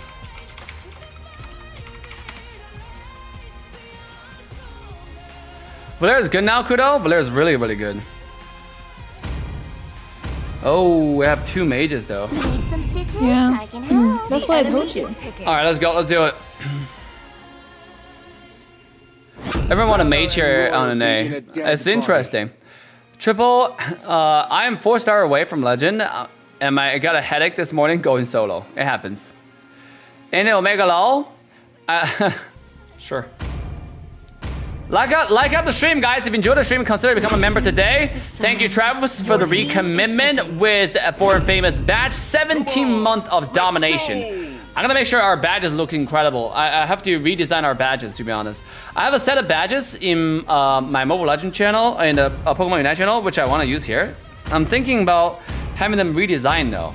That's something that I need to really figure it out. Who designed the foreign famous? My designer. Oh, nice. All right, ladies and gentlemen, Wait. here we go. Go ahead. Wait, did you want to name AE Assassin Esport before Acer Explicit? No, it was called Assassination Esport. 27 month here today makes something cool. Oh my god, how do I do that? That seems like just cool overflow, you know? I can't like, Smash them. that's too strong. Jesus. Troops deployed. Okay, how do I do it? Let me think about solutions. Also, this is my second game on Melissa. I just think that she is pretty strong. I did win my first game though. Alright, I'm just casually 1 versus 2 in the mid lane. Don't want me. How did that even landed on me? I should supposed to stop a little bit earlier. I'm a little bit confused about what Eudora is doing. You know. Ash is the eulogy of flame. Get good, kid. 1 versus 2. You think I have a problem? Think I have a problem? I'll destroy both of you. Light is my work of wonder. You're talking about a rank 1 Valir right here. This kid thinks they have a chance against the great, against the humble. I don't care. I destroy no matter what. I bring a path of destruction behind me. To defy the rage of fire. Here we go. Valir is a pain in the butt to go against. Valir is really, really strong. Valir is like one of the strongest in the meta right now. It's being largely overlooked. Easy double kill. Get him, Daroth.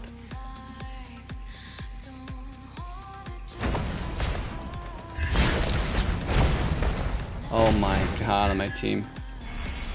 Daroth literally walked away when I came here. He would have get such a free kill here if he stayed. I'm gonna go mid and get level 4. Without tank, I still 1 versus 2 mid and dominated. And that's the build different gaming you're talking about. And that's the Dave the Great you're looking at. Request backup.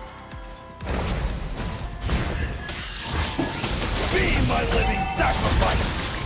Fire Dave the Great you're looking at. I have to secure the turtle also. And then come back for another domination gaming. Easy dubs. You're dead. Just like that. Push the enemy jungle away, securing the early game pressure for the team and winning the game. This is what we do all day, every day, every game. This is what we do. I would have gone Dunzo MMR, but it's more fun like at this point to do Valir, to be honest. This guy is not standing a chance. No one survives! Firestorm! Firestorm! I'm out of mana here. Doomed are those who dare to approach. There we go. Getting some mana back, like thanks to our demon boots. Pretty good. I'm close to my first item. 3 minutes into the game. This is gonna be a really strong early game, to be honest. Launch attack. Oh, we already got a little bit of midterm. It's good. Nice done. Bye-bye. There we go. Yep. We got so much on the mid tower.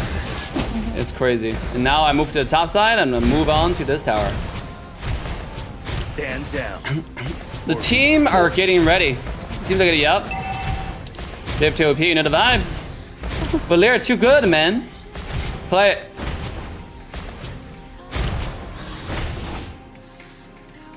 The fire in me has flared. How did you die? We just talked about. 3 people top. Your team destroyed a turret. You gotta understand, no one's really providing vision. I'm doing all this at early game advantage by myself. Yeah, I know. It's like sometimes when you and I got an entire gold play on the top side, like there's only so much I can do, you know. Yeah, I know. Before I read chat and didn't look at a minimap. Under.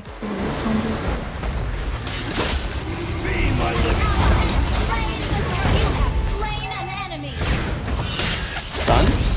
He's up.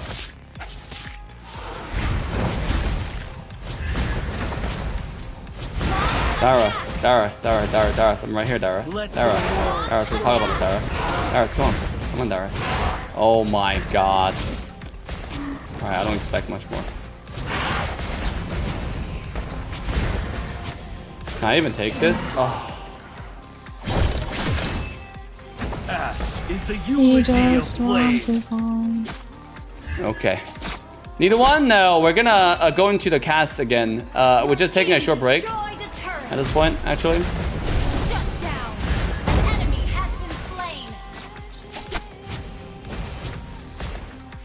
Come on, Gushen, you know you want me.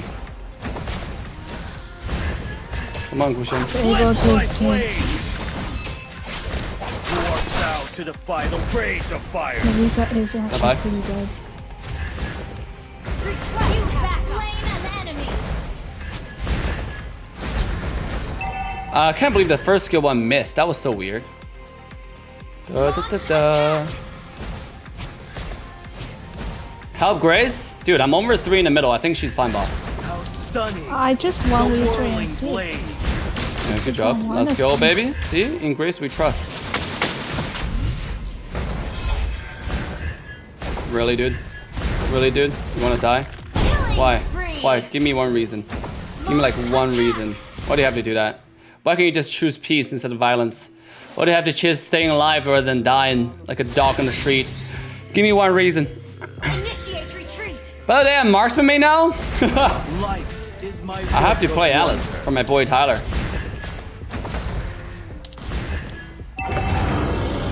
Yeah, that's really good. Launch attack. Doo doo doo. Doomed are those who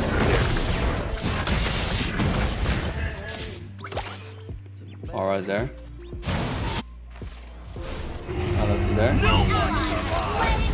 That's one. Another shot. Bye bye. One shot combo. Another fire. We're on top of them. Another one. Easy double kills. Gotta focus on the backline, my dude. As Aura thought he's gonna go in and one shot my team, but little did he know, I am looking to one shot his dumbass. Turret is under attack. The tier 2. come, Candlemoss.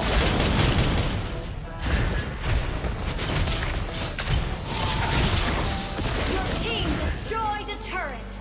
Leo Mort is completely missing right now. He's coming from the top side. I don't know where he is. Gotta be kind of careful. Ash is the eulogy of flame. Love the Valier skin, you know it.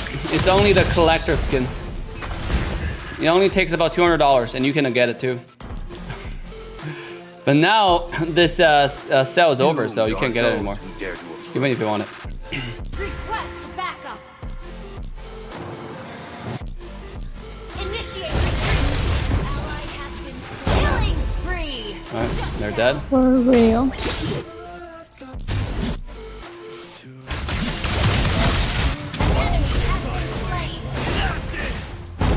Got him. Dude, I'm trying to bait him to come in. But our team is fighting them like no tomorrow, so. Yeah, they just kill them on the time. Yeah, I'm trying to bait him. I'm waiting the bush, trying to 1v5 and then. Okay. Stand down or be scorched. Stand down or be scorched. The scorch. What a good word to use here. Be scorched. Stand down or be scorched, says Valir. Well, Valir is actually the English teacher, to be honest. Okay. It's a really good word. That's a really good word. Scorched? You don't think so? Not too many people know how to use that word. Whatever turns you on, dude. Oh. You know it.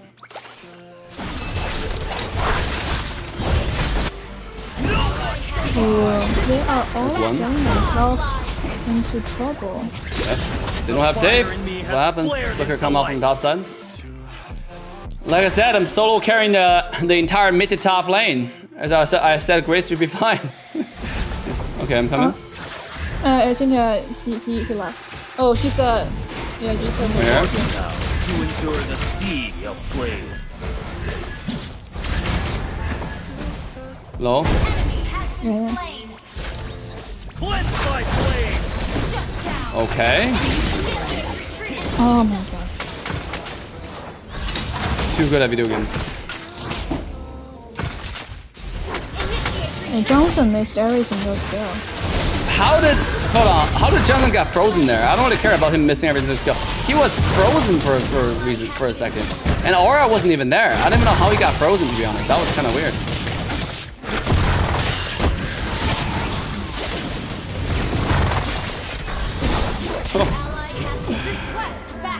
That's crazy. Oh, too low to begin with. Yeah, we shouldn't. Dude, it's alright. I got this. Let me clear bottom.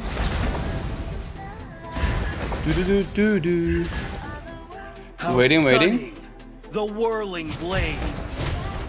By the way, top lane, they're 1 versus 2, okay? Be my living sacrifice. Our top lane is 1 versus 2 Yeah. and they lost. Fire. Yep, Imagine that. Exactly. Yep. Sorry, 2 Yeah, versus really. 1. 2 versus 1, that's what I meant. Yeah, they They 2 versus 1 the entire game and they lost. Yep. Yep. They lost sad. every single tower and they couldn't get a single tower from Leomore.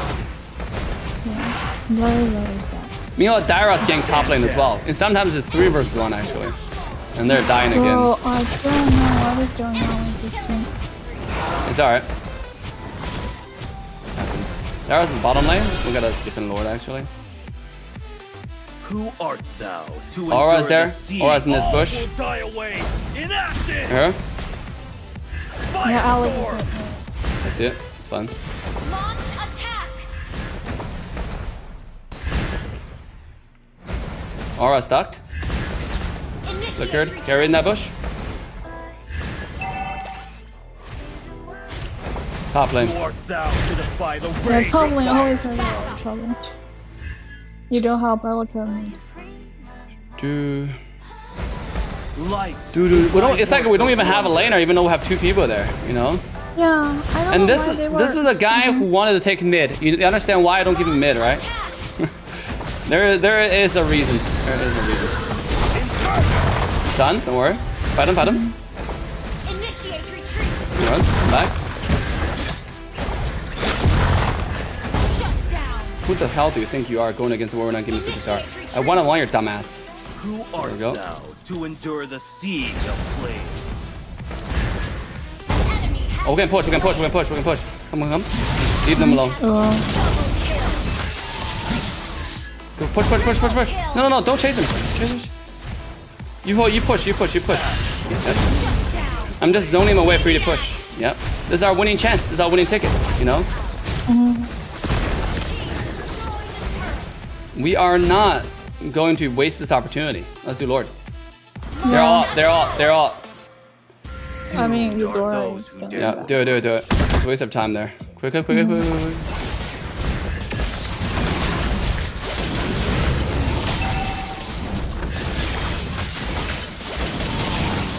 the fire in me has flared into life. Here we go. Let's go, baby. That's what we're talking about. more. Launch attack. Alice on the right side. How You can take a stunning. red, by the way. The whirling You should take a blade. red. Yeah.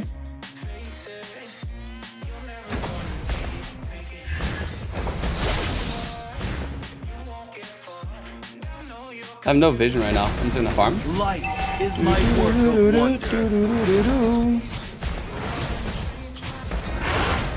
Request backup.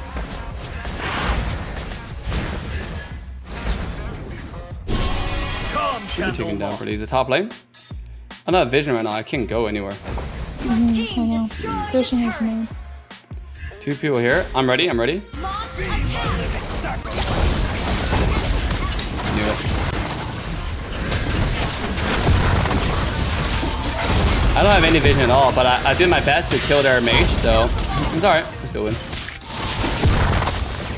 Yeah, I mean, we don't have vision in this one at all. GG's. They can't stop the Lord. Yeah. I think so. We have some really just Oh, he's up. Victory. yeah. Alright, win every game, dude. Shit is too easy ranking up new season. Alright, what time is it? It's 8:10? We don't got a lot of time. Alright, let's come back.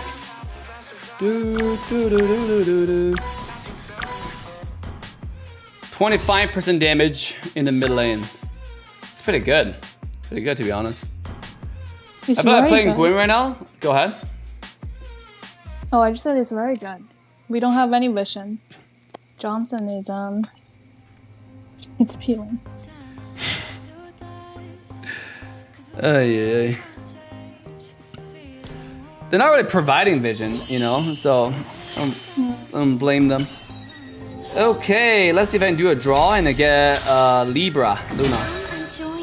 Okay, I didn't get it. I have the rare skin fragments. Where do I use it, by the way? Did I go to backpack? Inventory. Rare skin fragments. It's somewhere. Oh, I got 1,400 of these. Oh my god, I need to buy some skins. Even though like I have those skins, but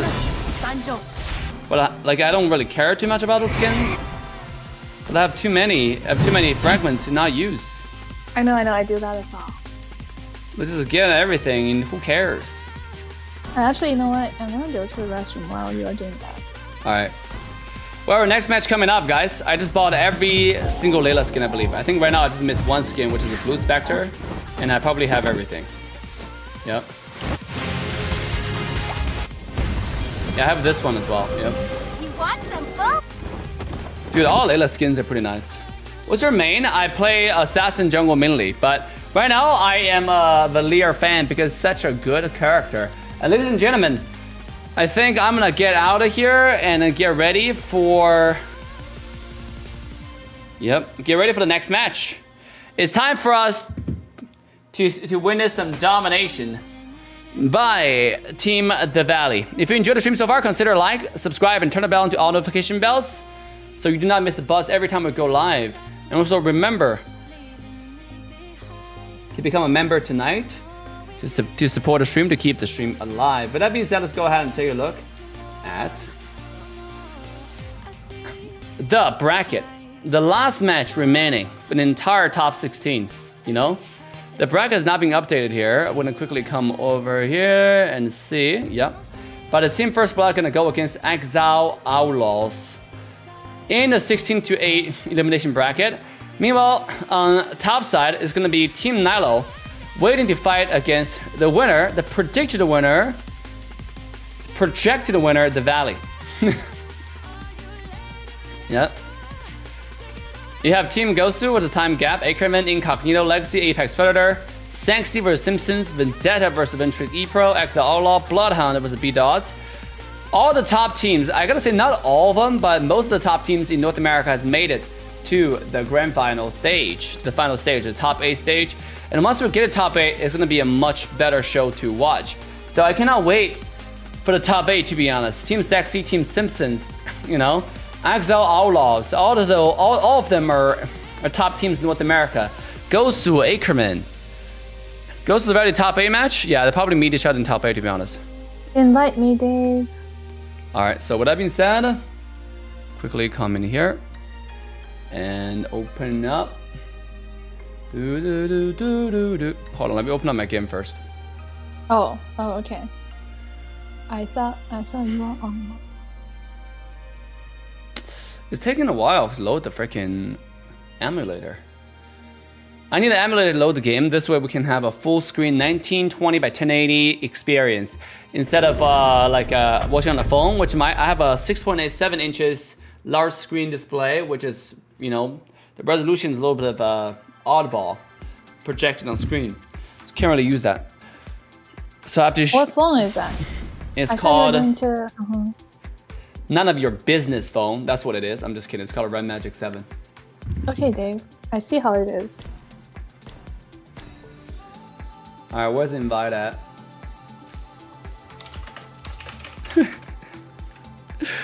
Alright, ranked up one more time. That's pretty good.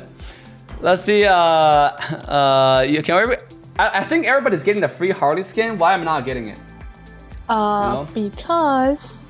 Because you are not getting it. You do not understand how to get it. That's why. I'm trying to get it right now, but it's just not showing up. You know, play me. Just play me. Into, yeah. Okay. Just do your draws, Dave. It's that easy. I'm drawing, and I got nothing. You're not drawing enough. Keep drawing. Keep drawing. That's it. I can't draw anymore. It says you need more of these, which I don't have. You need to do it every day, Dave. I draw every day, and I still don't get it. I need to get $100, and we're currently at 50. Oh. I don't know. I already got it yesterday. I don't know what is going on with you. Sorry. I have 25 bucks. What is going on? How did That I get sounds this? That sounds like a Dave problem, Dave. Their problem is everybody's problem. Understand that? No, I already Yes. get it. The legend have- returns. Look at that. I have 150 books. I don't know why you only have 25. I just do what other people do. I just log in. I just claim. I just play games and boom. I don't know what it's doing all these days. Look at all the skins there is. To be honest, I don't know why you need so many skins. There are already a bunch of skins that were really good. For example, the Mia skin. Look at this intro. It's really nice. Ooh. Yeah, this skin is really beautiful. Yeah. Look at that. It's nice. Wait, do you have it? Yeah, I As have a Mia it. player. Okay. I have all the cool skins. Wait, why don't you use it? The thing about me is I don't buy excessive skins. You know what I mean? Like, okay, we're waiting for the game to start now. Like, for example, like if I have a really good skin on a character, I have a hard time justifying buying a different skin because I know I'm not gonna use it. For example, this one. Somebody gives this skin to me. You know what? Invite me to the lobby. You sure? Okay, here. Okay. Am I sure? I don't know. Jesus I'm asking you. I am very sure today. I'm confirming. Okay. All right. Oh, you say so. actually, you cannot join anymore. Sorry. Why? Every monitor is taken, so I'm gonna go ahead and share screen with you. Oh my god. Too bad for Grace, not able to enjoy the in-game experience. Let's go ahead and take a look. Like, for example, when I have a skin like this one, right, Karina skin, I have a really good epic skin already. It's really hard for me to get another skin because, like, you can only use one skin at a time. It's not like you can switch skins mid-game. If you can do that, it will make more sense for you to switch skins. Like a Kai, you know? The Kung Fu Panda skin came out. It's like, I'm pretty sure most of the kids never gonna use the rest of the skin they purchased, right? This epic skin, that, you know, this skin looks pretty cool. But I'm pretty sure, like, you're not gonna use it if you have the Kung Fu Panda skin. You know what I mean? No, I don't know what you mean. Okay, same with the Bruno skin. Let's think about this. How often have you seen the Falcon being used? How often have you seen the Street Football? How often? Okay, Best DJ is actually used sometimes, but most time people just use the hero skin, you know. And that's why, like, that's why I don't understand. That's why I don't like. For Layla, for example, this is a character that it's just every single skin that came out was good. That's why I have to buy them. You know, because I'm a Layla main. Say hi to my energy gun.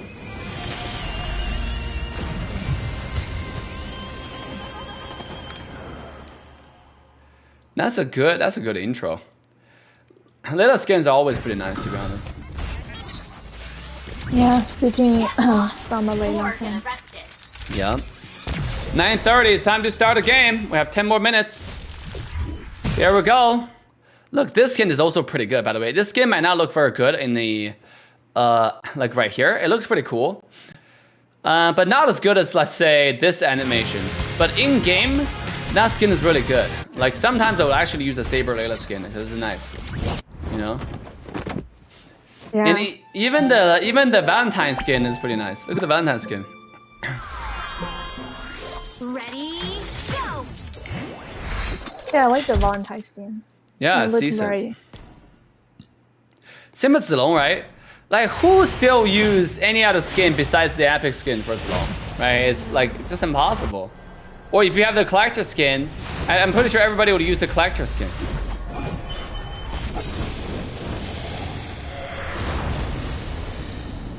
Oh, that's a pretty cool animation, to be honest. Reveal, foul creatures! But unfortunately, Zilong is useless. Yeah, as long as very useless. The early game is just so horrific. You know, they should make it where Zilong has a fighting chance early game. I don't know how they made it work. You know, they revamped this character. It was kind of playable for a little while, and then they came out with all the other OP character. All of a sudden, Zilong's not playable anymore.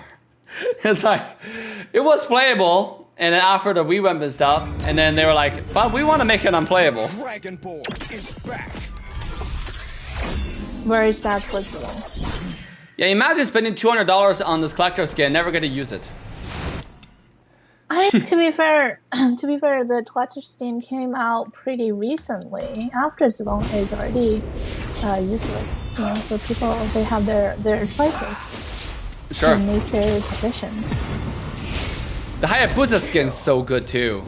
It is so sad. Haya is just horrible right now, dude. This skin is one of those like must-have, you know, because it's just so good. Look at this shit. Look at those anime. Look at those intros. This is better than most of the Naruto episodes when they made the animations. And let it prevail. I don't know how many people watch Naruto. I watched Naruto growing up. The fillers that they made, sometimes even not the fillers, the actual episodes in the main anime series, the animation just cringe, bro. Like, I just feel like they could have handed over to someone on frickin' Fiverr, and they could have done it with like $200. It just feels like that's the quality of the animation that they made with a lot of the animes they made. But look at this animation; it looks pretty cool, you know. Well, skins are more cheaper. Yeah, they're cheaper for sure. They're the League PC level. Because they can't. Go ahead. I still think the best skins are the Hello Kitty collection. You should see the Claude Hello Kitty skin. Did you buy it? Yeah, I got everything from them. Let's take a look. As a very loyal fans to Hello Kitty, apparently I'm going to get all of them. This alpha skin is really good too. Look at this shit. I mean, there's no reason not to use this. It's just so good, you know? And let's take a look at the Claude skin that she was talking about. Where's the Claude skin at? I'll have to find Claude.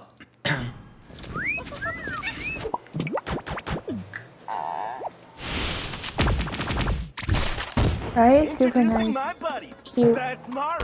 But people don't even use this skin. I guess it's a little bit girlish, you know, so... I so rarely maybe- see players use this skin. Ever. Wait, how much was this skin? I don't remember. I just got it. Come on. I didn't care. The most popular skin, it's too good. most popular skin I think is the Christmas skin. And also, I see a lot of, what's the epic one? Where's the epic one at? This one right here. This one I see a lot. I see a lot of summer skins as well. But no one used the Hello Kitty skin actually. Maybe they didn't get it. Dexter, it's our showtime. I heard it's quite expensive. Yeah, wait, I heard. I thought he bought it. How much was it? I don't remember. I just decided I will get it, and then I just got it, Dave. Okay, I This see. is how you do it. Yes, yes. If you want something, you just get it. To be honest, I don't even know how I have this Granger skin, but somehow I do. So, you know, I'm okay with it. But I see again, this character is useless, so I can't use it. Okay, you can be happy with the 1-1 skin though, because 1-1 skin, they somehow made it viable again where you can use it. I mean, they buffed Granger, so I think now it's your chance to try it.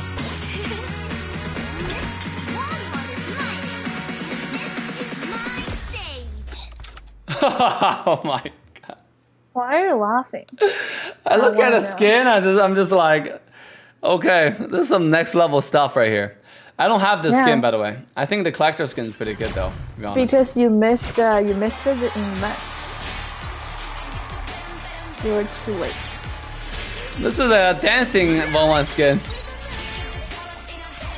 I honestly like the 515 skin better. Really? I mean, yeah. The skin in-game effect is so much better though. Oh, that is true. That is true. The in-game effect. Yeah, it's all about the in-game that looks really good. That's what I was looking at. You know, who cares about like outside of it, right? The aura skin's really nice. Like for example, Irithel, you know? For the longest time, I wasn't buying any skins was because I have this one already. I have this How to Train Your Dragon skin. Let's go. And this one? This one in game is super nice. And then I somehow drew this epic skin. Like I draw it, you know how they do like those diamond events where you draw skin with a lot of diamonds? That's how I got that skin. It's not, I don't even want to get it. I just got it because I drew it. Like So- this one? Which one? Like the blue one that you just showed? Yeah, all of them. The color, the skin itself. Same as Lancelot, you know? Yeah. This one I drew as well. Fighters, countrymen, You don't allow even me the play honor of Lancelot anymore. introducing the So royal sad. matador. Yeah, I'm gonna play a lot more Lens. Like for example, Okay. you have the hero skin, right? And then it's pretty good. And it came out with the epic skin. This one is really nice. Look, can we just talk about how hot Lancelot is? You think Lancelot is hot? Yeah. Thorns remain. You should pet her straight. It's like how hot is it? Like very, very extremely hot. Yeah, It's like the how extremely hot this guy is. like your dream ride. The one that's in your dream. The one That's that's in your only dream. your- That's the one that's in your dreams. You mean? He's never in my dream, so I don't know what you're talking about. To banish Okay, all Dave, I darkness. see how it is. You're never in my it- dreams. In the female population stream. Yep, the Valley next, guys. So with that being said, let's quickly come back. Okay, I see how it is. You know, I think if Lancelot just get a little bit hotter, he might get to Dave's level. No cap. But with that being said, let's go ahead and take a look. You know the vibe. Let's go to take a look at the next match. The last remaining match of the day. It's gonna be Team Valley versus the Huevo. The Huo, says Grace. Grace, you said you're supporting the Huo, right? I mean, I'm not saying I'm supporting any side. I'm supporting both. I like both. But are you cheering for Huo or are you cheering for the Valley? I'm cheering for both, Dave. I'm a supporter of the NA community. Oh, I see how it is. Okay. You know, as much as I want to support the underdog, I don't think they have any shot going against the Valley. Standing in front of the Giant, they are gonna be kind of eliminated. Now, obviously, when I look at the Valley, for the longest time, they were debating whether they want to have Chicken or Hireshi as an ESP laner. And I look at Ackerman playing, Hireshi playing on Team Ackerman, and I look at Hireshi playing against Chicken. I have to tell you, besides the fact, like outside of drama, Hireshi does have a much better macro and much less ego. So it's not like I'm favoring anyone. So I can kind of get to see like where the drama was coming from. But nonetheless, I think Chicken has better synergy with the team. So it's something that can be trained. It's something that can be improved on. But on the ego part, that's something I don't know what to do with, to be honest. Yeah, I mean, you can always train a person's skill, right? But it's harder to train their personality. It is quite hard. And ladies and gentlemen, boys and girls, as we hear talk about the draft, I mean, in this game, we'll expect nothing but the best, right? Coming out from the Valley, talking about the ban pick. They've been watching a lot of MPL. They've been copying MPL in the draft, in a lot of common sense draft. So in this game, we're going to see a lot of prioritizing on the Claude. We're going to see a lot of prioritizing on, for example, the Julian as mid lane, aka played by Hoon, which is one of the best mid laners in North America. The only ones who can really rival against Hoon are probably players like Panda, players like the Nicolette, or maybe Best Player. I think Best Player, when Best Player was rivaling against Hoon in a core position, somehow I do think Best Player's like a macro positioning is actually, or the details on the micro is actually more fluent than Hoon. But Hoon overall is just such a formidable foe to go against because he is so microly gifted in every single character that he has his hands on.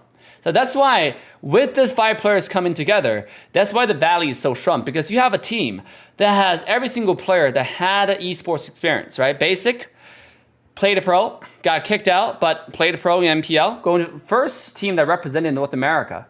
You got Chicken, who go to M3, got number 3 in M3, right? Represented North America. Shark, same thing. Zane, same thing.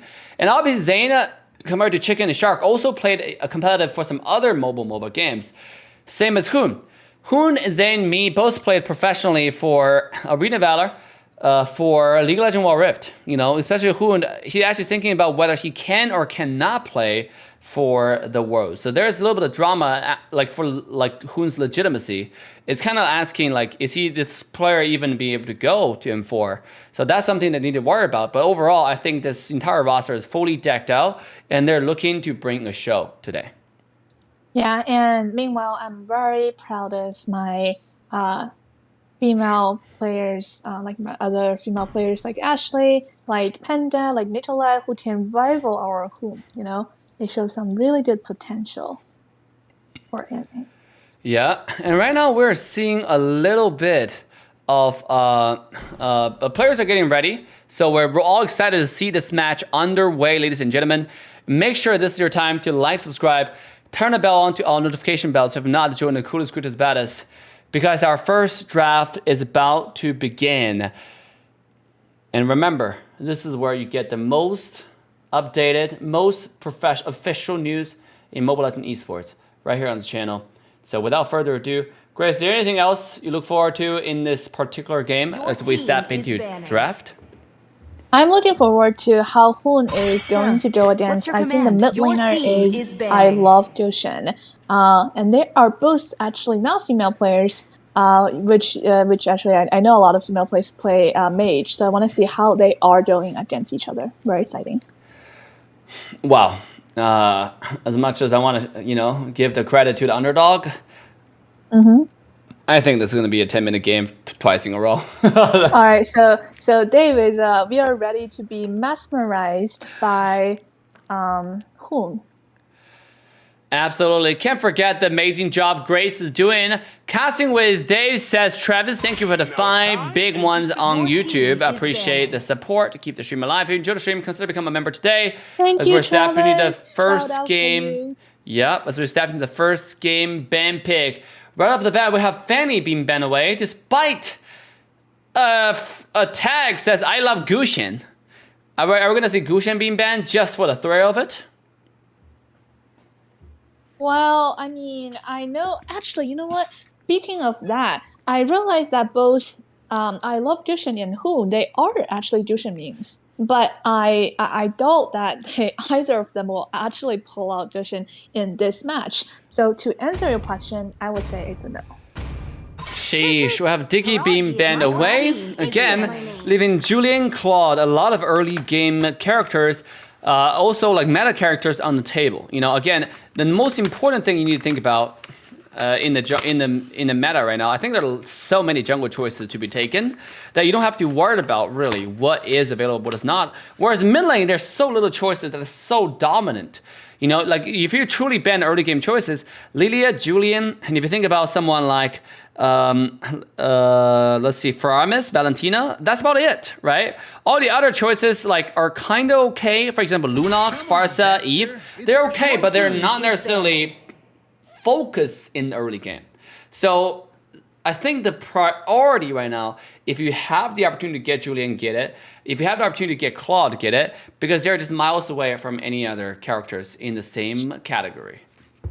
Yeah, and we do see a Claude ban on the Hero side. I mean, I get how Claude is very, very powerful right now in terms of marksman, but as you suggested, we still have a lot of choices like Valentina, like Firmus, even Bowman, right? Like Bowman is so good at securing objectives. So I mean, I get it. They banned Claude. I just don't know if that is actually a priority. And we also see Frento being banned. I actually do think that that's a pretty good decision because I think the Valley has the first pick, right? So they can just, I mean, it depends if the other side is going to leave Valentina out or not. But if the other side is actually going to ban out Valentina, then they can just first pick Firmus, and we all know how good Hoon is on that Firmus from the previous games in the squad lead that we have seen. Absolutely, and let's take a look. Firmus, Valentina, both available on the map. This is truly a question now. for Team Mama. I didn't. Oh, it's not Team Mama. It's got Team Mama. Team Oh, Huiwo. Team Team Huiwo. But I don't know why they have Mama Mama Attack over there. And Mama sure enough, Hugo. oh, Mama Hugh. Okay, so it's Mama Egg. Okay, yeah. It makes Anyways. sense. Your team And with let's- Valentina being banned away, we have Promise as the first pick, going into a team, the Valley. As we predicted, Yep. we will see a good show from Hoon. His signature, My blood boils until the day and we I will die. also see a first pick. I think the first pick Bowman, right? Yeah. Sorry, just reading on my screen. They did first pick Bowman very decisively, lock in that early snowball potential, lock in that hero who can secure your objectives. And seeing that Diggy is being banned out, they locked in that Alice. I will have to say that I think Mama Hugo is having some really good good picks.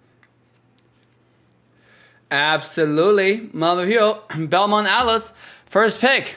But now they needed characters, they needed damage. They didn't get Julian. They needed damage to shut down the Faramis, to shut down the Cult Altar twice. What are something they couldn't get, right? They have the Belmont, they have the Alice. They need damage right now to finish it off. And what are the damage that can do that? You know, you can get a character that can poke from really far away, such as Xavier, such as Farsa, or you can get Lunox to look for the one-shot potential to bait out the ultimate. But if you use a Lunox to wait out the ult, that might be a missed opportunity. Now, what about the marksman side? Are we looking for the Irithel? Are we looking for someone more like Clint with burst damage that can really scare your entire team away? However, if you look at the entire side of Team the Valley, they already have a Julian, they already have Barats, they have the frontline presence, they have the teamfight presence, they have the one-shot potential, they have the threat to your backline. So it doesn't matter what you pick at this point, they're not going to be that many great options. Well, you also have Beatrix, right? I mean, okay, I understand Beatrix was nerfed. is dead. But okay, Beatrix is actually out. We do see that Clint is being launched in by Mama Hugo. They probably are going to think about focus on because Atlas is a little bit late game hero, so they are going to think about a little bit mid game potential, which Clint offers to their team. Absolutely, and let's see. Clint right now is definitely going to provide the burst that they need. But can they have the wombo combo in the late game? And again, remember, you got to kill the entire team twice. And then that's the thing. Like, can Clint provide a sustained burst damage that they need? I think it can, but it might not be as good as Irithel, when it provide just so much more AoE, large amount of burst in a long period of time, long sustained amount of time. And let's take a look at the next phase of ban pick. Immediately, we see Team Hugo start banning away those marksmen, because they don't want the other side taking any character that can secure the late game. So you have Melissa being heavily contested. Claude is already being banned. So right now, are they going to ban another marksman such as 1-1? Because with Belmont, with Atlas, 1-1 actually do well against both of those choices. Yeah, I mean, even Aerosol with Purify can do pretty well. Clint, I see why they picked Clint, but I think Beatrix also has that AoE damage that can be wombo comboed with Atlas. And they actually banned out Matilda. Interesting ban. I mean, knowing that, okay, interesting ban, but also like it makes sense. Because Shark has always said, I'm going to play comfort pick. You know, when I was asking Shark about the draft, I said, Shark, is there anything particular you want to tell me about why Mathilda is all of a sudden prioritized over Grok, over anything else in the meta? What he told me, it's nothing but dissatisfying, okay? Because to me, it was largely a disappointment. It's more of an answer that doesn't really answer my question. It's one of those like, oh, I can't tell you kind of answer. He said it's just my comfort pick. Yeah, we know that. Okay. But also we know Shark is one of the best Grok player in North America as well. And why is that not a character you can consider? Your team, Right? My question is, why are you choosing Mathilda over any other tank? And I don't really get the answer. But you gotta understand, Mathilda with heavy engages can be really good. In this particular game, you know, if you have a Faramis plus Mathilda jump in, you can like kind of get some wombo combos to set up pretty well. So I kind of get the Mathilda being viable, and also we know how mobile this character really is. So it's overall just a pretty good pick. I think it's one of the prior pick if you're looking for not really another tank, but looking for a support jungle. You have poke, you have vision, you have also wombo combo with the team. However, Yeah, Dave. go ahead. No, you go ahead. However, finish I your just line. don't see the prio over any other heavy tank characters. The hunt begins. Yeah, Your I mean, I was team going is to say, picking. it's like a Dyrus line, I do what I want for the thrill of it, Absolutely. And speaking of that, 1-1. Now 1 being taken out by the Valley is a pick that make a lot of sense, as we mentioned over and over again just now when talking about the marksman draft. More than Mathilda, to be honest, because they have the Atlas. Instead of worried about, okay, maybe Mathilda is good, they should really worry about, okay, what are the marksmen that pose the biggest threat again if we don't kill their team? And that's a character that you should be thinking about is 1-1. And sure enough, if it's not banned, the Valley's gonna go ahead and take that out, and we are going to have an Estes pick just to make him more disgusting, to combo with the Faramis, to combo with the Barats. This looks really, really devastating to the side of Mama Huo. But I mean, Julian is actually going to go to the EXP lane. Ooh. I mean, okay.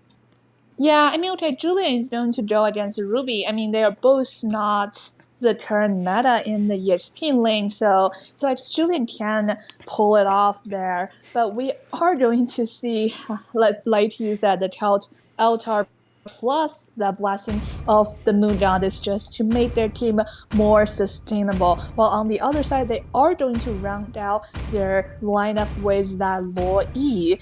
A very, very interesting pick. Some unpredictability there with the diversion. You never know where Luo Yi is going to go. It just makes the game more interesting. Luo Yi is going to be a very, very good pick here. Luo Yi has, because you have Estes pick, Luo Yi is one of the best counter. Yep. Luo Yi has really heavy burst into the comp that like to clump up. And Estes comp like to clump up. And you have a front line that's as clumsy as the Barats that can be easily landed once Luo Yi's young combos. But before we get into the game, ladies and gentlemen, as we walk in the land of dawn, this is your caster, Assassin Dave. With me is my partner, the trusty ally you can always count on for this on-point analysis, the one and only Grace. Thank you, Dave. I love that introduction. Dave always has the best lines, except for sometimes. Of course, Dave always has the best lines. Here we go. You can see Steve's not really afraid and trading a lot of HP away from the Atlas. Meanwhile, in the mid lane, Farm is going to quickly shove the lane. Same as a Love Gushin. A little bit of even game in early game, to be honest. Yeah, I do think that the Valley is playing a little bit more aggressive. And I do think that it's kind of a little bit, psychological pressure that they're putting onto the other side. And look at Durza, rolled into the mid lane, just shoving the lane, not really getting these done. And leaving Lethal Wonder still being taken by the Valley. Meanwhile, bottom lane is completely uncontested and giving Chicken level 3, which means you're gonna have a really powerful early game power spike coming from Julian on the bottom lane. Yep, already level 3, already providing that damage and that knockup as we already seen under the tower there with Ruby. Very interesting here. Kuhn taking a lot of poke from the passive from Luo Yi. And that's something that I love to see going forward into this match. Because a Luo Yi pick, like in the end, actually surprised me and is really, really a good surprise. Because it's a character that makes so much sense in this particular draft. Even though Luo Yi is not the strongest in the meta, but again, you have to understand, me personally, I prefer draft that makes sense, it's logical. I don't care about a draft that has to draft into the meta and draft yourself into a corner. Yeah, Mama Hugo is telling the world that Here we go! The Retribution has gone missing as now Team the Valley diving in. Is Master Fold Robes taking low, and one more auto attack from Shark will finish off the deal. The Valley takes the first blood and secure the first turtle. The Chicken will find a one more kill into the back onto I Love Gushin's mid lane for Team Huo. I was about to say, Hugo is going to show the world that in front of the Giant, the Valley, we are going to show you that we have the better ban pick, and all of a sudden we see that Retribution getting stolen by Barats. All of a sudden we see Master OFBs. Master Bs shit his pants in front of the Giants. Mr. Retribution he's not supposed to miss, and giving the unfair advantage to Team the Valley completely unnecessarily. So a lot of mistakes happening right off the bat. And that's something that I encourage teams in North America to not be afraid of, right? Obviously, when you go against a team that's like much more experienced in battle, it does not mean you shouldn't follow through on your execution. It does not mean you shouldn't just play your game calm-headed, level-headed. And a lot of teams that we've seen last time when we go against Gosu, similar things. Team against Ackerman, similar things. We see a lot of fear in those executions, right? Like for mistakes that should not happen. And that's something that really going forward, hopefully Team Huo can take a deep breath and think about how to execute the next fight. Yeah, a lot of time it's psychology, right? But we did see that I Love Gushin is doing a good job putting pressure in the mid lane. We also saw a diversion where, she just jumped into the jungle supporting his teammates, but the Valley just responded so fast. They're not making any mistake for the other side to potentially take advantage of. And here we go. You got Zane, who's already level 8, comparing to a level 5 Belmont. Master of Beasts might not be the master of emotions, as he's getting drastically out-leveled compared to the opposing jungler. Yeah, and let's just see how tanky Barat is. We see that Loi is trying her best to put pressure onto the enemy jungle. However, that did nothing to Barat. Yeah. Here we go. With picking Belmont, not securing the objective one more time. The Valley just running through the objective. I gotta give credit to Team Huo. Even though they're playing really passive, even they're playing shit in their pants, but they're not making too many mistakes. In the sense of like I understand I cannot fight, so let's not fight. Here we go, the engage comes in, Love Gushin. It will be easily one-shotted. As Team the Valley will take one more kill. They are just playing very defensive, playing very, very safe. However, if you're just a little bit out of position, Team Valley will take advantage on that and capitalize. Top lane, here we go. The crossbow of Tang into the cold altar. It's an easy team wipe on the top side, 2-0. As Team the Valley will take not only the kills, but also the tower to completely assert their domination in this game. Yeah, just cementing their control. They are the Valley. They are not going to pull anything back. They are just going to engage decisively, and now they are actually invading the jungle, deny the other side's resources. Yeah, look at everybody just camping the bush right now. Not showing too much vision. A very, very steady play. And this point from the Valley to continue to extend their lead. They are already sitting at a 5,000 gold advantage, only with 5 kills on the map. You do not need a lot of kills to get those gold lead if you know what you're doing. That's exactly what's happening on the bottom side. Durza will be slowly trampled on and taken down. Yeah, every engage from the Valley is very decisive. They just go in, initiate, and then they just finish the kill. Very, very clean. Again, just one last time. Look at Belmont's level. You got a level 8 Belmont going against a level 11 dinosaur. This is not even fun anymore, as Alice being eaten alive. Wiz, the Fatal Link, not going to be able to connect. Zane taking low, taking way too much tower shots. But Estes, the moving fountain, will be there to heal his jungler up. Yep, and although they weren't able to take any kill, they did take down the mid turret, which gave them more map control. And with that, they also took the turtle as well. Here we go. Oh, the bottom middle lane, one more engage, a dive comes out, Alice trying to get away, not gonna happen today, but look at Young passive in the back line, forcing the cold altar from Hun, and that's something that we've been looking for. I gotta say, despite overwhelming disadvantage, I love Gusion keeping his calm. This player is definitely out of the league in his team.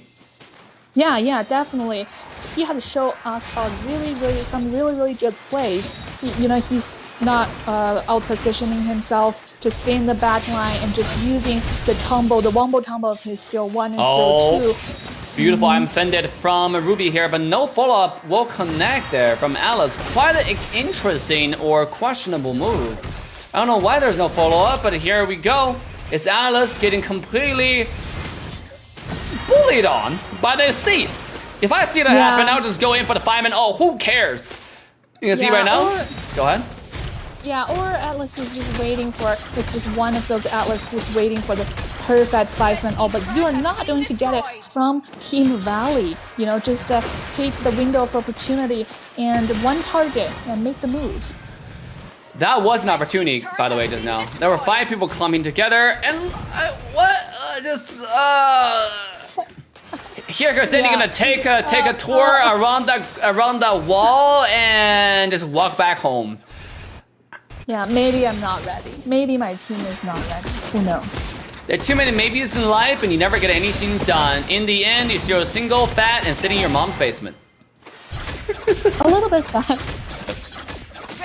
And that's what happens when you're an indecisive playing Alice, Now, credit to my boy Alice here, for doing his best, trying to maintain his calm, but nonetheless, it's just you gotta grab those opportunities when I gotta say, the Valley has given them so many opportunities. That kind of positioning in front of Alice was an easy 5-man ult so many times around, and we have Heracles Sandy just walking on the side and debating with his own internal fear.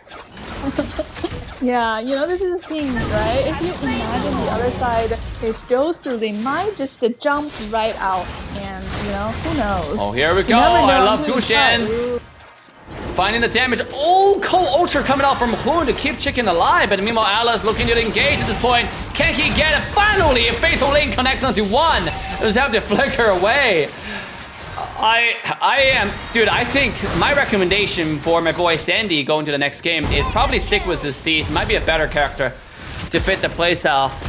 Because I don't understand why you're picking Alice without a single engage when you see a 5-man clumping up in front of you. Yeah, but we also need to give credit to our boy I love Goshen, who is trying his best to counter both skirmishes and Estes. It's just so much for him.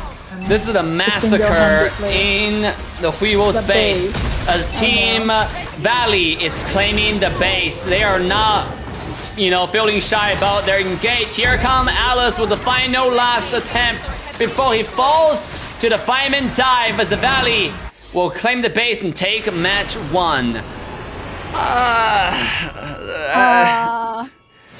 Victory! I mean, it's sort of what we expected, but it's also kind of sad to see.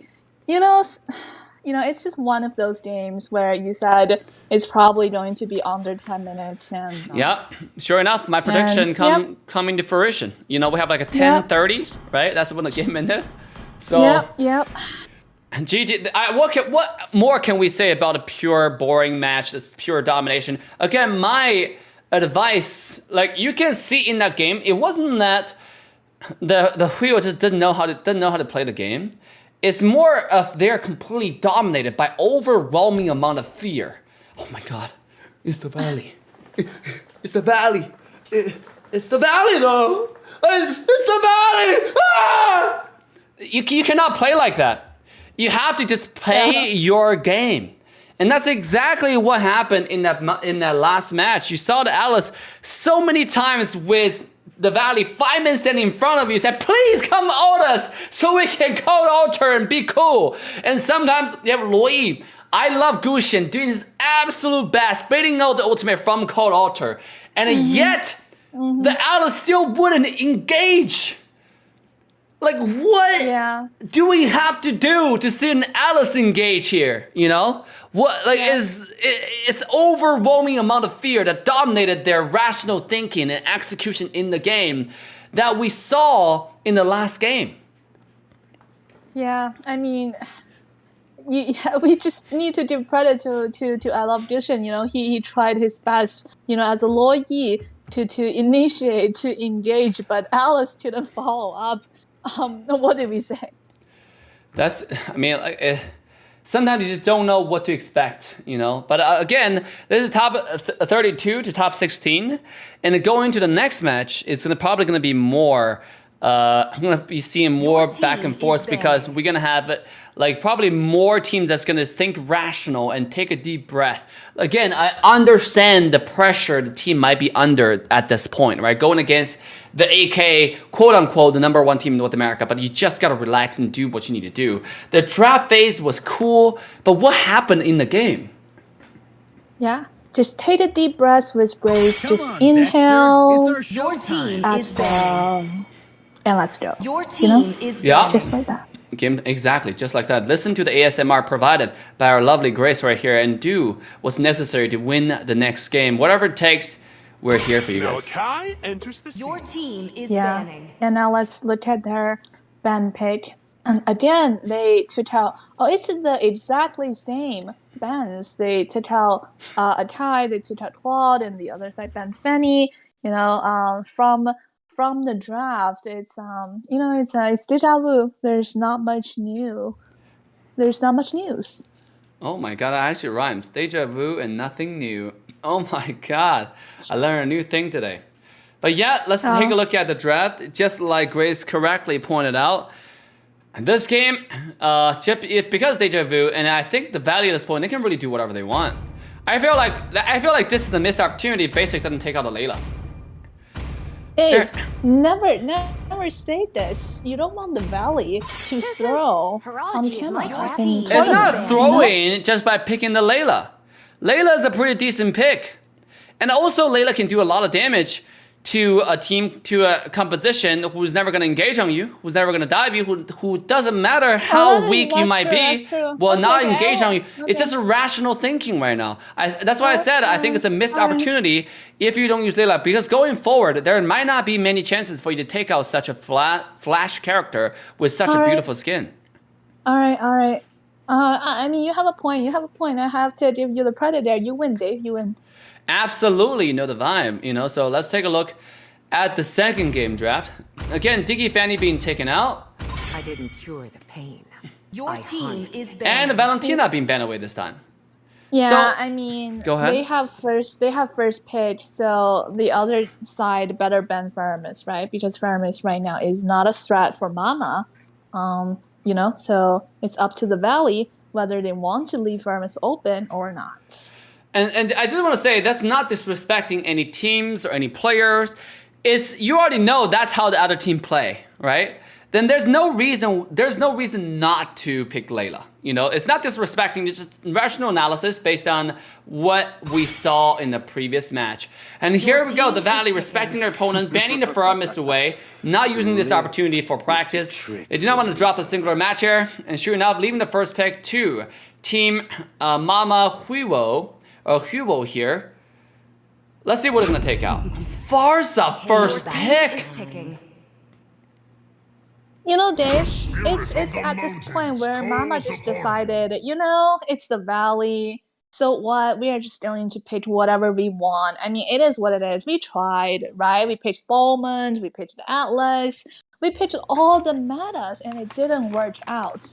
So, you know, we are just going to try, see if something new like Farsa would actually work in our favor. You never know. Absolutely. Here we go. We're seeing the Lord Shen on Ling here, being shown from Super Shark. Now, it's not something I think this is gonna go through, but we might be able to see the Dunzo in the end being taken out. Actually, locked down to Cho just as a chance to practice. Yeah, I mean, the Valley is not going to troll. They are showing their respect. You know, Yeah. they're saying, Mama, we know we are the Valley, but we are going to, stay with the meta. It's a tournament. We are going to be professional. It's a Valley. What do I have to say? By the way, do you notice there's a butterfly standing on Ruby's eye? I've never you noticed never there's know. a butterfly right on top of her pupils. Like if it's on top of her eye, it makes sense. But why right on top of her pupils? Isn't that like poisonous? To Ruby, isn't that poisonous? Break the code. Oh, yo, Dave, they might be looking at your stream. You just said their playstyle might fit Estes more. They just picked Estes. Oh my god. Ladies and gentlemen, here we go. I am speechless, Dave. That's exactly what I said. I do not see the Alice player playing anything close to anything that need to engage in any parameter, in any shape or form, in any level we're talking about a tank player, It's more of a support player that likes to sit in the back and throw some skills. If you throw another character such as Grok, Kai, Alice in there, it just doesn't fit the playstyle. It's not we being disrespectful to the team. It simply does not fit the playstyle in any shape or form. You already seen, like, in last game, with 5 people staying together, we have Alice just roaming around the rock. Like, with the flicker, with the ultimate ready. So this game picking Steez just makes a lot of sense. Yeah, I totally get your point, Dave. It's better use of resources, right? You don't want to waste the resources. You don't want to waste the flicker. You don't want to waste the fiddle link. You better just, stay in the middle of the pad and heal everyone. And, Ruby can just jump in and engage. Farsight can just feathered, airstrike, whatever. I will just use my fountain to heal all of you. While on the other side, we do see that we have a Julian pick, but the Julian seems is not going to go to mid lane. Wait for it. It seems to be an EXP lane Julian. That's very interesting. That is very, very interesting because it doesn't really matter at this point with the Valley picks. Julian is just a good pick. It does not matter if Julian goes mid, it does not Julian goes to EXP. Even though it's right now shown by the EXP laner of the Valley, it eventually can still be swapped. We can still go back to the mid lane position, Julian. Yeah, and we also did see how much value Julian added even as an EXP lane from our last game. He came on like level 3, he used his knockup, just boom, boom, and there he was able to dominate Ruby. So, it works. With Melissa being banned away, you have Claude still being available. If they want to pick meta, obviously Claude. But I think that the Valley is not going to go with the Claude route. I think it might be the time to take out the skins. It might be the time to show us what the current revisiting event for the Aspiron, or what's the skin called? Layla. Aspirants Layla is all about. It's no time to go meta. Oh, Claude is actually banned away, sorry. First ban. It's always the time for Layla. Okay, or not. It seems they are considering... It's the proof that I'm Okay. still alive. I was going to say they are considering Popo and Tupa, but they did a last minute switch. They were just like, we are trolling here a little bit. We might do Nathan, we might do Layla, we might do whatever, but actually, we are going to be serious. We are going to pull out that Brody. Brody is a decent pick. Brody has a lot of burst. Yeah, that's what I'm saying. And we are going to be serious. We are not going to be goofy. Oh, here we go. We actually have Shark on Hanzo as the support pick. And this is why Shark still remains my favorite kid on the team. Good job, Shark. Oh my god, what am I seeing? My eyes. I think both teams are watching your stream, Dave. My eyes. Oh my god. Oh, you know it. The on-point analysis, the coolest, greatest, the baddest, plus the one and only trusty comrade Grace. This is only the best production ever. It makes sense. My eyes. What do I say? It doesn't make a lot of sense to be Hanzo at this time, to be honest. Go ahead. This is the time where I need to pull out my eye bleach. Need some eye bleach. Oh, you don't want an eye bleach now. Those are not healthy for your eyes. But ladies and gentlemen, as we walk into the second match, the last potential match of the night. This is your caster on the desk who is having problems digesting the draft. Assassin Dave with me, equally confused and yet equally happy. Yeah. Grace. Who needs some eye bleach? Chat, please provide me with some eye bleach. Oh, here we go. See Hondo. He ate the red buff and now he's going home. He was going to kill himself actually just now. You saw him riding to the base? No, I need eye bleach. That's all I need right now. Oh, here we go. It's 3v3 here at the red buff. Kuhn is playing the Chow, and it is a little bit interesting early game. Who might be taking low? He's chasing Rito on his steeds. One more dash with auto attack will take the kill. As first blood goes to Valley, who might still walk away unharmed. Sure enough, the passive plus the skill 2 will secure the kill. Very interesting opening, as very interesting draft has been issued by the Valley. You know, I mean, this is the chance, right? I mean, this is Hugo's last chance to stay in the NACT, you know, and for qualifier. They're just trying a different strategy. They're just like, we are going to invade this time. We are going to be super aggressive. We are not going to shit our pants anymore. You know, we are not afraid of the Valley. We have brand new diapers. It's time for us to pop off. Dave! Oh my god. Here we go, as Belmont running away. Oh my god. You said you were there, not gonna shit their pants. I don't know what to say. Look at Shark just stealing farm away all across the map, doing the hundo things, and now he's gonna secure the red buff yet another time.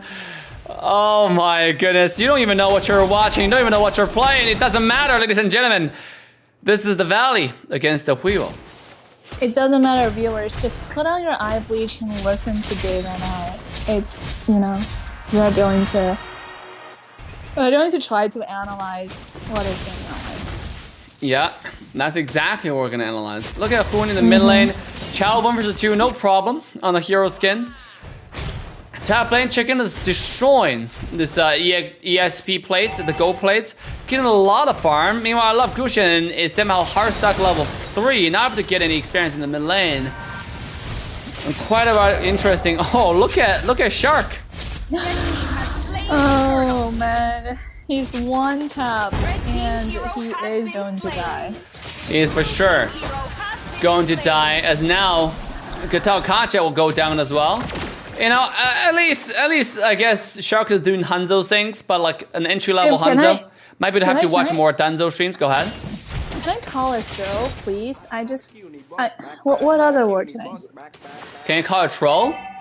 Can I call it throw? Oh, throw. Okay. I don't know. Look, he's not really understanding his energy. Like, I don't think he's throwing on purpose. It's just a lack of experience on the Hanzo as a character. But nonetheless, you have to commend the commitment, you know? Like, this is why I love my boy Shark so much, for doing what's needed to be done. Let's take a look at this bottom lane right here. It's basic. Looking for a little bit of poke on the Brody. And Zane is clearing the wave.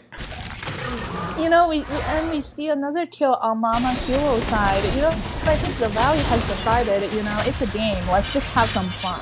Oh, here we go. Shark, actually, did he get the red? He did not. Sandy will take the red. Very, very interesting so far. You have Sandy last game playing the support, this game playing the jungle. Here we go. The engage comes out as the avatar of the Guardian will connect. But here comes the Brody with the damage. The ultimate has been issued and the damage is ready. It's instant wipeout on the jungler. 1-2 trade to the favor of the Valley so far, as Shark finds his way into the team fight. Another beautiful execution. And you cannot take out Zane. A 2-2 trade and no one came off on top at this particular game. Yeah, it's actually pretty even.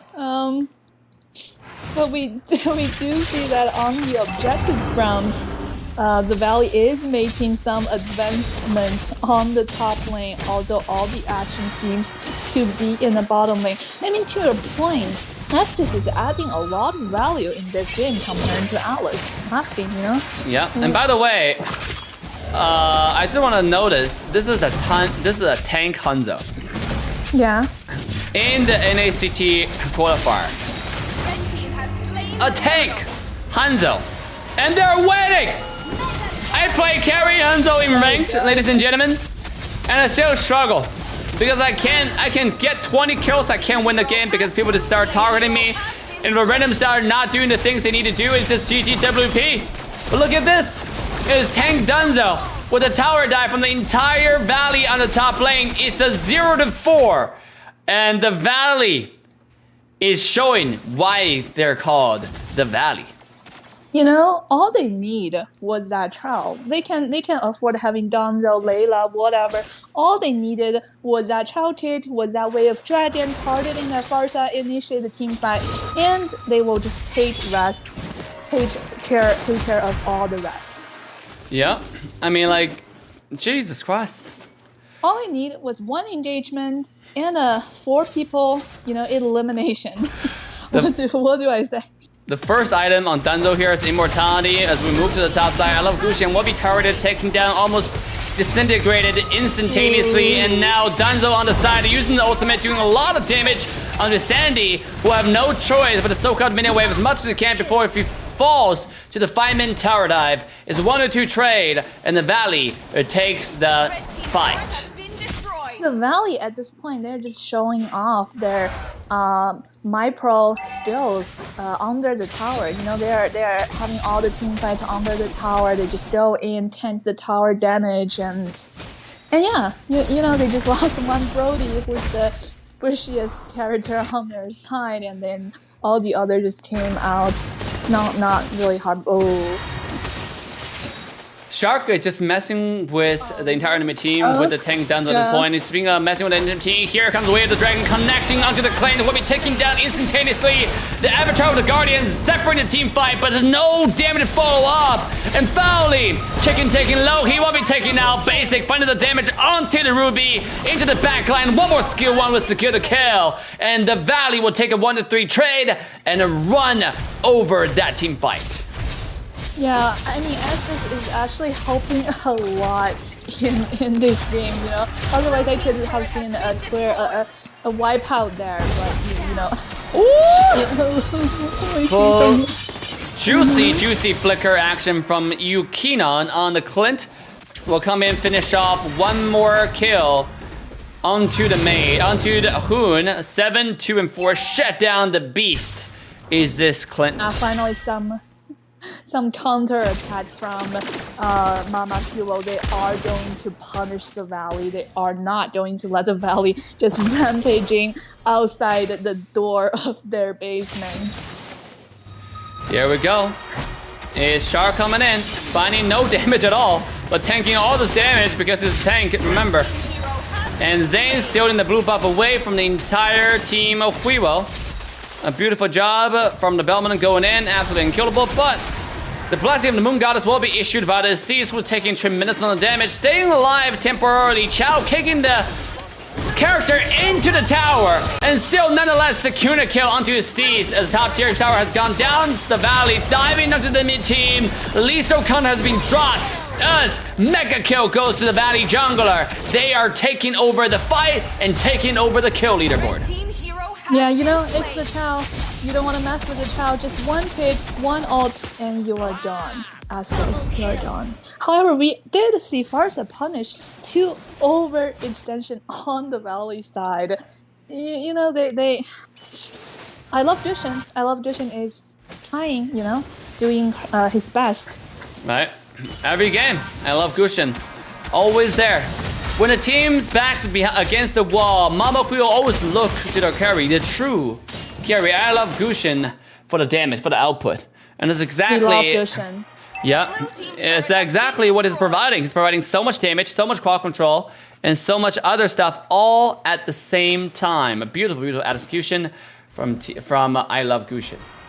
Yep, it's a 1 in all mage. Farsa, my favorite character.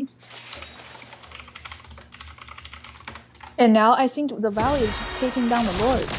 You know, there's not much going on. The other side is not going to contest this Lord at all. Yep. I mean, I'm just happy that at least Huyo has new diaper this game. So oh, here we go. The shadow will be instantaneously destroyed. The avatar of Guardian will connect onto Zane, who's standing still. Completely latulant. What's the word, right? Not really care about what's going on here. Beautiful. Oh, plus the flicker, but who will be hooked back in? Absolutely destroyed under the tower is the Lord marching under the tower. Shark, the tanky Hanzo coming back from behind, doing absolutely no damage whatsoever, and nonetheless still providing the pressure that he needs. Ruby still coming in looking for the shutdown, but this is Team Huyo on the offense. Ooh, and Chicken did get taken down. Yeah, I mean, we did see a better engage this time actually from the hero. They're actually doing much better. They're saying, okay, you pick out Hanzo. You know, you are kind of messing around with us. We are going to show you how strong hero is. We are not going to play as passive as last time we learned our lesson. We are potentially going to have a comeback right now, right? The highlight has to go to the Ruby, to be honest, right? There's that was a beautiful hook on the Hun to get the Chow under the tower and shut down the mid laner. That's something that they absolutely needed. And obviously the CC to stop the way of the dragon there was also pretty juicy. So overall, I mean, I gotta say, oh, Shark still in the blue buff one more time, running out of energy, and now his body and his soul will become one again. Yeah, I mean, he's doing what a Hanzo. I mean, you play Hanzo, you know better than me. He's doing what a Hanzo should do, right? You just steal the buff. The only difference is he is building tanky. I don't know about that. I think what Shark was really trying to do is to make a statement to the developer that we need a Hanzo buff. And look what you're making Hanzo do here. Hanzo is so bad that Shark is building Hanzo as a tank. Because it's better to tank some damage than doing damage, because he's not going to do any damage. He's making a statement. He's protesting against the developer who are not buffing Danzo for such a long time. And here we go. I hear it. I mean, honestly, looking at this, I think it's not a bad idea to build Hanzo as a tank. You know, you sort of like use your what do you call that? your fate body to go in, and you bait out all the skills, and that's it. Just look at his damage, okay? It's a horrible idea to build Hanzo as a tank, all right? It's taking Shark about 30 seconds to clear one wave. I mean, you just don't want to use Hanzo in tournament. What am I gonna say? Here we go, as Gushin is being caught off guard. The ultimate comes in into the lethal counter, and I Love Gushin will be shut down by the Brody. A beautiful catch from the Valley side, as the second Lord, the Luminous Lord, has now been spawned on the map. Yeah, they are going to secure this Luminous Lord while Chicken is just clearing lane and, you know, see if he needs to zone out Hero a little bit. While, ooh, see, Conro is going to take down the top inhibitor and mess up and just, you know, mess around a little bit in the enemy base while Ballman just doing what he does, taking down the Lord. Nothing new there. I did want to say that Shark is doing damage now. We have the first item coming out, which is gonna be the anti-lifesteal from Shark, who's gonna be working directly onto the base. Yeah, very interesting. Let's put it out. Yep. The Sea Hellbird, you know, which is at this point, like, besides this is a one-sided domination. Grace, how's your day so far? Are you having a good day? I am having a fantastic day just watching this match. You know, very fun. Here we go. The combo comes in. Who is going in and bait out some skills to cancel Farsa's ultimate. As Lord is marching to high ground tower, marching to the base crystal itself. This is Team Valley taking down bottom high ground tower with one remaining inhibitor tower. Can Team Huyo hold their line? Ladies and gentlemen, look at Shark. Continue to make strikes under the tower, doing absolutely, I'm pretty sure, healing 1,000 damage to the tower as he is doing it. A beautiful job by our boy Shark as usual. You know, actually, they are not. Oh, here we go. Chow with Way of the Dragon on the top side, connecting onto a Love Gusion, who does not have the pass to get away. Here comes the Avatar of the Guardian to keep the millionaire alive, but not for so long, as the entire team of Team The Valley is marching forward with every single minion pouring down to the crystal. It's 3-0 as Shark is once again hitting down the crystal itself. Ladies and gentlemen, no one standing in the Shark's way, and he is winning the game for the Valley. You know, Dave, the only thing I actually want to add it is Hondo's win rate in NACT is 100%. That's all. That's absolutely correct. That's all that this matters. lady is based. Oh my God. What a keen observation coming out from our co-caster, Grace, on the desk. From this point on forward, Hanzo will maintain 100% win rate in the NACT fall season. This will go down to the history as the highest win rate for every single character that's been played in this tournament. Yeah. You know, it's very important. Very impressive. What do I say? Nothing to say. There's nothing to say, ladies and gentlemen. Remember, for more exciting coverage, for more exciting match, this is your time to like, subscribe, and turn the bell on to all notification bells. We will be here to cover the entire NACT Fall Season Qualifier, all the way to tell you who is gonna be your next representative going to the world, taking over the North America region. You do not want to miss you don't want to miss any match along the way. So remember to hit that subscribe and make sure your bell is turned on to all. And What maybe a day. we'll see a Donzo in the M4 itself. Who knows, you know? We have all the possibilities open. Absolutely. You might see Dunzo. And by the way, Rank 1 Hanzo is still right here sitting on the desk. I just want to say, justice for Hanzo. Let's buff Hanzo, guys. This character deserves a buff after so long in the shadow. We need it. And next tournament, again, I think it's a missed opportunity. Look, if Basic listened to my call and picked out Layla, that would be a much more entertaining match to watch. Don't you think so? Yeah, I mean, sure. I mean, we already have Donzo. We might just have Donzo and Layla and maybe Zast or Board, you know, something like that, you know, and maybe Saber instead of Bowman. It's not bad. Exactly. Maybe like even Helker, you know, instead of Saber. Yeah, we can see all of them in one match, you know. You get all in one. Absolutely. And ladies and gentlemen, here we go as we come to the closing of tonight's broadcast. We have the entire top 32 concluded into top 16. Next match, we'll have the Nilo taking on Team The Valley. The Nilo has shown a pretty dominating performance all the way to this point, finishing every single match 2-0 style. So can they give the Valley a run for their money in the upcoming match? We shall find out starting next week, Thursday, 6:30 p.m. Eastern Standard Time. Right here on the Mobile Legends official channel, we will bring you the most exciting match of the day. At the same time, Ghost will take on Time Gap, Ackerman take on Incognito, Legacy Apex Predator, Team Sexy versus the Simpsons, Vendetta versus the Ventric E-Pro, Exile Outlaws versus Team First Blood, and Bloodhounds challenging Beat the Odds. Grace, what matches are you most excited about? I'd say probably the Simpsons and Team Sexy, because I do know that, you know, as one of Dave's favorite team, Team Sexy, you know, they also have Nicola, they have Best Player, it's an old brand, and for Simpson, they are also it's a well-known team, right? It's been there for a while in previous NACT, NASL. I think it's actually going to be a pretty close match, unlike some of the teams that we've seen tonight. So I'm definitely looking out for that. What about you, Dave? What can I say? I want to see the Valley versus Nilo. Oh my God, what just happened there?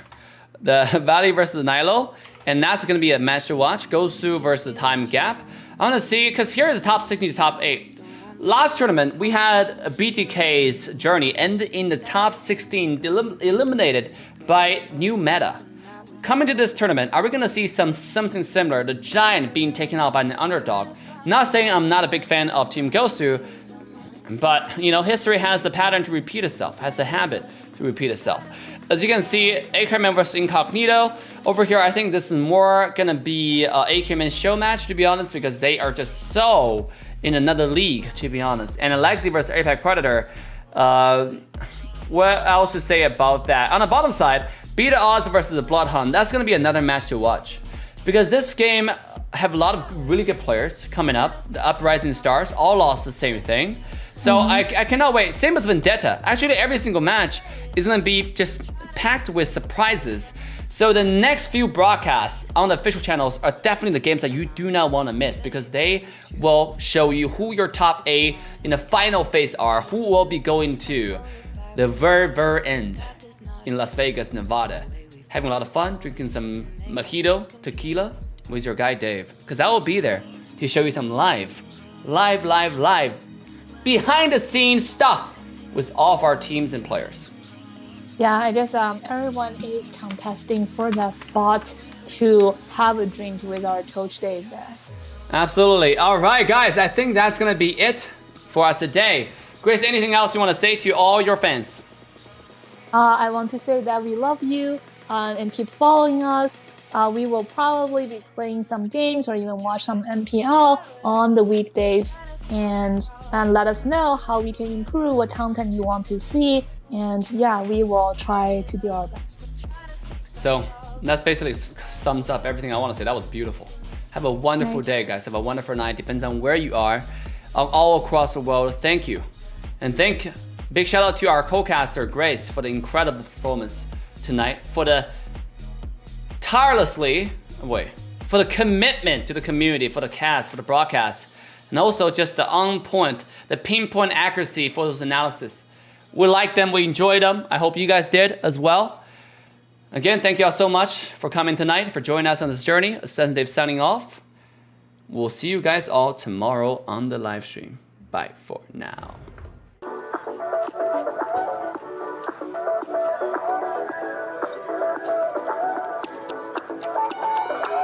My car don't look like a phantom. I don't own that house in the Hamptons, and my 2 chains ain't gold at all. I can't buy you a diamond necklace. Being good with money takes practice, but somehow I don't mind at all. Cause no one's got what we got.